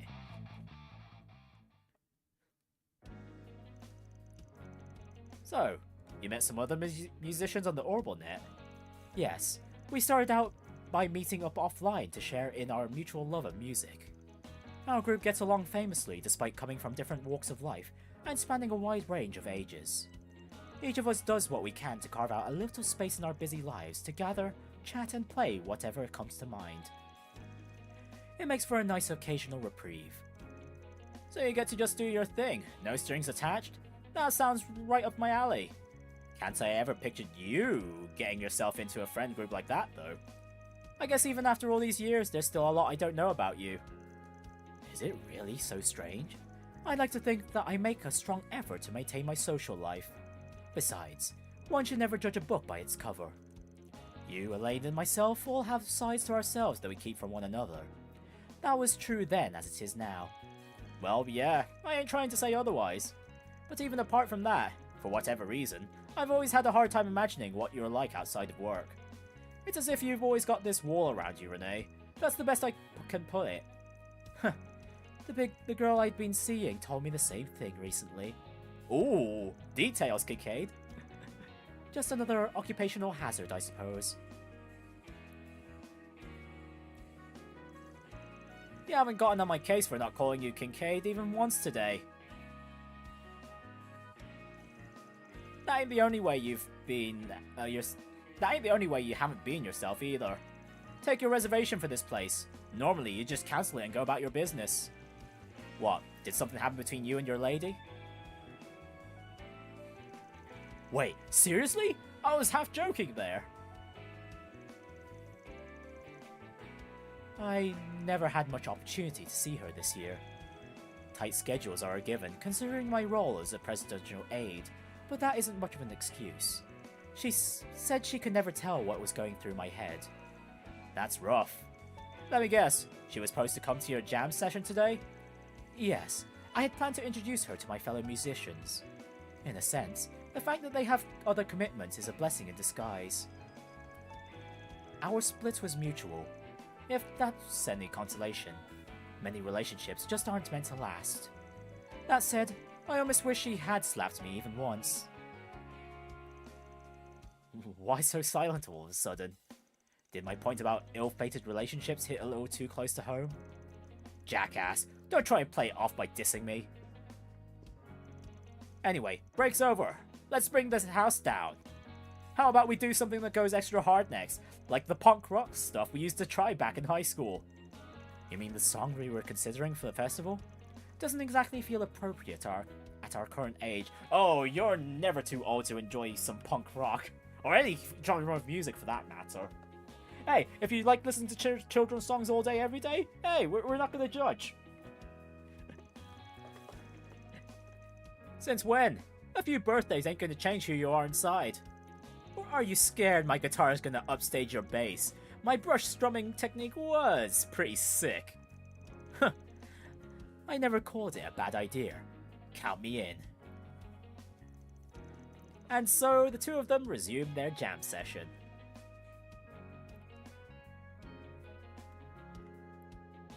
Without any music this time. Damn it. The music, however, was much more intense than what they had played before the break. Despite the occasional bungled phrase, they continued playing to their heart's content.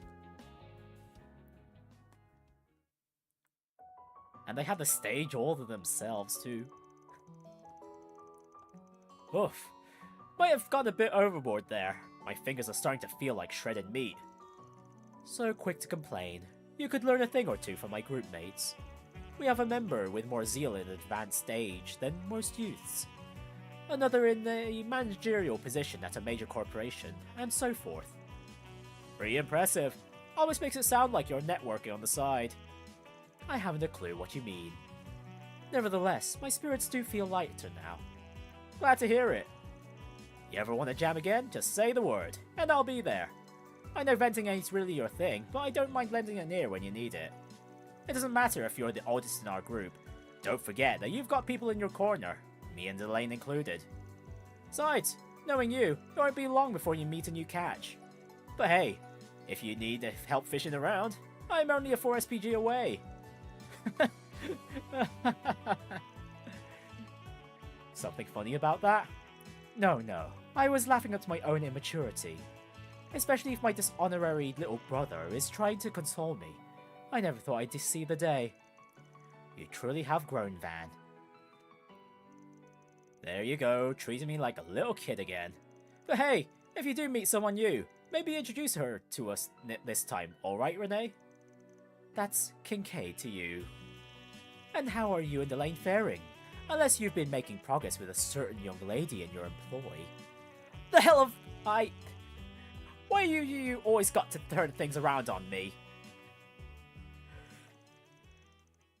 And so the pair left the concert hall. They then rode back to Kincaid's car to reunite with their companions, bickering all the way as old friends often do. Now you're the one comforting me. Ooh, how the script has been flipped. I suppose that's proof of how much you've grown.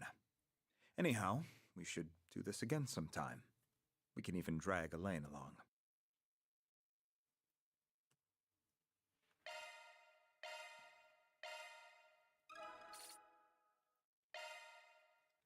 Well, that was pretty neat. Alright, one more 4 SPGs to go, and I did say we were hanging out with Yumé this time. On a bicycle ride as well, huh? Van parted ways with his companion for a short while. He then informed the rest of his friends around the festival that he would be setting out for the Center March. Alright, let's get this done and dusted. Van, where are you going? Oh, hey there, Yums. Just running a few errands is all. I won't be long, so hang back and enjoy the festival, okay? Oh, let me guess. My bicycle finally came. Spot on. Your Grams just gave me the call. I was about to go pick it up and deliver it to Montmartre. Now you have something to look forward to when you get home. I want to go too! I knew she'd say that. So much for this being a quick and dirty solo job. Fine. I know you've been counting down the minutes for this. What do you say we pit our wheels against each other and see which is better? Definitely mine. Yours is number 2. I hear ya. Come then. Let's get going.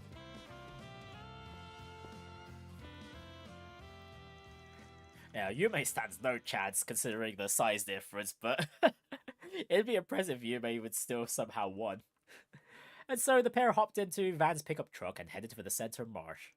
Once there, they paid a visit to Yazan's hardware store, where the order for the bike had been placed.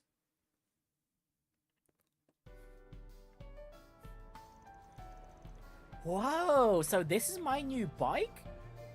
Oh, the wheel colors are exquisite, damn. Sure is. Looks pretty neat. Your mom's got good taste. And the teal color on the frame. They match so beautifully. But as much as I hate to break it to you, my ride still wins in the coolness department. Huh, silly old Van, mine is way cuter. As long as she likes it, that's what matters. Ready for me to load it into the truck? Yeah, if you don't mind. We're gonna be hauling this thing straight back to Old Town. Aw, already? Don't tell me. You're itching to ride it now? Everyone's waiting for you at the academy, kiddo. Don't you think we ought to hurry back? Well, I do want to play more with Feri and them. But I also want to try it out a teensy bit. I figured as much. How to handle this? The safest way would be to take her over to the memorial park. But her Gramps was keen on showing her the ropes. I'd hate to cut in on that. It's okay, Van. Sorry for being bratty about it. I'll just have to wait until next time someone's free after the festival's over. Say no more, Yumé. Let's head over to the memorial park and take it for a spin. You really mean it? The old man will flay me my hide anyway if I bring her back to Montmartre all down in the mouth. Just promise me that you'll give it a test run. Only give it a test run. Deal? Yay! I promise! I'll go ahead and load it into the pickup then. Once the bicycle was secure in the back of Van's truck, he and Yumé headed for the Dirk Memorial Park. No sooner did they arrive than the practice began.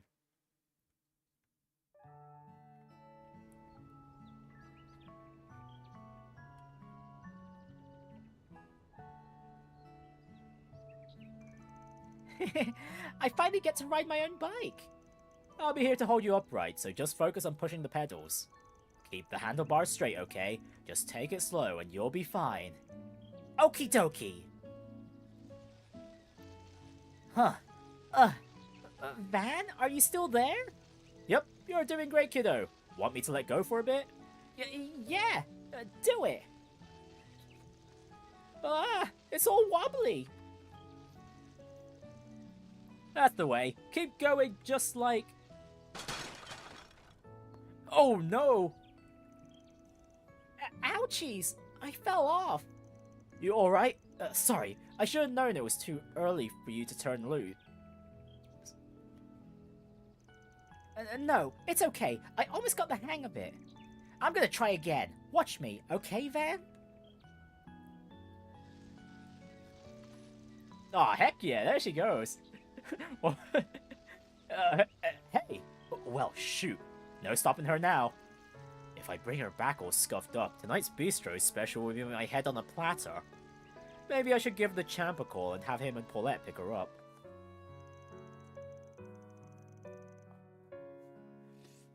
And so, Yumé did her best to pedal on her own under Van's supervision.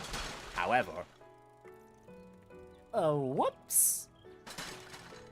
Oh, that's thrice now? Ow! I can do this! Oh, and that was the 5th one or the 6th one. Dang. Well, at least she's trying. You okay? Yeah, no biggie. This bike's not gonna beat me.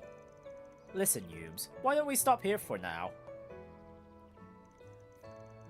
You got your knees covered in scrapes, and your clothes covered in dirt. We wouldn't want to get your mom and Gramps all worked up.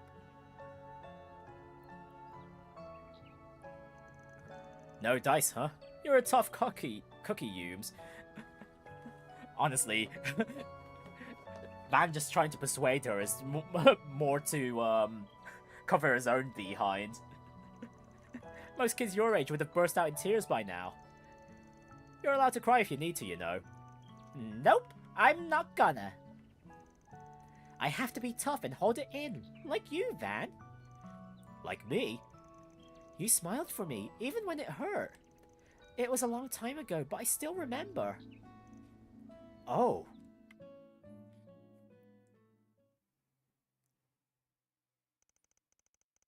Around 3 years prior. Oh, wow. So... Wow, this is before Daybreak 1. Oh, okay. Damn it all.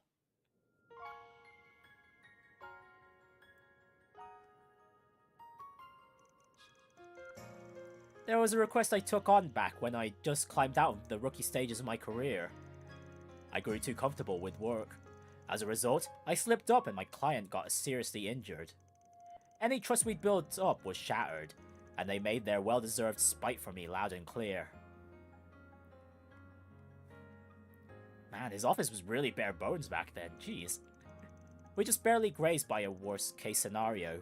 My client's lucky to still be alive. Those guys were good. We were cornered, and in the heat of the moment, I made the wrong call.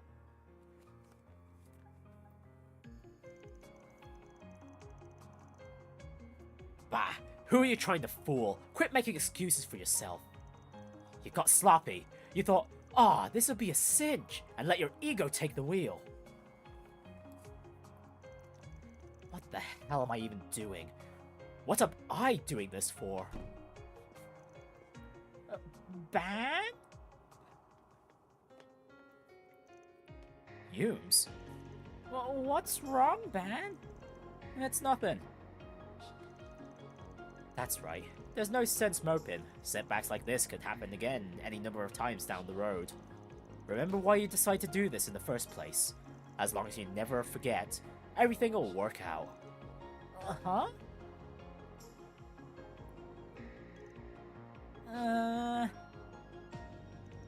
Hey now, why the long face? You want upsies?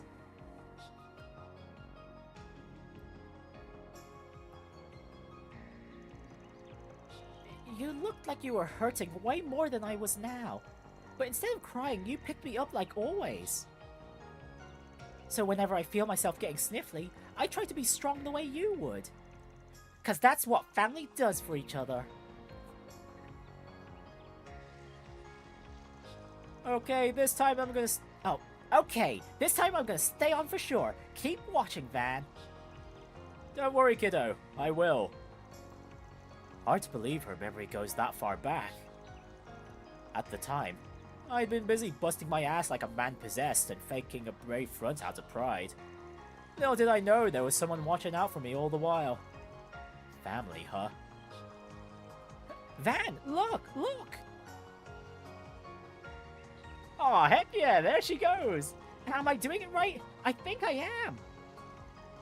Yeah, you got it down pat, Yumes. Wow, Yumé, that's amazing. Oh, you actually came. Of course we did! As if we'd let you steal this moment away from us. Mommy, Maxim, look at me go! I couldn't be prouder, sweetie. It was so nice of Van to teach you. Just make sure to keep those eyes forward. Almost makes you wonder if driving skills are inherited. Don't get too full of yourself there, Buster. Oh, Victor came along as well. You're such a killer, Dad. No, I mean Victor. Who's getting full of themselves? Not me, no sir. Oh dear, we've still got a long road ahead of us.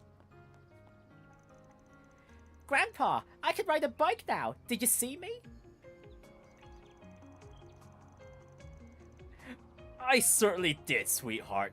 You give your granddad a real run for his money. I learned it all from Van. There, look, oh, that shock face is priceless. I think this is the only time we'll ever see Victor give this expression. Did you know my neighbor taught me how to ride a bike? Pretty much, yeah.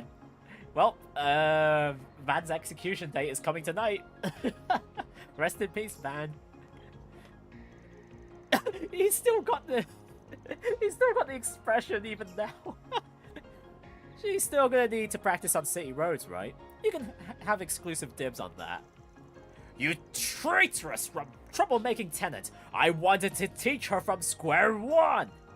You're gonna pay for those scraped knees and dirty clothes to the tune of 50 times your rent! No good deed goes unpunished. Wait, 50 times? That's criminal! Settle down, Dad. Though it's true that he's been monopolizing her a bit.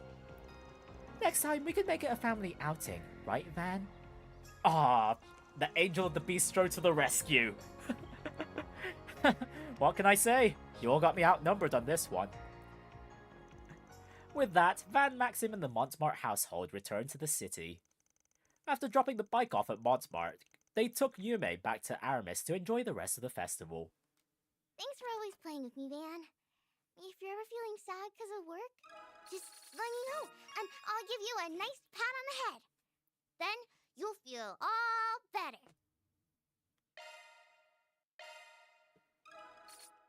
Hey, some extra HP from Van from that. Damn, that was sweet. Man, I wasn't expecting to see a moment from Van's time before Daybreak 1 from Yume's perspective. That was something. Man, it was so sweet. Like Van, even back then, Van just tried to stay strong for everyone. But yeah, I'm definitely going to be leaving things there for today. This has been quite a doozy. I'll leave the other activities for tomorrow's stream. Although, most likely all we'll be doing is doing a few more requests, and then we'll finally get into the finale proper next week.